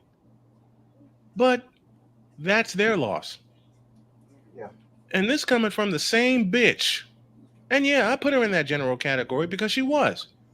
This coming from the same bitch who gave me a card saying she was, quote, envious, close quote, about me pursuing my broadcast career. Bitch, you ain't envious. You flat out jealous because Yeah. you didn't continue with your pursuit of cosmetology, you crooked whore. There was a rant I did on Diary of a Mad Snowman where I like cussed her out up and down. I'm going to do another one this week. And for those of you that are fans of either George Carlin or Richard Pryor, I'm going to put them to shame. Yeah, I got Will there be punch and pie? Plenty. There'll be there'll be punch, there'll be pie, there'll be tigers, there'll be uppercuts, shoryukens, What everything. flavor? Hmm? What flavor punch? Pick one. Strawberry lemonade. You're on. Snowman in the Morning is brought to you by Punch Hard Lemonade. The hardest punching lemonade outside of Chicago. Exactly. And Bum Leg Orthopedics. The only thing keeping Anthony Davis's legs intact in his career. Snowman? On my leg, on my leg, on my leg, on my nuts, on my head. Why did I sign with LeBron? But yeah, I've had it. It's gonna be a long season for us Lakers fans out here, man. We don't got a prayer. Hey, You at don't. least you guys don't have. At least you don't have Darvin Ham and cheese over there anymore. Listen, Hey, Darvin I Ham wish got. I wish we had Darvin Ham. Let Darvin me Ham let got me let me railroaded. explain. Let me explain this. Darvin Ham got screwed. Yeah, Darvin Ham got railroaded. It's not his fault. Darvin Ham got screwed, and you know who did it? LeBron James. Yeah. And who's the new coach? And who's the coach now? His podcast partner, JJ Redick. I have Somebody no idea slapped what y'all talking about, but okay. Somebody needs to call Redman to fly to LA just to slap both of them the shit out of. I wouldn't. I'd do it, but I wouldn't do it. Look. Getting back on topic with broken homes. I saw one be born and cultivated right before my eyes. On a day where I was supposed to umpire 2 games and Remington wanted to hang with me. Nicole was supposed to be home by 10 so I can take off and get to the field by 10:30. But she showed up late and never respected your time. She didn't get home till 3 o'clock. I had to call my boss and said, I'm not making either game because I have a situation here. Remington laid in my arms crying. And you could just take the kid with you at the time? Mm-mm. Okay. I couldn't take him with me because 1, it would lead to a cuss out session with my sister. Secondly, it would lead to a royal fight with my mother. You needed to punch that bitch in her face one good time. I actually did. I gave her a shot. I gave her a shot right in the chest. And I said, Nicole, I'm tired of your shit. Pain ass siblings. Let me tell you, growing up, with my cousins, majority female. It was just me and my other male cousin. You know, out of 5 aunts, 5 uncles, having kids, whatnot. We grew up fighting each other like motherfuckers out in the street. Yep. As we got older, like in our, upper teens, 15, 16, 17, respect was given because they started feeling that man strength. You know what I'm saying? Pow, right in your motherfucking face. Punched you right in your fucking mouth. Bitch, who you talking to like that? Upstairs in the bedroom playing or whatnot, playing the dozens, and you go too far, you want to lay hands, you get knocked the fuck out. Don't go running downstairs because the first thing they're going to say is, well, what did you do to get punched in your mouth? To where now we're adults, we have a mutual respect for each other. Yep. But at the same time, we don't fuck with each other like that. because Exactly. we grew up knowing what lines to cross or not. When Hmm. y'all was growing up, you clearly was not kicking her fucking ass at least once a Exactly. month to let her know, hey, look, I'm asserting my dominance. And You don't talk to me like that. I'd come so close. Many times my dad held me back. My dad held me back because I think he sensed early on what my rage would be. And he would ask me one simple question. Did she lay a hand on you? No, sir. Then you leave her alone. If she lays a hand on you, all bets are off. Hmm. One day, he came home and all bets were off because I had Nicole in a full Nelson. And she tried crying, saying, he started it, he started it. Dad looked at me and said, what'd she do? She slapped me in the back of the head.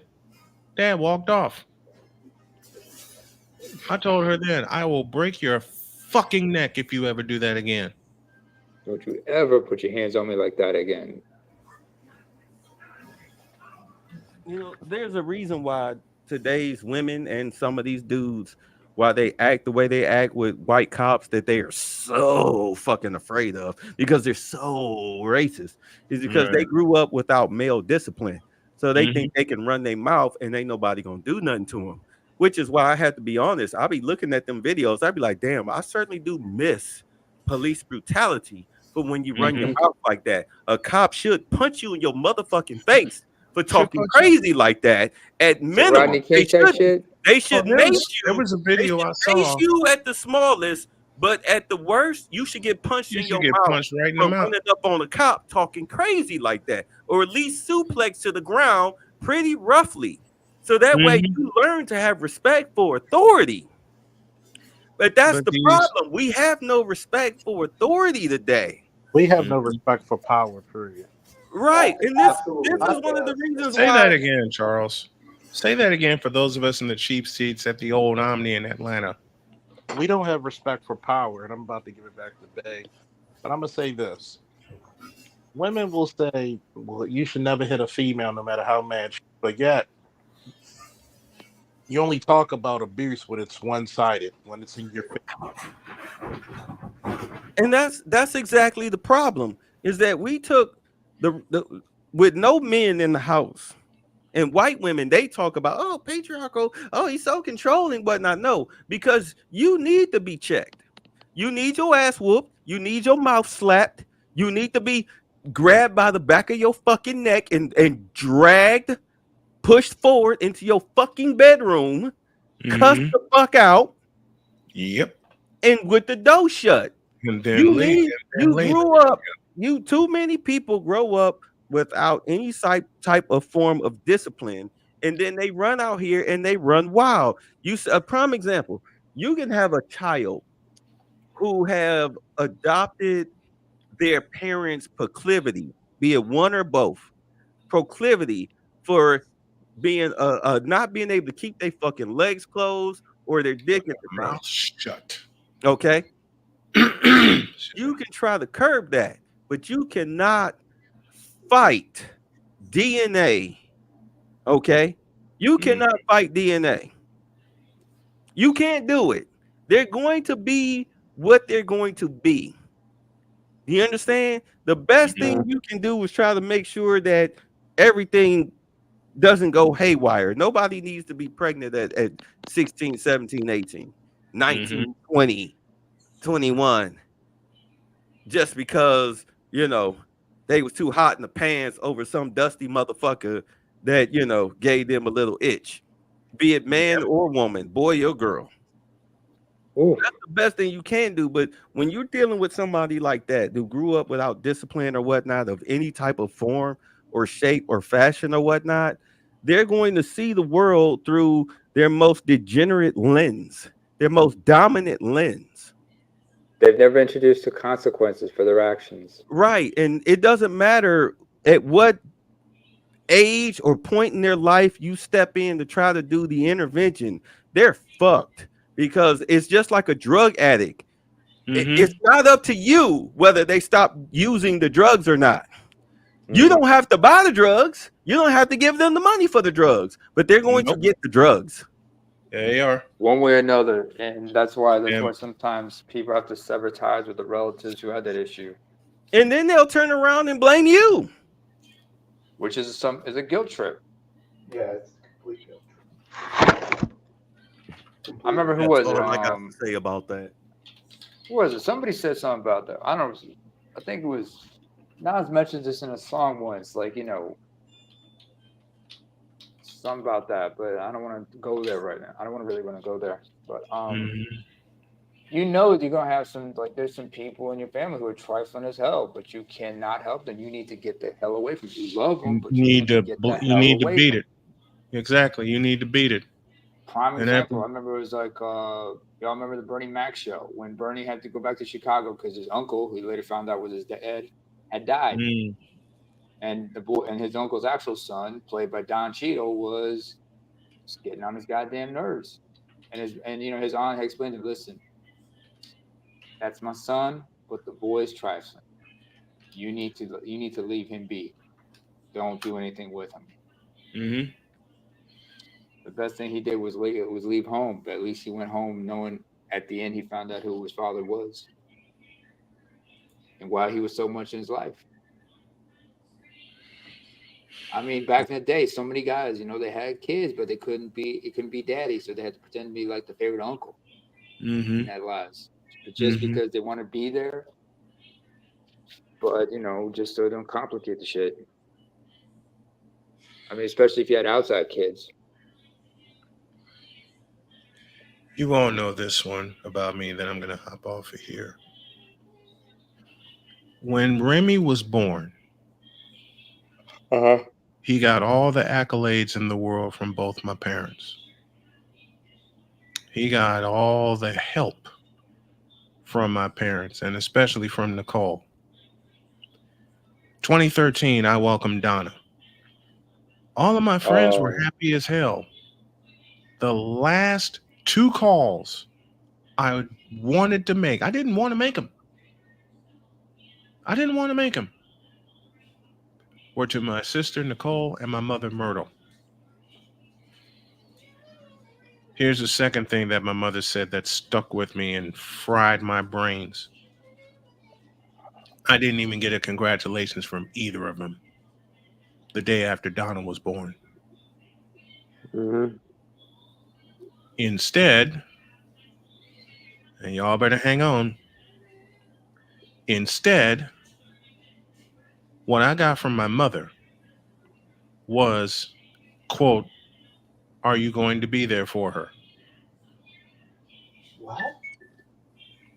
What kind of dumbass question is that? Close quote. That's bizarre, bro. When I Second became a one, father, I got pissed on, shit on by the women in my family.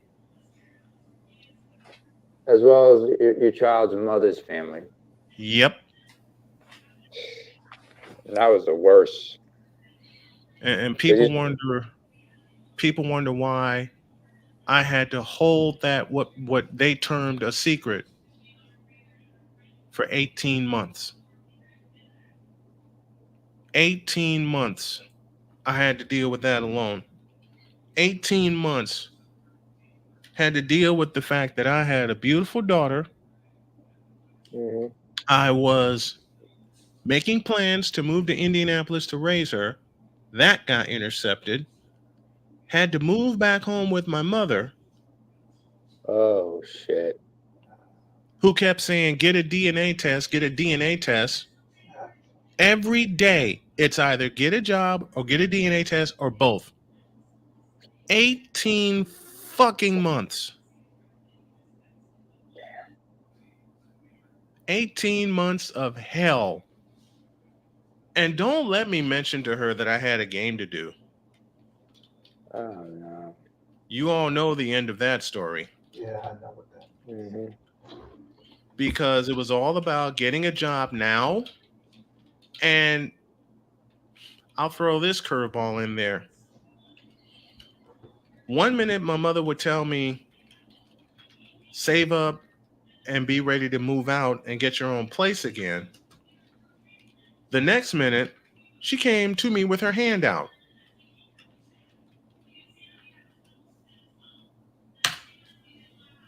No consideration for you and your well-being.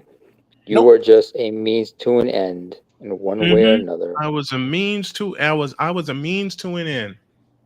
I'm going through hell. I go apply and get an EBT card so I can keep myself in food. Yeah, guess who had her hand out? Your sister and your My mother. mother. My mother. What the hell was she So thinking? so I plan, like I said, in a later chapter, I plan to talk about this in very, very disturbing detail. But if anybody wants to wonder what this man went through while in his late 30s and early 40s, I hope that gives you a clue. Yikes. Yeah.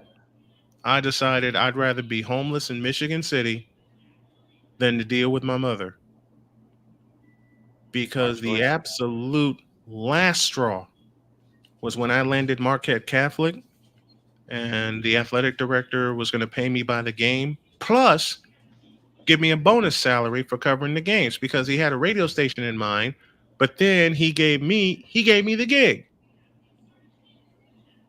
Mhm. Right. Somehow the word leaked to my mother. I don't know how. I really don't know how. But somehow the word got to my mother that I was broadcasting in Michigan City.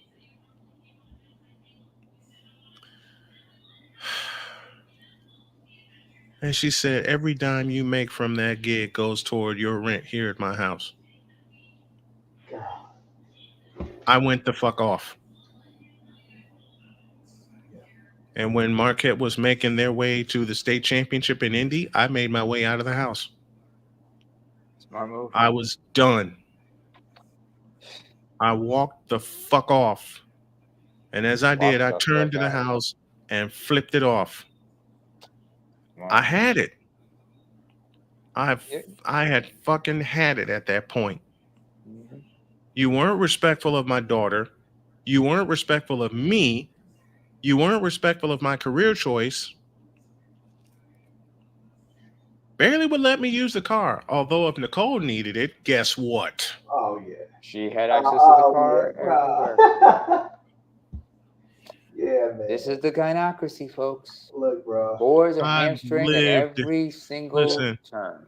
God, if this don't illustrate what old Snowman has been through, and folks, I'm trying to help my family. My cash app's in the chat, so if you can, that would be great. If y'all want a definition of what I had to contend with living with the gynocracy, what I'm telling you is a small portion, a very small portion. Mm-hmm.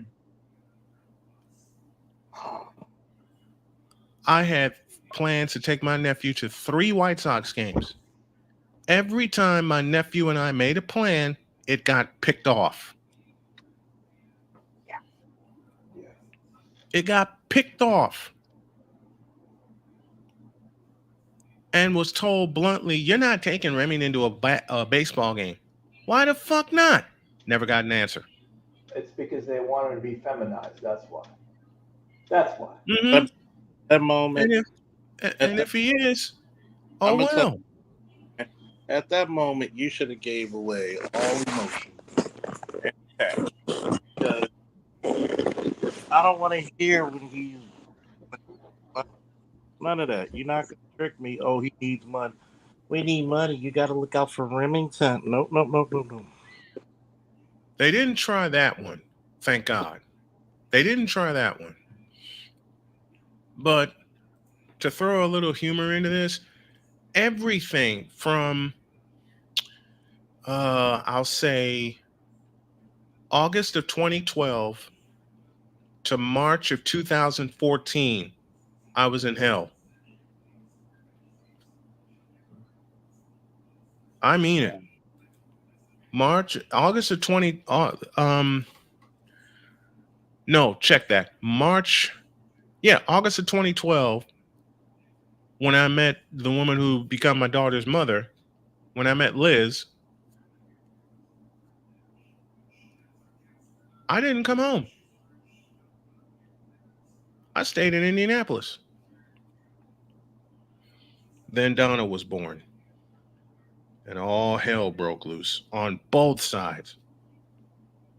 Even I was being told, you know, that's not your daughter by the women in my fucking family. And yes, I still hold a slight rage to it because I'm pissed that I got treated like that, though Nicole welcomes a son and he's accepted with open arms. Right. It's always that double standard, man. We always gonna get that. And I'll tell you, take a guess as to the chief reason Donna was not welcome. And I'll provide one big clue. I was black, Liz wasn't. Is that why in the pic? Oh, that explains the picture. Because I remember I saw a picture of her. You showing us a picture of her, and she had green eyes, didn't she? Yep. Oh yeah, it's like that Kobe. It's like that shit between Kobe and his mother over his Mm-hmm. over Vanessa. Over Vanessa. I got the same treatment. Louder. Louder because I didn't have a ton of money at my disposal. Matter of fact, my money that I was bringing in was being siphoned. Okay, I didn't know that Donna's mother wasn't black. I'm just knowing this now. I learned. Yeah, a lot of people didn't know because I chose not to tell them. Nothing against y'all. It was just a fight and a half at the time to try to get Donna.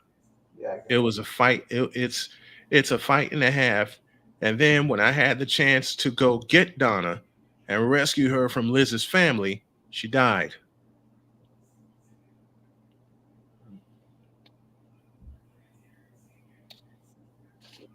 Snowman. And that still weighs in on me on this to this day. That weighs on me Sorry. that I didn't get a chance to go get Donna until a baby girl come home with me. The adoptive family was I was forced to give Donna up for adoption. And I'll say it out loud for the men that are afraid to say it, I feel for them. But I'll be the first to say it out loud. I didn't voluntarily give Donna up for adoption. I had no choice. Liz was forced to put her up for adoption, wasn't she? And you had no say. I had no Liz nor I had a say. Liz was being siphoned in that bunch. I had no say and no chance to fight for my rights. And I'm going to show you for This is in anyone, Indiana, folks. yep, for anyone that wonders why I fight like hell or one of the reasons, take a look at that face. That is Donna, or that was Donna. Beautiful She little was girl. 2 years old when this picture was taken. And a boy. You see the eyes? That is the main reason why Donna was never accepted by my mother nor my sister. Sorry about that, Snowman. For what it's worth, and I've said this before, for what it's worth, she's okay. She's in a better place. In fact, she's chilling. In fact, I'm Mhm. sure she's right now playing, running around with a grandpa and a great grandpa. Yeah, I know. Yeah. She would have been I'm not 11. trying. I'm not trying to upset you, man. I'm just. I know you're not. I'm just thinking about everything. She would have been 11 this year. March 6th. She would have been 11. I'm pretty sure this little girl is probably getting to know my dad. I wouldn't doubt it. Donna was such a spirit. Donna Yeah, he was such probably. a spirit to me. I'm sure. Yeah, I mean, my dad, God rest his soul. That's He would that's have been why 72 whenever He would have been 72 last week, but that's why whenever I pick on my children, I laugh but I cry at the same time because I love being a dad, but I also miss Donna, and I had the chance to raise Donna robbed from me. It Snowman, was fucking stolen from me. Snowman, bruh. It Do you know where she's buried? Do you know where her grave is? They never told me. Is there any way you can find out? I'm going to find out. This fall, I'm going to find out. That's right. Jody knows about her as well, doesn't she? Oh, yeah. One of the first conversations one of the first conversations Jody and I ever had, I told her about Donna. She wants a Okay. picture of her and my dad and my granddad because she wants to create a collage that'll hang in my office. I think finding her grave would do you would and at least give you some peace.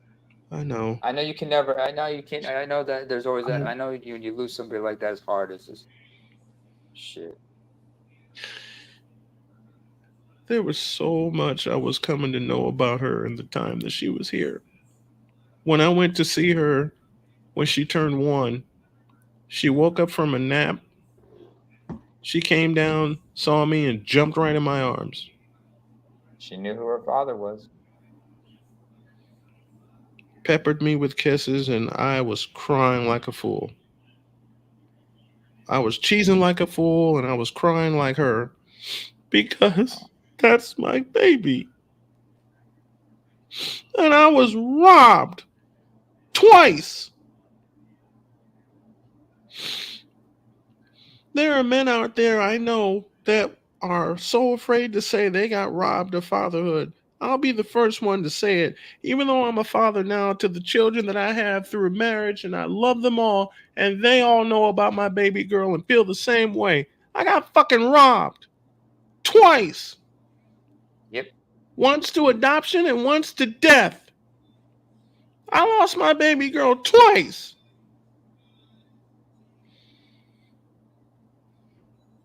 And when I was getting ready to fight my ass off to get her and get my family back, she passes away. And I found out in the worst way possible through fucking social media.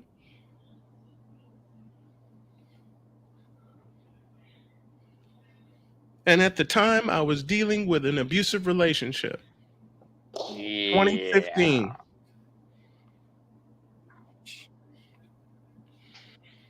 She died March 9th, 2015, right after she turned 2.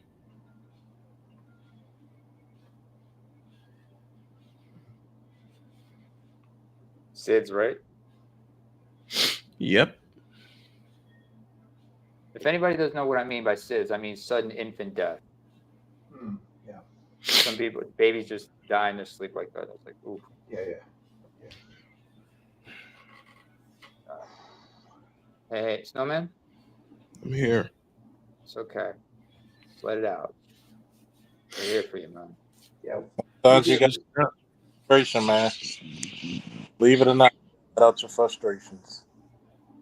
Get it out, man. Yeah. Hey. All right, here's an impromptu diary. And I'm going to tell all the gentlemen in the chat to hang on to their seats. I'm letting this out right now. Not only did I get robbed of being a father, I got made fun of because I became a father. What? By my sister and my mother. Of course. I got made fun of for being a father. For being a father. And I capitalize, italicize, and underline that word. I got made fun of for being the same way my dad was to us. You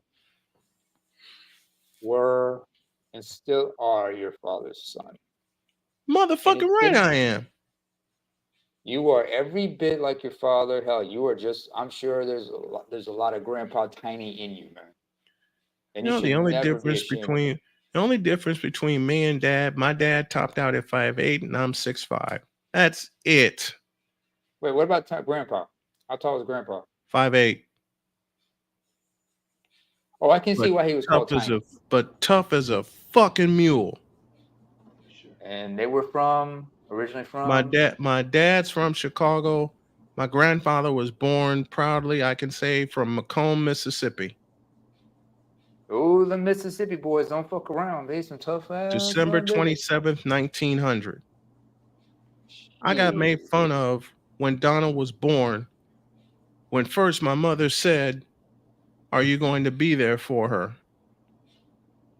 And then my sister kept peppering me saying, "You know that's not your child. Walk away." Oh, she was just saying that. You Yeah, she was saying incompetent like the fucking bitch. con. What a How the fucking fuck con. can I walk away when I saw her be born on March 6, 2013?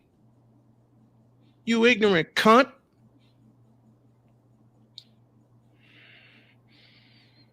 Every Yeah. picture I posted about her, every single picture, I get a message. That's not your child. Walk away. You have a chance. You have a chance at life. Don't blame your mistakes on me. Like George Carlin said, don't tell me your Damn. troubles, lady. And as far as my sister is concerned, why don't we put up an honest time? Bitch at the wheel. I was not going to allow those two to act a total ass toward me because I welcomed a child. And that's exactly what they were doing. After Donna passed away, I made this picture. My dad on the left, my daughter on the right.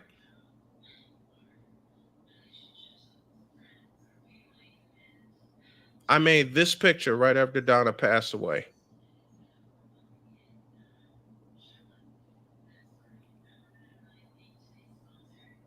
I am every bit of my dad's child, and my daughter is every bit of my child.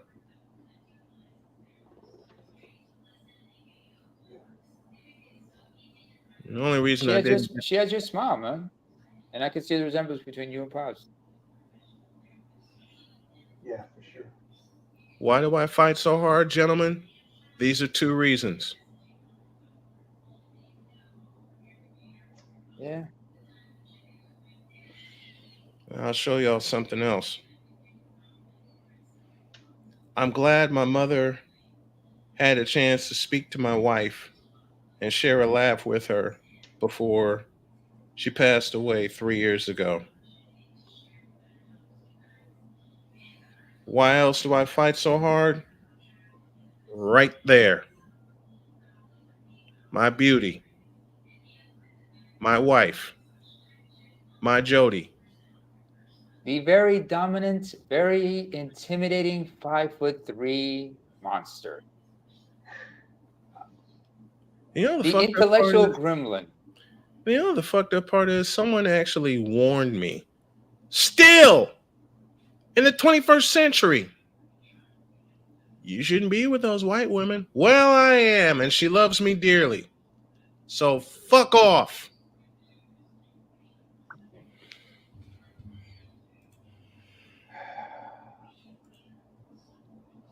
That's what I tell them all right now.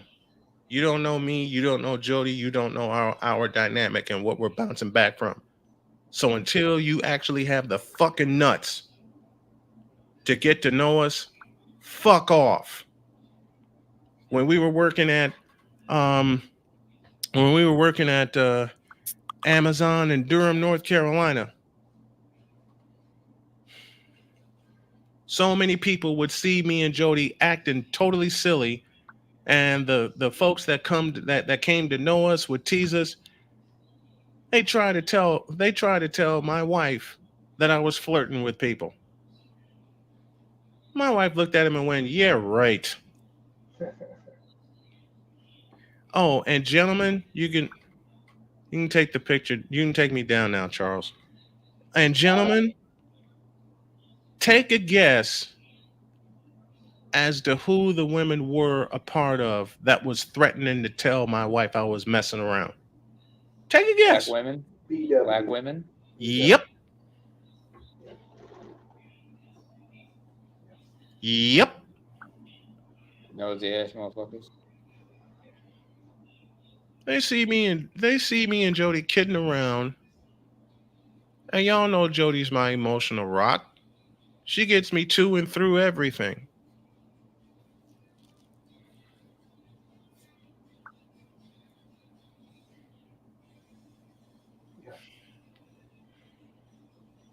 And for my sister to say what she said to her, to Jody, that just because Jody was white, she's the reason I contracted cancer. Now that is some bullshit. Yeah. Ladies and gentlemen, the master teacher has arrived. Wait, Yeah. what? Someone He said can't- that? Yeah. BGS is here. Who just said? Yeah, someone actually told my wife that she was the reason I got cancer. You know who that person was? My sister, Nicole. I was actually gonna guess that your sister. Yeah. My sister, Nicole, Wow, told Jody that straight up. that shit crazy. I wanted to come off of the ropes and hit her with. I wanted to come off the ropes so bad and hit her with a clothesline from hell. A clothesline from hell, a stone cold stunner, a rock bottom, a last ride, Dominator. a tombstone pile driver, and finish it all off with a figure four from the greatest of all time. Yeah, that's Don't forget a definitely. Dominator I by Ron was Simmons. that pissed. Yeah, that's definitely cause for DD choke slam. Or DDP Hell, let me go Diamond Jake Cutter. this. Let me go Jake the Snake Roberts. Give her the original DDT. Fuck that. That was that's completely uncalled for. for her to You're say right. You're that right. and You're say- right. No. Here's the crazy part. Here's the crazy part, gentlemen. She didn't have the balls to say it to me. Oh, she said it to her? Or she just said She it to said it straight to Jody. It was Jody who told me what Nicole said. Mm-hmm. Should we not be surprised? Yeah. I wanted to run through her like Roger Craig ran through the Rams. Oh, that's crazy. I was pissed off. And Jody coaches me and tells me every day. Well, she asked me, "Are you working on letting that go?" I'm working on letting it all out so I can breathe again. Trust me, there was a twisted ending to my blood family life. Very twisted. And it ended on September 4th, 2021, when my sister said, "If you're coming up to get any money, you're not getting any." I gave her a fuck you, hung up, went off, and walked off.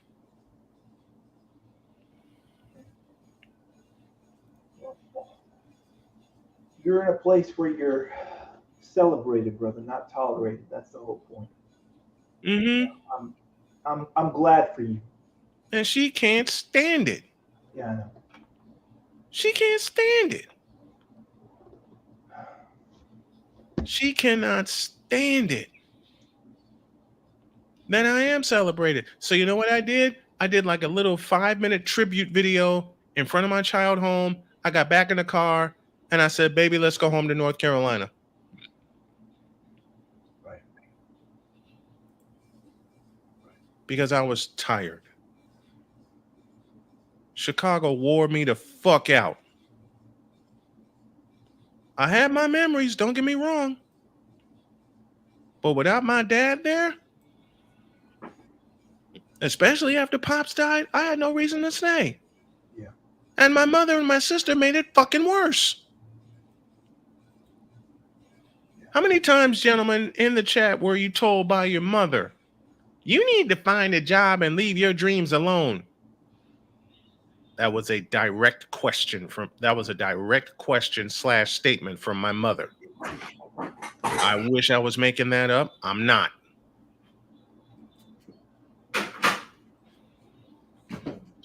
I am not making that one up. The goal to say that shit is astounding.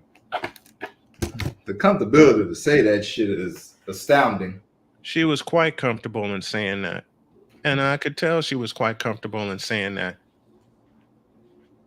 Yeah, it's because I had to not tell. All right. Yeah. Y'all hang on to your seats for this one.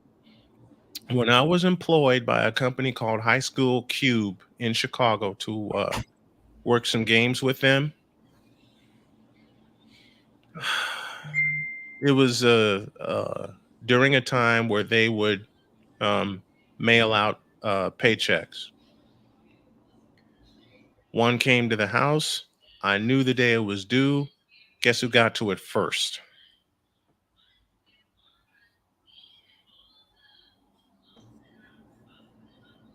Yeah. My mother got to it, opened it, and said, "When are you going to pay me rent now that you're doing games again?" And I couldn't react. I couldn't react because I was living with her. I wasn't close to my goal of getting my own place. But I was so emotionally beat up. I was the male version of PMS, pissed, mad, and steamed. And a late friend taught me that phrase.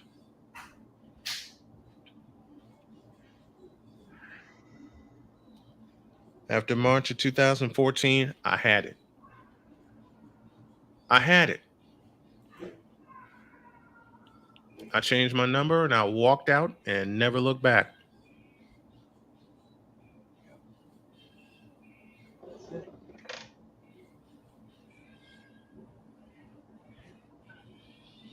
That's it. So if anyone in the chat or on the panel is wondering why it's taking me so long to get some of this shit out, I hope that provides a little bit of an answer. Yeah. Hey. Get out We're too, but glad. We're glad that you're here. You came to us to get this out your system, man. yeah. Because I've held on to a lot of stuff for many years. Hey, I'm dealing Many with that years. same shit myself, honestly. To a point when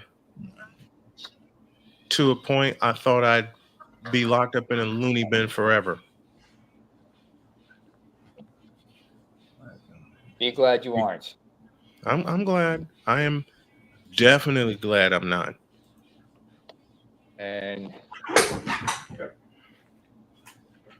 at least, at least, and it's important we have this. This is brought up because it's useful information because when you telling your story, man, you're probably helping some people here in the chat, or in the or in the back chat, who might need to hear this story and might Mm-hmm. realize they might make some changes, might inspire them not to go down make the same mistakes some of us have made, and Yeah. realize, okay, we got to do this. No, man, you helping some people right here. I remember, like, what was it? I remember, was it on Basis show a couple weeks back when him and when he had Wise on it, and Wise Yeah. talked about some of the losses in his life, some of the family Mm-hmm. members he lost, and Bass had to remind him, dude, you telling your story, man, this might actually help someone, and he's been helping. He's been just been a very positive influence on so many people that way. God bless Wise, man. I know Exactly. God he's bless that. overcome. God bless that brother. That brother has been God through a bless lot, that and brother he's with found a way to everything. overcome it, man. Just like you're gonna overcome a lot of this. Have you guys ever had a discussion about loss, you and him? No, but I'm due to have. I want to have one with him. You want to understand, because well, he knows about your loss of Donna, right? Mm-hmm. Oh yeah, that he can, I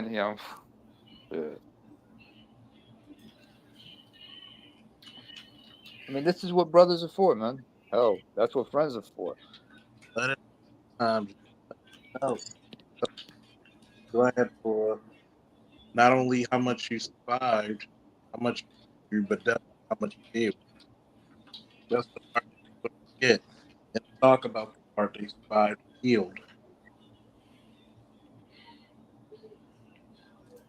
Sorry, These you. six these six words I'm putting in the chat in the chat are what I'm living by right now.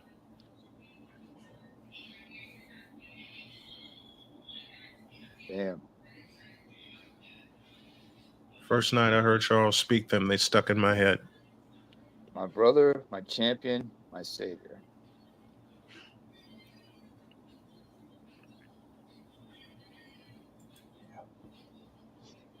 The flip side to that, I've mentioned before, but we're not going there tonight.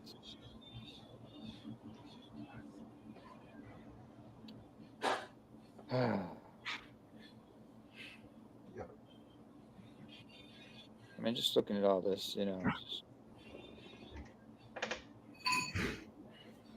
By the way, everybody, subscribe to Snowman's channel. He's got a couple. So I'll put the Some second very one. upset. yeah,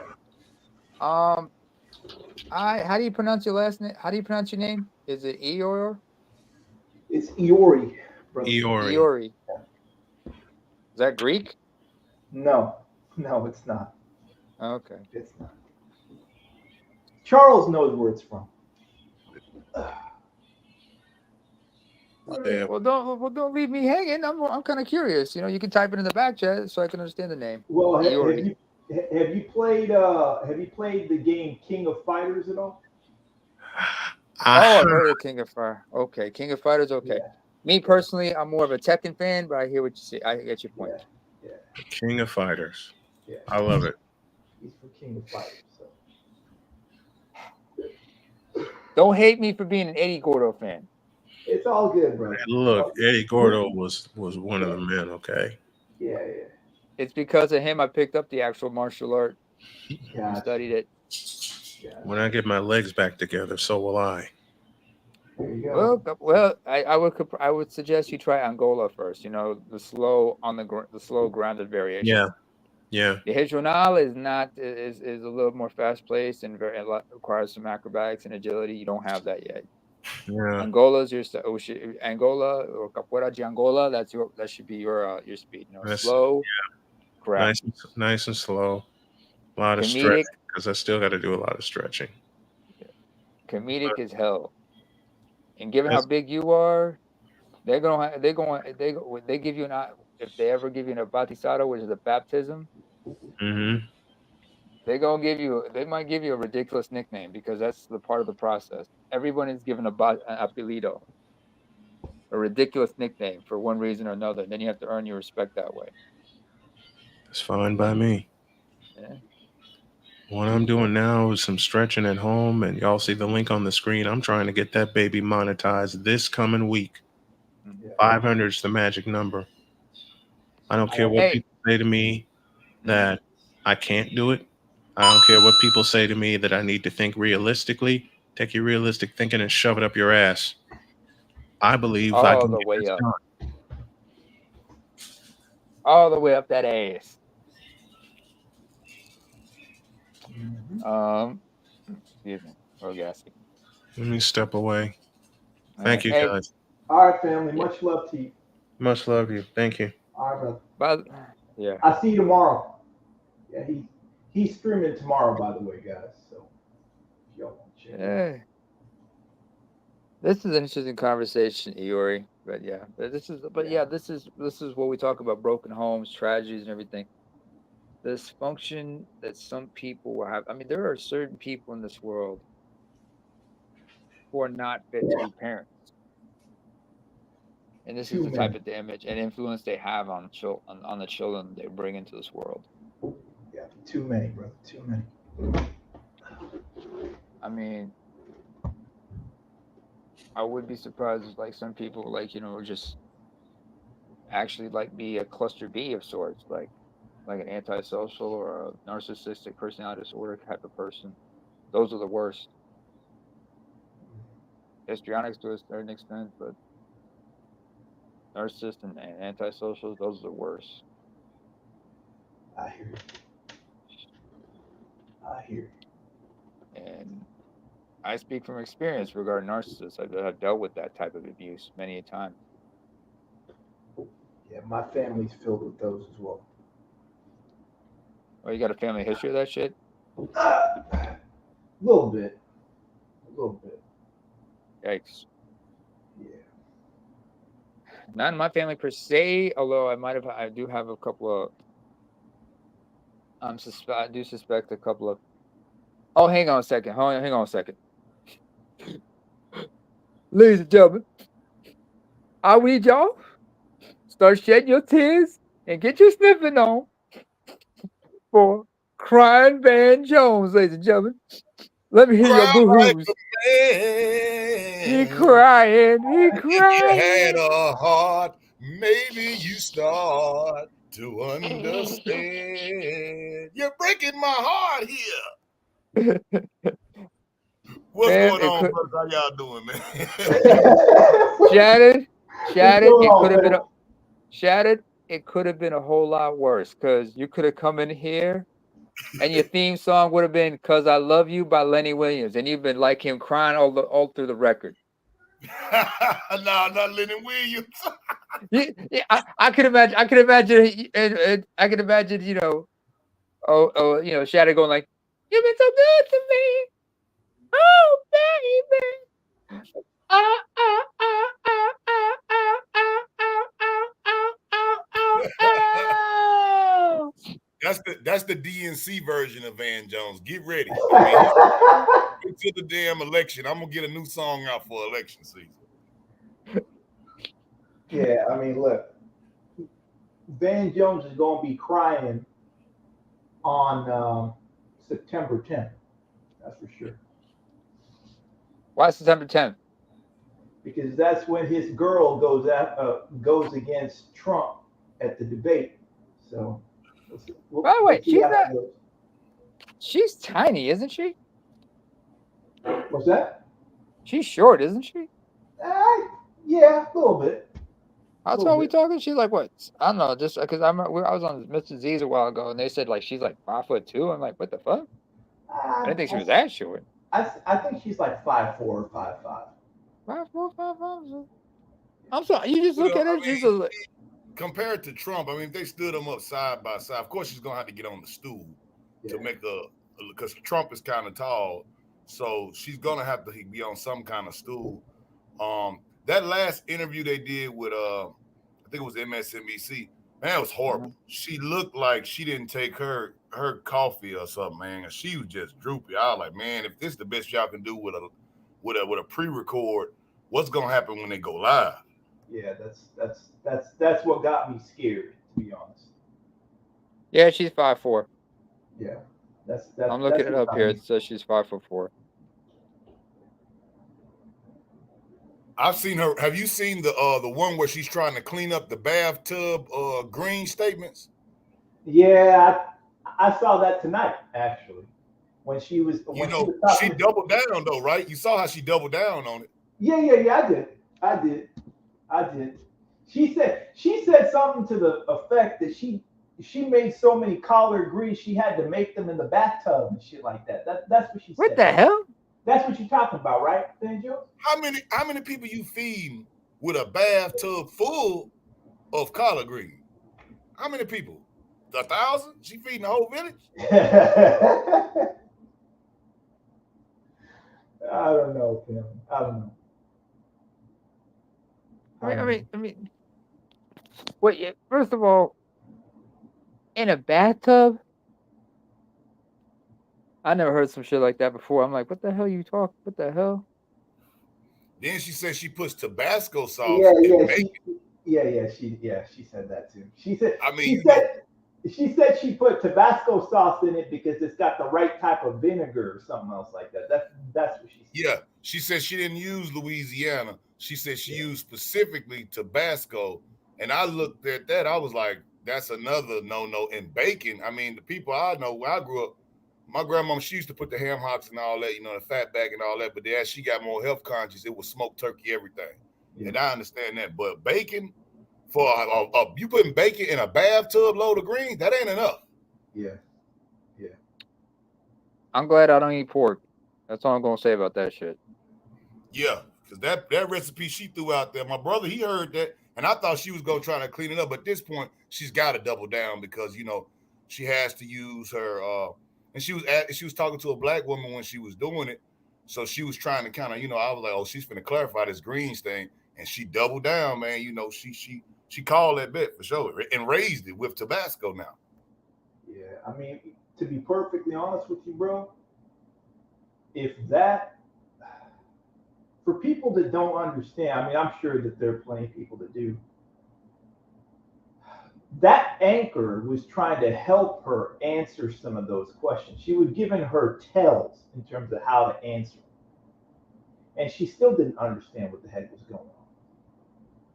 See, because you can't say my values have changed, but then your policy changes.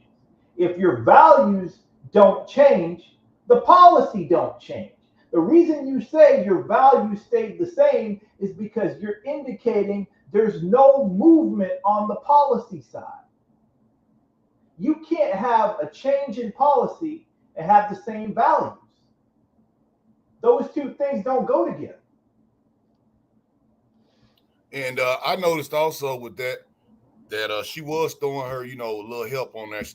That's why she had walls up there too, and then of course the friendly journalist.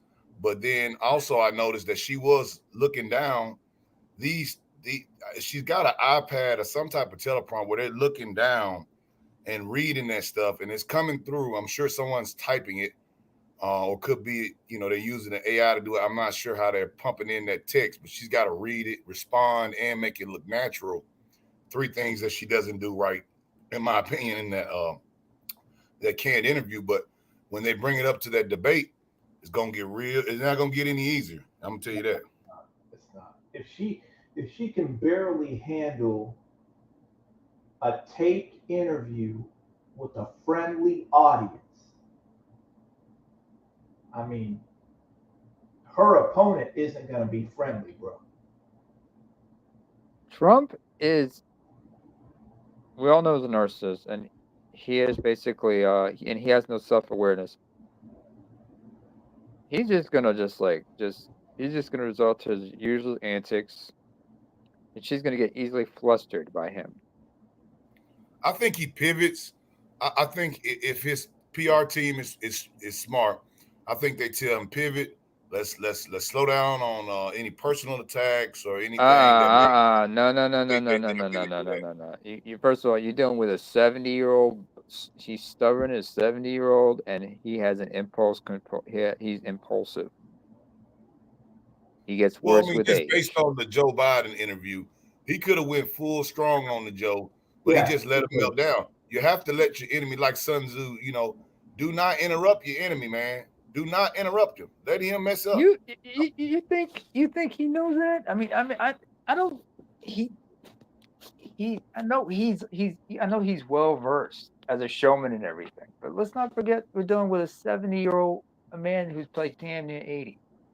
All right, he's no fountain of youth, or he's not exactly a prime example of a good health either. But the personal attacks are going to be there, and let's not forget the last time those two were in a debate, him and Biden. The only person, the moderator left the audience, left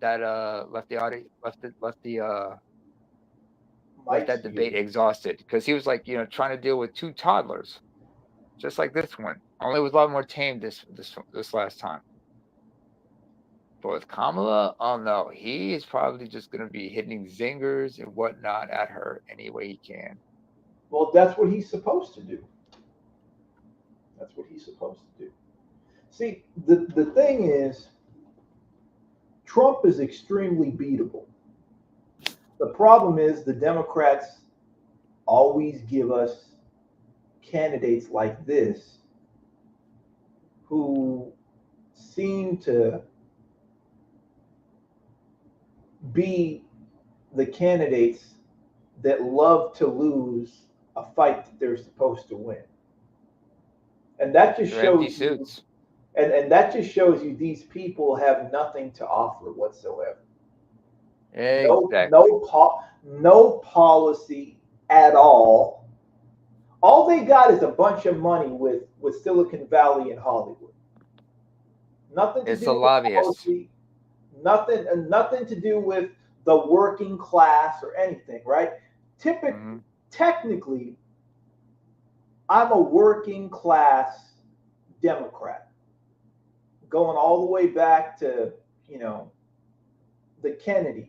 like in the sense that, growing up, Ted Kennedy was my favorite senator, right?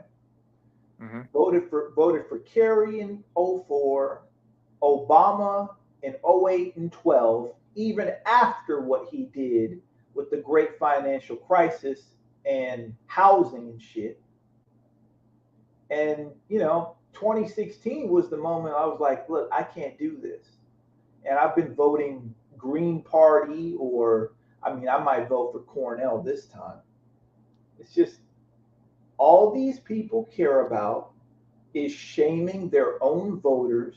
And the reason they shame their own voters is because the voters have been asking for policy for the last 15 to 20 years.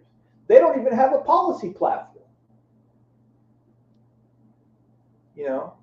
It's Mm-hmm. just all they have is identity politics. But identity politics don't solve anything. We're looking, honestly, we're looking for access to capital. That's what everybody's Yuri, looking for out here. Yuri, Yeah, to quote Seneca, you have to remember that old quote by Seneca: "Cui bono?" Who benefits, or for whose benefit is this current status quo? correct, correct. And remember who these people are, and both politicians on both sides. Guess who they are beholden to? The donors. The donors, and the donors are usually upper class, the 1%. Everybody, Correct. The donors. and Kamala herself is an empty suit for the most part. Yeah, absolutely. She's not very. She's not exactly the sharpest tool in the shed. And you look at her, she's just like, Yeah, nothing charismatic about her. She's I just, definitely grew up, man. My family was staunch Democrat. yeah, My father was more of a conservative, independent kind of guy. My mother's family was mostly straight up and down the line Democrat. When I was old enough to vote, of course, I think that was Kerry. My first yeah. election Me I too. actually participated in. I Me voted for too, man. Kerry, of course, I voted for Kerry too. and That was I that was my voted for vote. Obama the other two times. Yeah, I did.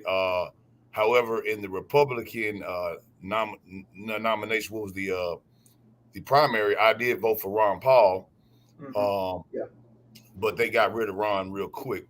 yeah, Um, so that was me. I think the Democratic Party moved so far away left that the people that they're crying about that they're losing to the conservatives and Republicans, I think that they never really left the idea of the Democratic Party. I think the Democratic Party just moved so far left that the people that absolutely. were stuck in the middle now they seem to be staunch conservatives, and I think that that's incorrect. Yeah, absolutely. Look, because when we look around here, Trump, regardless of what you think about Trump, and I'm no Trump fan. I'm much more a fan of Byron Donalds and people like that in the party, right? Byron Donalds, Yeah, Wesley Hunt, like people like that. If Byron Donalds was up there, I'd vote for him in a heartbeat. If Wesley Hunt was there, I'd vote for him in a heartbeat, right? That being said, Trump actually has a policy platform on his website. It is what it is. I don't really think it's that much. But whatever he has is more than what she has. So by default, he looks better. yeah, and if she wasn't actually taking some of his ideas and running with them as her policy, her main policies that she's touting now is the no tips, right? Yeah, It which was was another his. right that was his, and then the fracking. She's going, oh well, I didn't say that. I would stop fracking. We're gonna when in actuality she has said that multiple times Yeah, that yeah, she was going yeah, to ban it.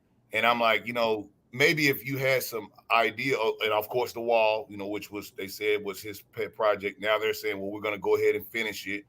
I'm like, well, what happened to all of this stuff when y'all was in office? Couldn't y'all have done it? And if it's, well, she doesn't, they have other people that say, well, she doesn't really make a big deal because she's just the vice president. When people don't really even know the system of American government, when it's a locked up deal on a bill, who gets the last vote? She does. And she voted against. She voted against the tax on tips with the Right. Inflation Reduction Act. Yes. Yeah, bro. Yeah. You know, look, they've dumbed people down so much that people don't even understand like what they're doing.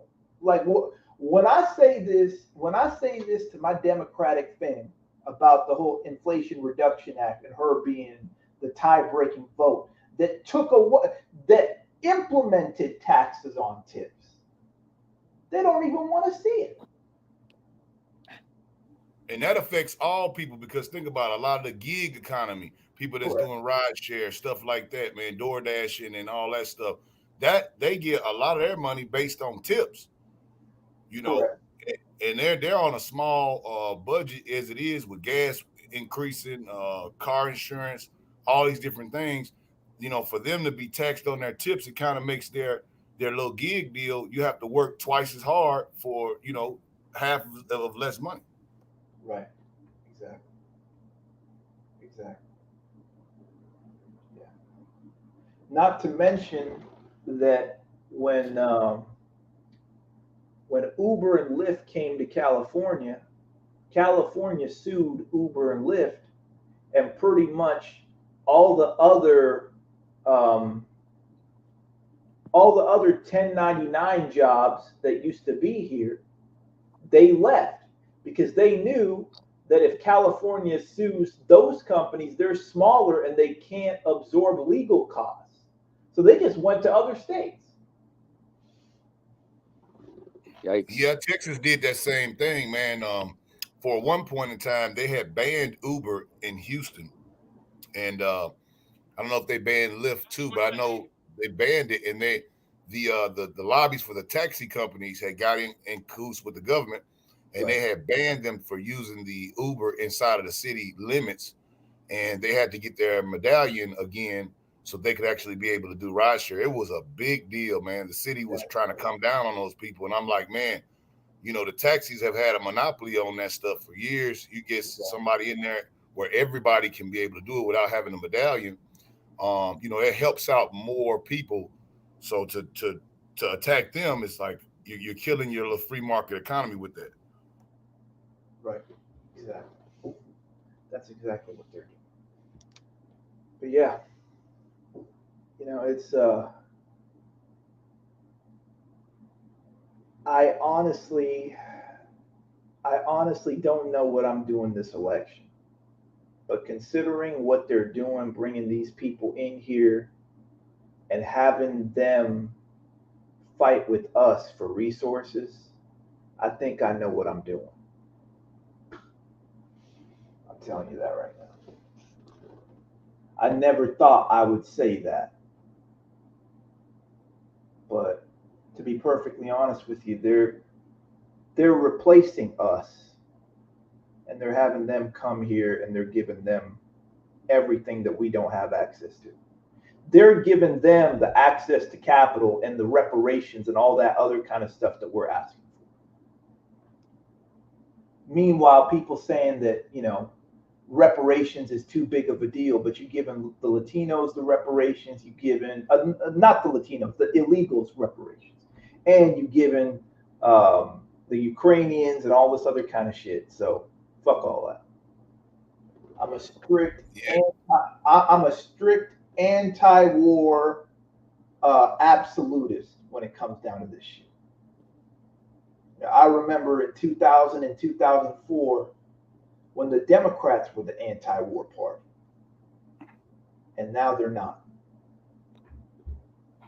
Yeah, they've been there since Kent State, right? So they've always been the anti-war group. When the Republicans were, of course, staunch rhinos, they Correct. were they were trying to actually get the wars going, and the Democrats usually was the bastion of, no matter what, even in certain times where we may need to make action, they would always be on the terms of non-aggression. Correct. Typically, what I'm saying, Correct. they've changed that. But these three wars that we got going on now, I mean, if you can't see that, and then especially if you got kids that's going to the military at this point, you really have some some skin in the game, you would be smart to think, hey man, we need to kind of calm down some of this rhetoric. Exactly. You would think. Oh, by the way, Go ahead, fam. the border wall, this whole notion about constructing a wall on the U.S. Mexican border. Do you guys have any idea how old that idea is? It's not new. It goes back to the 1980s. Right. During Reagan. Reagan. Because they were talking about putting up a wall even back then. Yeah. And administration after administration has been talking about this, or Republicans at least were talking about setting up a wall. Hell, it was under W when they started doing some early constructions or certain versions of it. Yeah, other countries have walls, and some of them work great. Some of them aren't as good. You can see that when the DNC had their rally, they put up a great wall. Yeah, tell them, bro. Tell them. Go ahead. They did. You saw that. They I did see that. I did see that. They surrounded that area. They surrounded the United Center with walls, 2 walls, as a matter of fact, and a kill zone in the middle. So it's like that didn't stop the protest, though. But yeah, I see what you mean. Yeah, they use walls when it's good for them. But okay, yeah, we don't need a wall. But all the South American countries, a lot of those countries have walls. Mm-hmm. They do. I'm sure of it. I mean, I've seen a few in my time. I mean, bring down that wall, Mr. Gorbachev. Bring down that wall. No, tear down this wall, Mr. Gorbachev. Tear down this wall, and that's what he said when he was in Berlin, in West Berlin. Yeah, I hear you. I remember. Shit. I remember. This wall stuff been going for a long time. I mean, look at the Chinese, right? Look what they did. Yeah. Look at what they had similar walls, like I think it's somewhere in one of the in a few of those large empires in West Africa. They had high towering walls. The walls of Byzantine. Let's not forget about those until they were destroyed by the Turks. There were certain like military installations they had in France that have some very unique designs. We have, the dead zone was just well crafted and everything. Yeah. Hell, Julius Caesar, when he was campaigning in Gaul, he set up one wall to close in the Vercingetorix and his men, and then he had a second wall to protect himself and the others from getting ambushed from behind. And so he defeated Vercingetorix dealing with 2 walls. Yeah. The Great Wall of China. Who else? Oh, Hadrian's Wall in the northern part of the British Isles. The Romans decided to construct a wall to keep out the northernmost groups of tribes of Britain, while they controlled, everything south of the wall. So yeah, I see your point. Yikes! You just had to awaken the historian in me, Van. Now I got to start the crying. It's just to show my appreciation. History is important. History is important, brother. And I think, like I said earlier, they are trying to dumb down our people. Dumb it down. So that the more that they do that, then they put you just on this, this drip feed of bull, and I using the schools and stuff like that. And once one party gets in control of the people that run your schools, then you start to see people, rebelling against that. I know a lot of Black people specifically who have taken their kids out of the public school system completely and been homeschooling their kids. Smart move. People that I would think that would not, people that I would think that would send their kids just straight to public school, and they've been doing a lot of homeschooling and some charter schools, some that got the big bread, private school or parochial. I've seen a lot of them starting to move to move that way because they don't agree with the curriculum and the policies being pushed onto the kids as well. Right. I mean, You'd be surprised how little like some people are focused on their kids' education. They think, oh, just put them in school, they'll learn, not questioning what the kids are learning at school. Yeah, I have some of this ridiculous shit going on, varying from state to state. But then again, it's just like you said, dumb it down. I mean, Lupe Fiasco summed it up with a song called "Dumb It Down." I mean, Yeah. just dumb it down, man. Dumb it That's down. where we're at. Dumb it down. And I mean, it's a lot of bullshit, I hear you. Yeah. I hear you. But then again, it could have been a whole lot worse. But it also could have been a whole lot better. Yeah. Yeah. We'll see how it kind of turns out, to be honest. Hey, can we get a box of Kleenex for Van Jones here? Make that too. Yeah. You're breaking my heart. On the way, bro. On the way. It's on the way. Appreciate You break. Oh man, you know what? Van Jones is going to be doing a duet with Elton John. They're going to be singing "Don't Go Breaking My Heart" after this. I got you. Well, I thought you were going to say that they're going to be singing "Candle in the Wind." Oh no! Not that song. Don't remind me. You know what? Today I'm 42, right? Yeah. I turned Happy 42 birthday, today. Happy September 1st. Okay. Oh, man, happy birthday, bro. Thank you. Okay.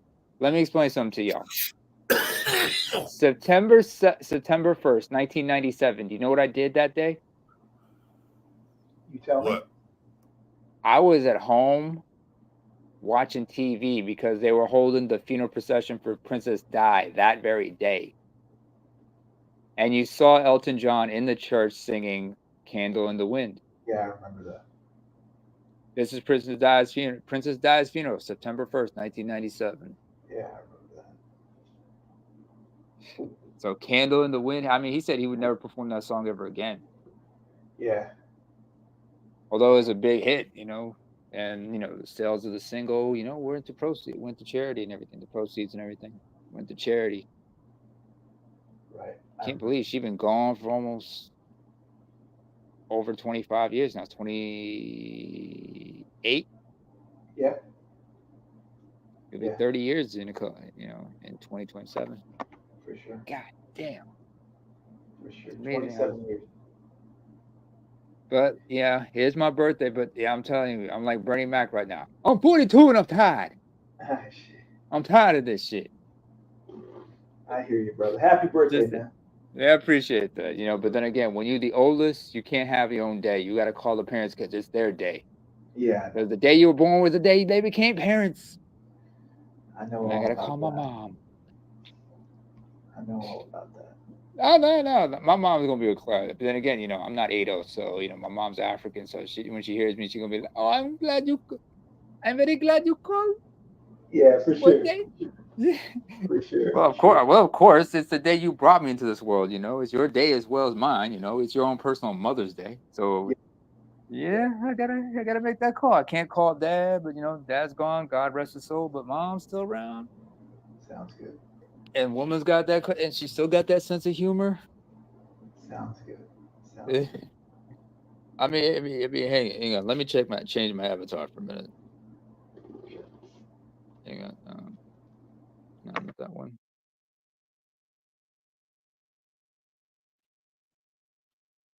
I know I got to be nice. It's like, there's that picture.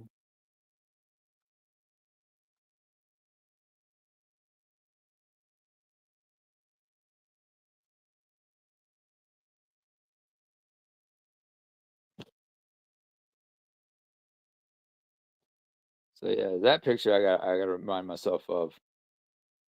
So I'm looking at that's my parents' generation right there. So I know to keep my mouth shut. I get it. That's the OGs right there. OGs, Kalashnikovs and all, man. I'm like, I'm like, I remember that you couldn't go to an Eritrean house. You couldn't go to an Eritrean house, in the diaspora without there having some kind of a picture at home. Either it was a map of the country from like pre '93 or a poster or something like that, and you were like, "Yep, there's some patriotic folks up in here." For sure. So I'm like, "Yeah, I gotta remember respect my elders." So it's like, that's what it is. Understood. But this broken home stuff, I'll tell you, like, you could. There was no such thing. I don't think anybody ever heard that concept. Is kind of weird to us. I mean, yeah, you had families that were poor, disadvantaged, and there were some people that were pretty dysfunctional. But it was what it was. But never heard the term broken home. We never used terms like that. But I'm sure, like outside of the U.S., like among the Caribbean folks in Latin America, they understand the concept of a broken home. So, Well, in our particular plight here, I would say that the broken home kind of comes from the aftermath of the civil rights, right? And then when they came in with, of course, the welfare state, and no they made man in it the home. right. They made it specifically that, and then that helped to progress that broken home deal more. And as it got matured, they start to figure out more ways to do it, and then they wrapped around all these different terms, co-opted a lot of movements, got rid of a lot of leaders in that at that time, Mm-hmm. and they started to be able to kind of work with us on mental things. They were mentally breaking us.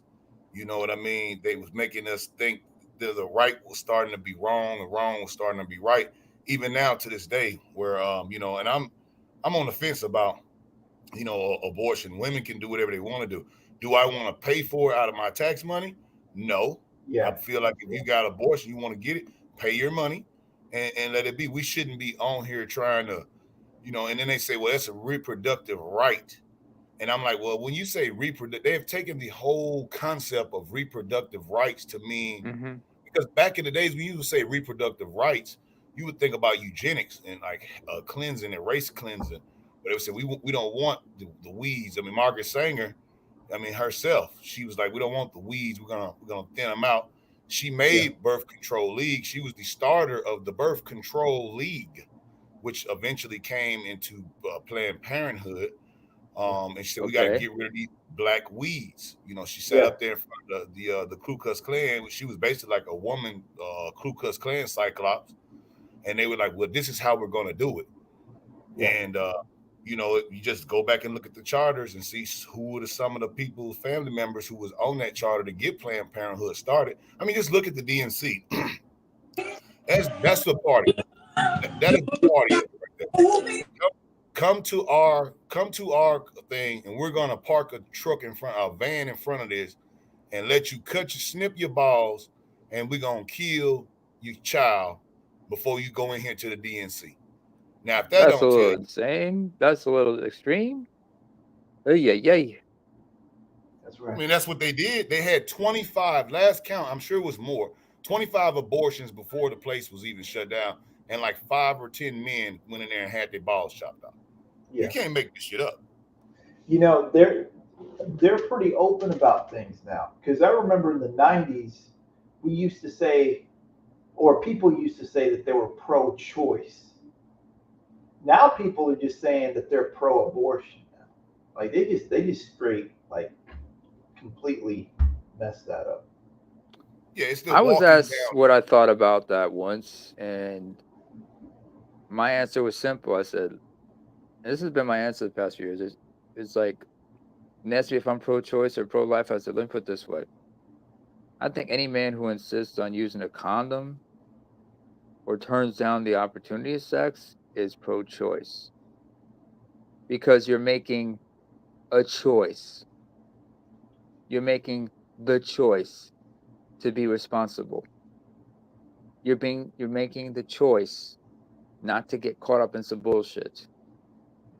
You're making the choice to engage or not engage in your sexuality right from the get-go. You're making the Of choice to be course, responsible. of I course. even once asked a relative of mine, and he's like pro-life, and I said, "What do you call a woman who's pro-life but uses birth control because she has no interest in having her own children or has no desire to have children?" He looked at me and said, "I don't know." I said, "She's pro-responsibility." Wouldn't she be pro-choice at that point? No, Okay, she's she pro-responsibility. pro-responsibility. This is called shift, changing the paradigm. Because the problem is we're thinking in paradigms, and that's what the parties do. You have the culture wars, you have the identity politics, and all that. That's part of the paradigm, both present to the public. So people are just thinking in paradigms instead of looking at it holistically. Yeah, and I think a lot of this stuff, as we speak on it and stuff like that, and we can go over the broken homes. Was it intentional? Excuse me. Was it intentional? Was it done, Mm-hmm. incrementally? Was it an accident they really were trying to help? You can go through all of that stuff. But Mm-hmm. what I find very interesting, because I would make these arguments on Facebook in certain groups, highly liberal groups, and I would make this, question to everyone. And then I sat back and thought about it myself. I said, you know what? Think about it. Being pro-choice, being pro-abortion, you see, well, what are these people doing there? What do they tell these impressionable women who come in there? That's down on their luck or whatever, this and that.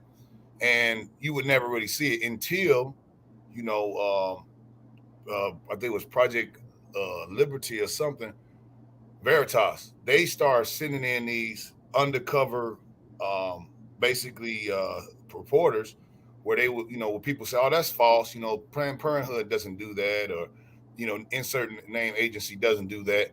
And then they go Mm-hmm. in there with the cameras, and it's not only what we're saying, but it's actually worse you know, and Shit. even some of the most recent ones where they get them, and it never fails to surprise me how candid these people are, especially when it's a guy and there's a woman honeypot sitting there getting them to tell me everything.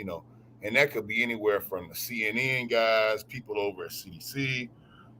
I mean, they got a whole bunch of them, the Planned Parenthood people, some of these UN guys, some of these big time tech guys, Disney people, they get them all, and they're just always at the table. They got the woman there, and then she's just making these questions. I'm like, man, y'all don't ever think that this is gonna be like a interview. Like she's asking all the questions, and they're like, yeah, but what about the people who say you're doing this? Like, well, yeah, we're doing it, but we just don't want to tell the media is helping us out, and then you'll get the media like, yeah, we tamp down certain voices and we push the button on these type of deals. And it's like they get on the TV and say, well, no, we don't do that. And then as soon as they send a little honeypot down to them, they put that video camera on them, they tell you exactly what they're doing. And it's much worse than we say. Much worse in most Mm-hmm. cases. That just tells you a lot about all these things, but a lot of it's just distractionary, especially if they're not talking about the core issues that affect everyday Americans, the everyday lives of people. By the way, all things considered,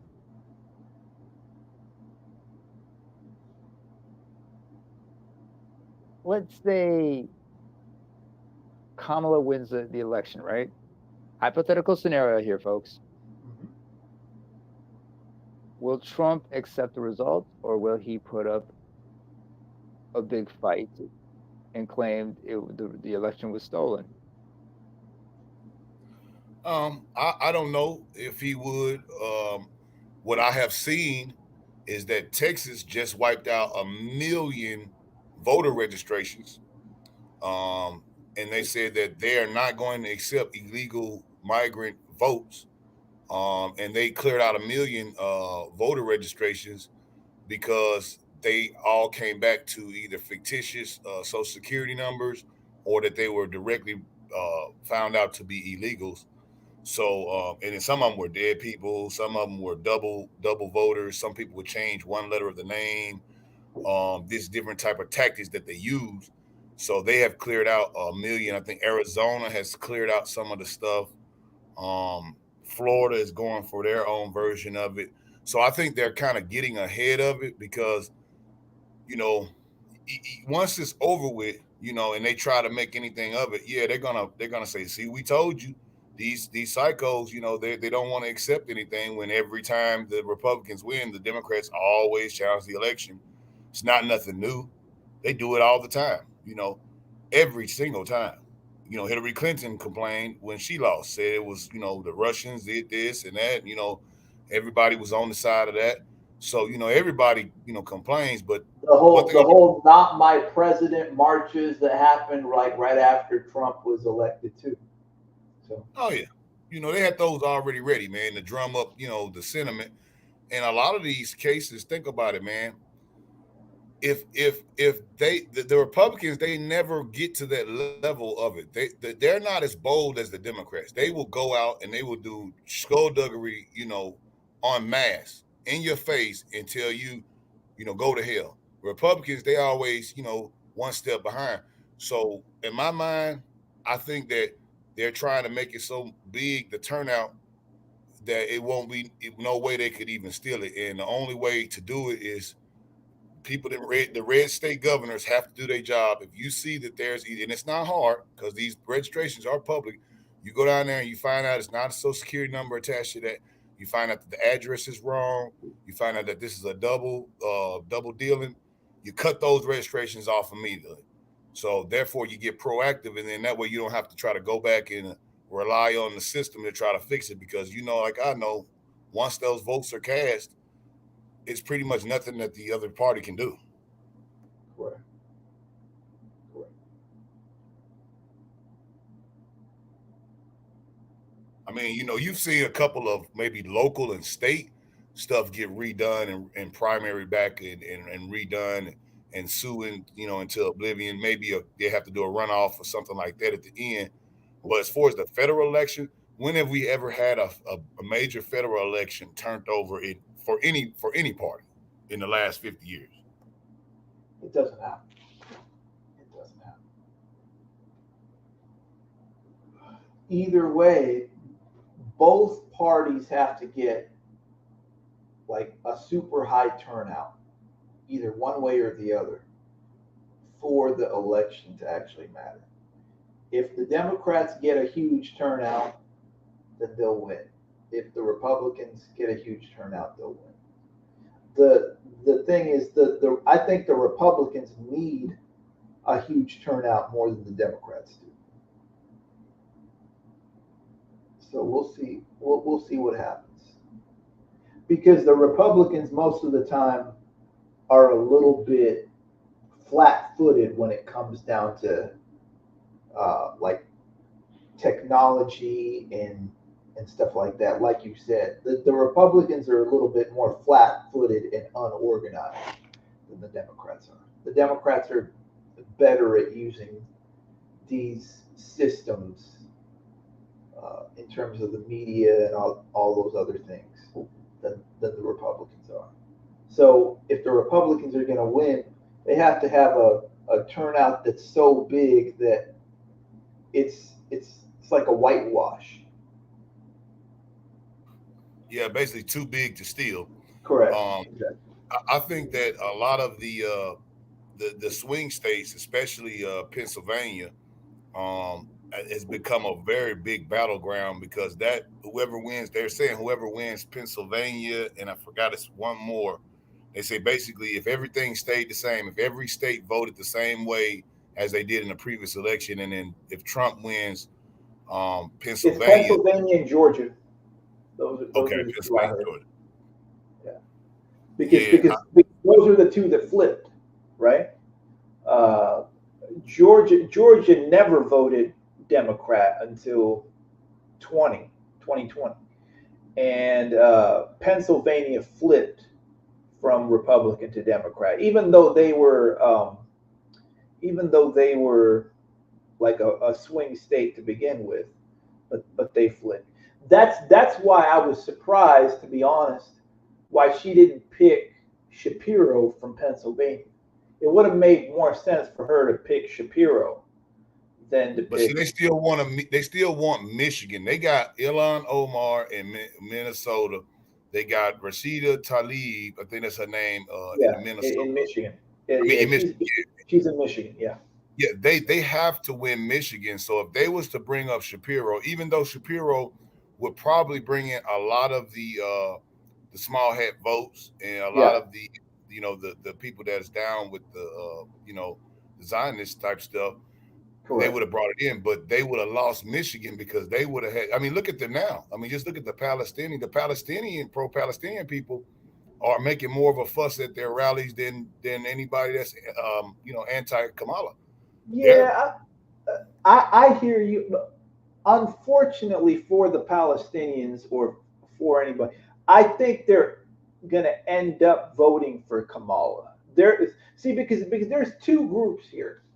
There's uncommitted, who are the Palestinians and the Muslim American vote in itself, and then there's the abandoned Biden that then turned into abandoned Harris. Abandoned Biden and abandoned Harris said they weren't going to vote for Kamala. Uncommitted eventually said they would vote for Kamala, but they're still disappointed with her that they haven't been able to get a ceasefire. So it's yeah, and they probably won't. They probably won't get a ceasefire because that's going to be a hot issue.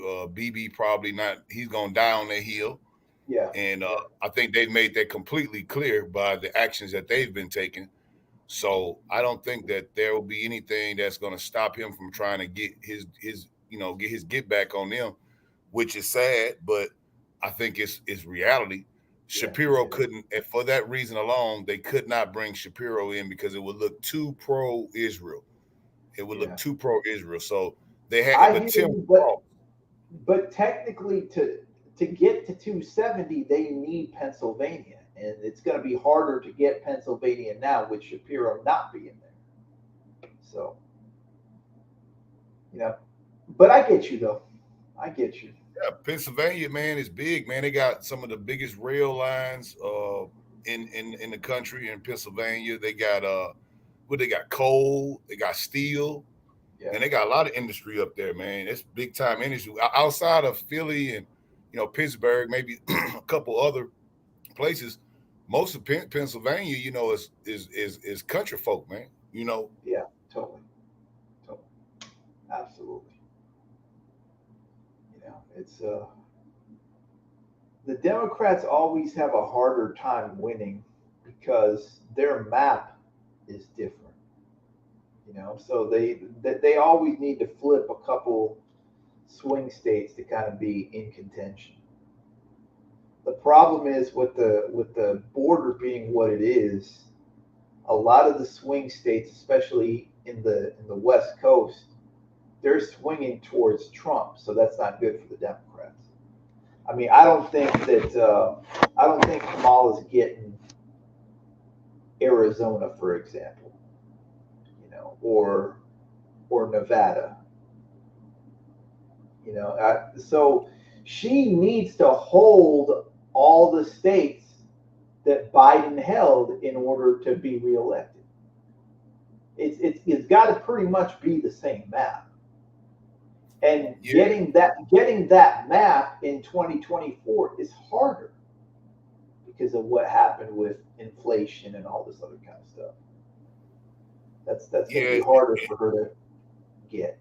If you look at the polling, right, and the polling is always, got errors and stuff like that. But I think last season it was within about, I think, 4 points. I think it was where so it was within 4 points, and then they said that the election actually was within about 58,000 or 48,000 some votes. So if they're polling currently right now at 1% over, so they're saying Harris is polling 1% over Trump right now. If the election were to start today and we use those old polling numbers, then Trump would win. But I Correct. don't trust polls. You know what I'm saying? I don't I don't trust polls. I don't trust no polls either, bro. These polls are garbage. They're And garbage. like what Savage was saying, I agree totally. He says your body, your choice, your problem.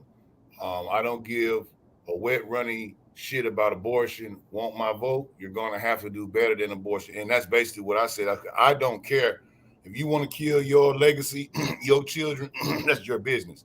Yeah. Okay, that's your business. I don't want to pay for it now, but that's your business, and I don't want to stop you from being able to do that. That should be your choice alone. But don't try to get my vote for me to pay money for you to be able to do that. That is where I don't want. I just don't want my tax dollars to be, and that's values. It goes back to what you was talking about, values. I don't Yeah. want my value being taken away for that. And might I add as well, the unrich. She has some policy.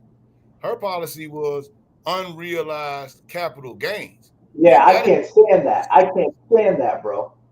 that Can't is stand sick. that. How could it be a capital gain if it's If it's unrealized? realized, The word games on this is crazy because I'm like, what do you mean? That means like if you let's just say you was doing some stock and you had left your stock in, you took a hit because you didn't take it out when you were supposed to, or you were supposed to cash it out. You took a big hit, all right, and you still held it. Well, they're gonna charge you. Even if you didn't make no money, they're gonna still charge you taxes as if you made the money and took it out your actual bank account, correct, but you never did. correct.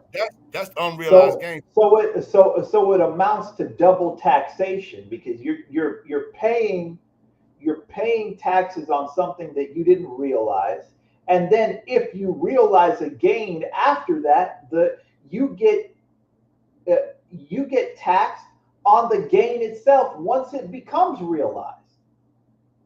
So it amounts to double taxation. And once you get done with the fees, if it's a real estate deal, or if it's, let's say, stock, or let's just say commission or crypto, by the time you get done with the transaction fees, it's more than that. Correct. Correct. Correct. Yeah, these policies are in place to destroy the wealth of people that are trying to get some wealth. Because the people that already have wealth, they already know how to write that shit down. Normal people don't know how to write that shit down because they don't have access to the accountants that are going to be able to tell them how to write the shit down. What to buy? Oh, Well, buy a new car. But go do this. Go do that. well, I had to disagree with you on that. That's BS. well. You got to remember. People got access to learn how money's supposed to work. Most people choose not to want to do it because Well, the you got. fact they want to spend their money on other stuff that's not very useful. Well, you got to Right. remember. The first rule of money is to spend money. You got to make money to spend money. Right now, a lot of people don't have enough to afford to spend. Say The again, fucked Charles. up You part kind of about it breaking up. is the first rule of money: to make money, you got to spend money. Unfortunately, a lot of people don't have enough to spend because somehow, some way, people forget that this administration made things 3 to 4 times more than it used to be 4 years prior. I'm just saying. Correct. Correct. You don't need a lot But of money to spend to make money. The main purpose is you but got to here's the learn how money's supposed to be made for you. And there's educational here's the classes out problem. there that can teach you to start from whatever little. You got to get in the habit of Here's actually putting money away and invest. You don't have to start off here's the big and problem. everything. But you start off small, little by Here's the little. biggest problem when But the when big you don't have but enough to no, be. but the big What accounting is firm. enough? What is enough from your standards? You don't Hold need a on, whole lot of money let to start a Charles talk, business. man. Let Charles talk. I was trying to hear that point. Charles, Hold on, make that point. Go hold ahead. on. When you don't even have enough to bury your loved ones, remember this. A lot of people think you're ready when somebody dies alone. When you got people, I mean, 5 years ago, 10 years ago, 15 years ago, $60,000 was all right. Now you're barely scratching the surface. Your dollar does not even. Let's look at people's refrigerators for once, and for gas. It's easier dying than living, and we're telling people they got to do this. I mean, that's all good and great when I have the money to do it. But when you got to talk about, I got to spend 3 times as much to feed my family. That, oh yeah, by the way, family sizes, the same 3 kids you had, with or without a wife, they got larger, so they're going to eat more. Their clothes got, and now you're supposed to put away money. Hopefully you can, but how many people get jobs? Look what COVID did. COVID just threw everybody for a loop. Yeah, Yeah, So and it's to a look type at also, Charles, that, you know what also COVID and taught? Also, too, it what? taught that you ain't supposed to be lying on a job that's stable like that. You have to create your own stabilities. Even during COVID, Right. it created a couple of people that was actually learning to be smart with their money, learn different, bigger, higher paying skills at that time. Look how many free resources they created during COVID also too. Online courses. I mean, majority of the jobs wasn't even require a college degree anymore for certain type of jobs anymore, like that, like they did years ago. You want to learn certain Right. things like in certain Yeah, technology coding, you just need a skill that, level. We'll take that's but that true. basic level. Come in. But There's so but many but free online courses to up your skills out there and everything to make the money it is. well, speaking of COVID, I just want to make this one point. Just here in Houston alone, in COVID, I'm gonna give you a great one so that you can understand how the government uses policy to affect this stuff and to make you broker. At the end, is to make you broker. So, all right, now we can start talking about essential employees and essential workers and stuff like that. Now we know who's essential. First responders. That let's not even go there. We know for sure. First responders, gas. People need gas. You know the power workers. All these different type of you can make the results of who is essential, who is not. However, right, when I go and look just how they did us and how our mayor totally and our county commissioner, where they shut down people who were smaller entities who were like you said, Mel, had their own business that was kind of insulated from it. Well, what would they do? They start going over there, boarding up their businesses. They start taking them to jail. Well, what happened? You have Walmart and Target, the liquor store, strip clubs. I mean, all these different places, they still allowed to work. And if you're gonna make a case for COVID, well, if I'm gonna get mad at the mom and pop dollar store and not let them open up because okay, COVID, when the mom and pop dollar store fire code only say they only 30 people can be in there at a time anyway, but you got a Walmart, you can have pack 1,000, 2,000 people up in there. Which COVID scenario would spread more? I would say where the more people would be at, but they didn't shut those areas down. They shut down the mom and pops. 50% of all bars and restaurants in Houston closed down during COVID, never to open up again. Correct. Never. They all Mm-hmm. went bankrupt. Yep. Same thing that happened here. Same thing that happened here. See, and that's the thing, man. Like when you're dealing with small businesses and stuff like that, all the stuff that Mel said is true.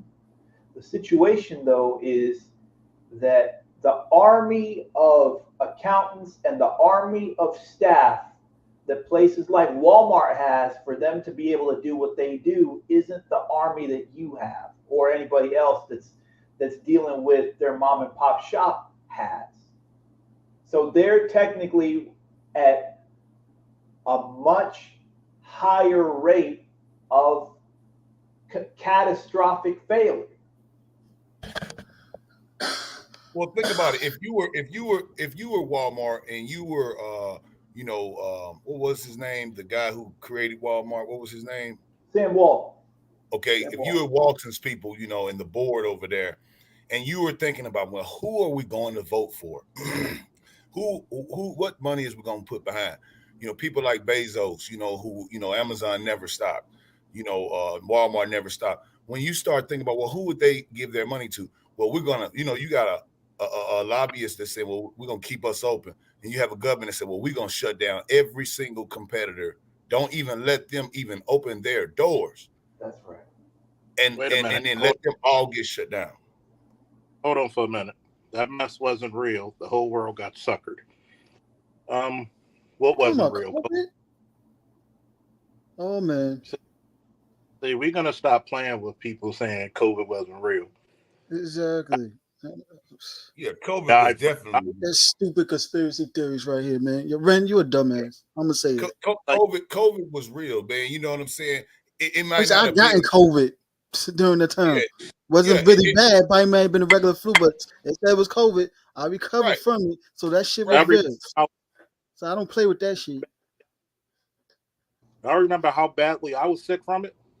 Yeah, I remember. Oh yeah, I remember Charles. Yeah, you was man. Look, bro, I got it Shit, once. shit, you got it I got it twice. once. You got it twice.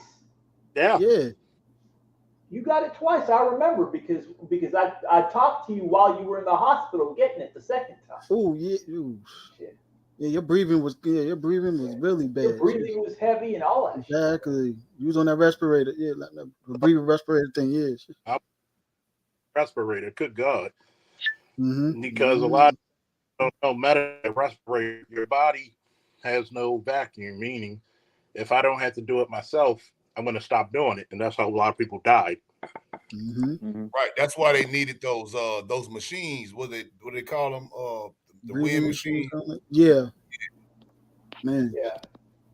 They Yeah, needed I the tell people this respirator with the machines COVID. because they I were say running out. the reaction of it was more like coordinated and done poorly, and some of the people with big pharma was involved with it as well as the government. It was a real virus. It is a real virus. Where it came from, okay, was lied to us about. There's more things to talk about besides saying that it's not real. I think that's ineffective because we know it was real. However, the way it was used against the populace, I think, is where most people need to look at instead of saying, well, is it real or not? Because we know it was real. You know, it doesn't affect everybody the same. You know, certain things don't Exactly. Yeah, affect everybody the same. You know, and you that. Please don't call. But no, I'm just playing with. Fact of the matter, if this was a non-post-COVID world, Mel would be absolutely right. But because the powers that be fucked us, and we were fucked on COVID, how the fuck did we have it even worse now? And even Well, I was BGS saying, knows. Even well, I was BGS saying, what's up? knows. Um, he thought Biden would right the ship, but God knows, no, this motherfucker was losing his mind. Yeah. Mm-hmm. That's well, what the Biden message does himself, here. right? What has he gotten COVID like 5, 6 times now almost? Oh And yes. and he's taken every single allegedly inoculation and booster that they could, go out and show people with masks doing. And they got up there and lied to us about the transmission and how it works. And you couldn't even say anything about it on YouTube. You couldn't even I say the don't know. Not word. even online. Shit. Yeah. We couldn't even debate like we've been debating it now. They would have shut Charles thing down if we said anything about it. I mean, if he Right. just said anything about it. Yeah. And right I there, think that's dangerous. and right there, that's when you knew the funny business was going. Yes, sir. Yes, sir. A worldwide phenomenon like that, Shit. that's some Yeah. bullshit. They were still on the backstory, right? When it came from Wuhan, it actually came from the area. The people in China, they knew. They said the people who was working at that lab was coming out, and they was either affected with it. It was some bad kind of deal. They either got it on, we don't know, but it came from there. And the Chinese actually shut it down. If you looked in some of those provinces, Wuhan and stuff, they shut the bridges down. And then they were having planes come. Now, this is when Trump was still in office. And this I'll tell you how stupid the Democrats are and how stupid they think we are. Trump said, let's shut down the planes from Wuhan and China right now until we figure what's going on. And the same day, Joe Biden got out and said, oh, man, Trump is a racist. We need to keep the planes coming from Wuhan because he is a racist. He called it the China virus and it's a racist, and we need to bring more planes from China. That exists on the internet. Right. I also remember when they were saying that they wouldn't take the COVID vaccine because Donald Trump told them to take it and shit like that. And now they're the same people they're taking the vaccine that Operation Warp Speed created So it's like, okay, like, are we not supposed to take it when the orange guy made it, and now we're supposed to take the same thing you told us not to take now that you guys are here? Yeah, only take it when we in. When we not in, don't take it because it's Trump stuff. But when Right. Trump is out, it's ours, and Correct. we saved you from it. Correct. Correct. I'm gonna tell you what Not I didn't like a lot of the problems. What I thought was that it was a warp speed. You can make the thing that they made it fast or whatever. You can make the argument for that and all that. My thing is this: being from Mississippi, going to TV experiment, Miss Miss Evers boys, all this different stuff that we have going back in the day, especially in Mississippi, right? Where they was doing the syphilis testing on black Yeah. men, Yeah. Yeah. and even in the military, they was doing it to black men in the military as well. And I was like, oh, okay. So when I heard on the news one day, it was like, yeah, we're gonna give everything to black people first. And that's and the government was saying like, yeah, we're gonna give this untested stuff to black people first. I was like, well, let me just do a little more research because it seems like every time the government give me something first, especially when it comes to medical treatments and tests, it usually Yeah. don't be good. It don't work out right. Nope. It don't work out right. Yeah. I know. Who said that was it? Bill Gates. Shit. Bill Gates was with Bill Gates. I even checked the AI on that. Bill Gates made a comment, and he was speaking off the cuff. I think it was at a TED, and he had a big old chart up there, and he was talking about world population, carbon monoxide, carbon dioxide, climate change, global warming, jobs, money, economy. He had all this stuff on the board, and he was talking. He said, look, um, if we can get one of these numbers up, the other number would go down. So I was like, oh, okay. Well, which number is he talking about? He said, well, if we get more people vaccinated throughout the international world, then we can bring the population down. And I was like, how do you equate that, my brother? And I I actually said, what? Like I rewinded it, and I was like, what did he just say? And then I think it was to the point where he had said, well, if some of the grandmamas and some of the teachers and some old people got to die, well, that's just what it is. And if we can get these vaccine numbers up, then we can get the population number down. And I'm like, how is he making what equation on that board equals less? I thought if I took the shit, I'm gonna live longer. See the word games they play.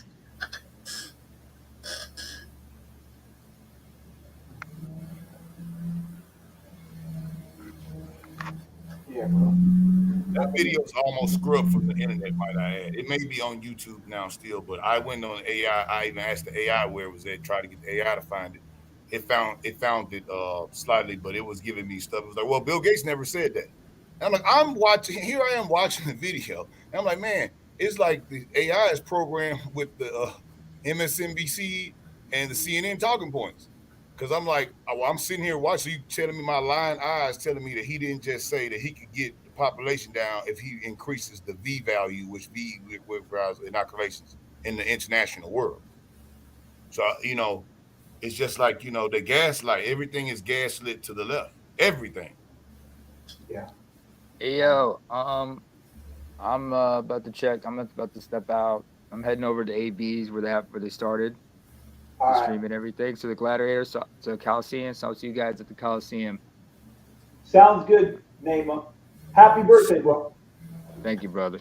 Yeah. Yeah, man. All right. Happy birthday. Oh, to everybody else, I just want to say, y'all ain't shit, and God bless y'all for it. As we usually say. All right, man. Catch y'all later. See you. and go. Everybody go to AB's joint because he got the Coliseum. Woo! Sounds good. And we are out. Hit it, Slick Rick. Woo!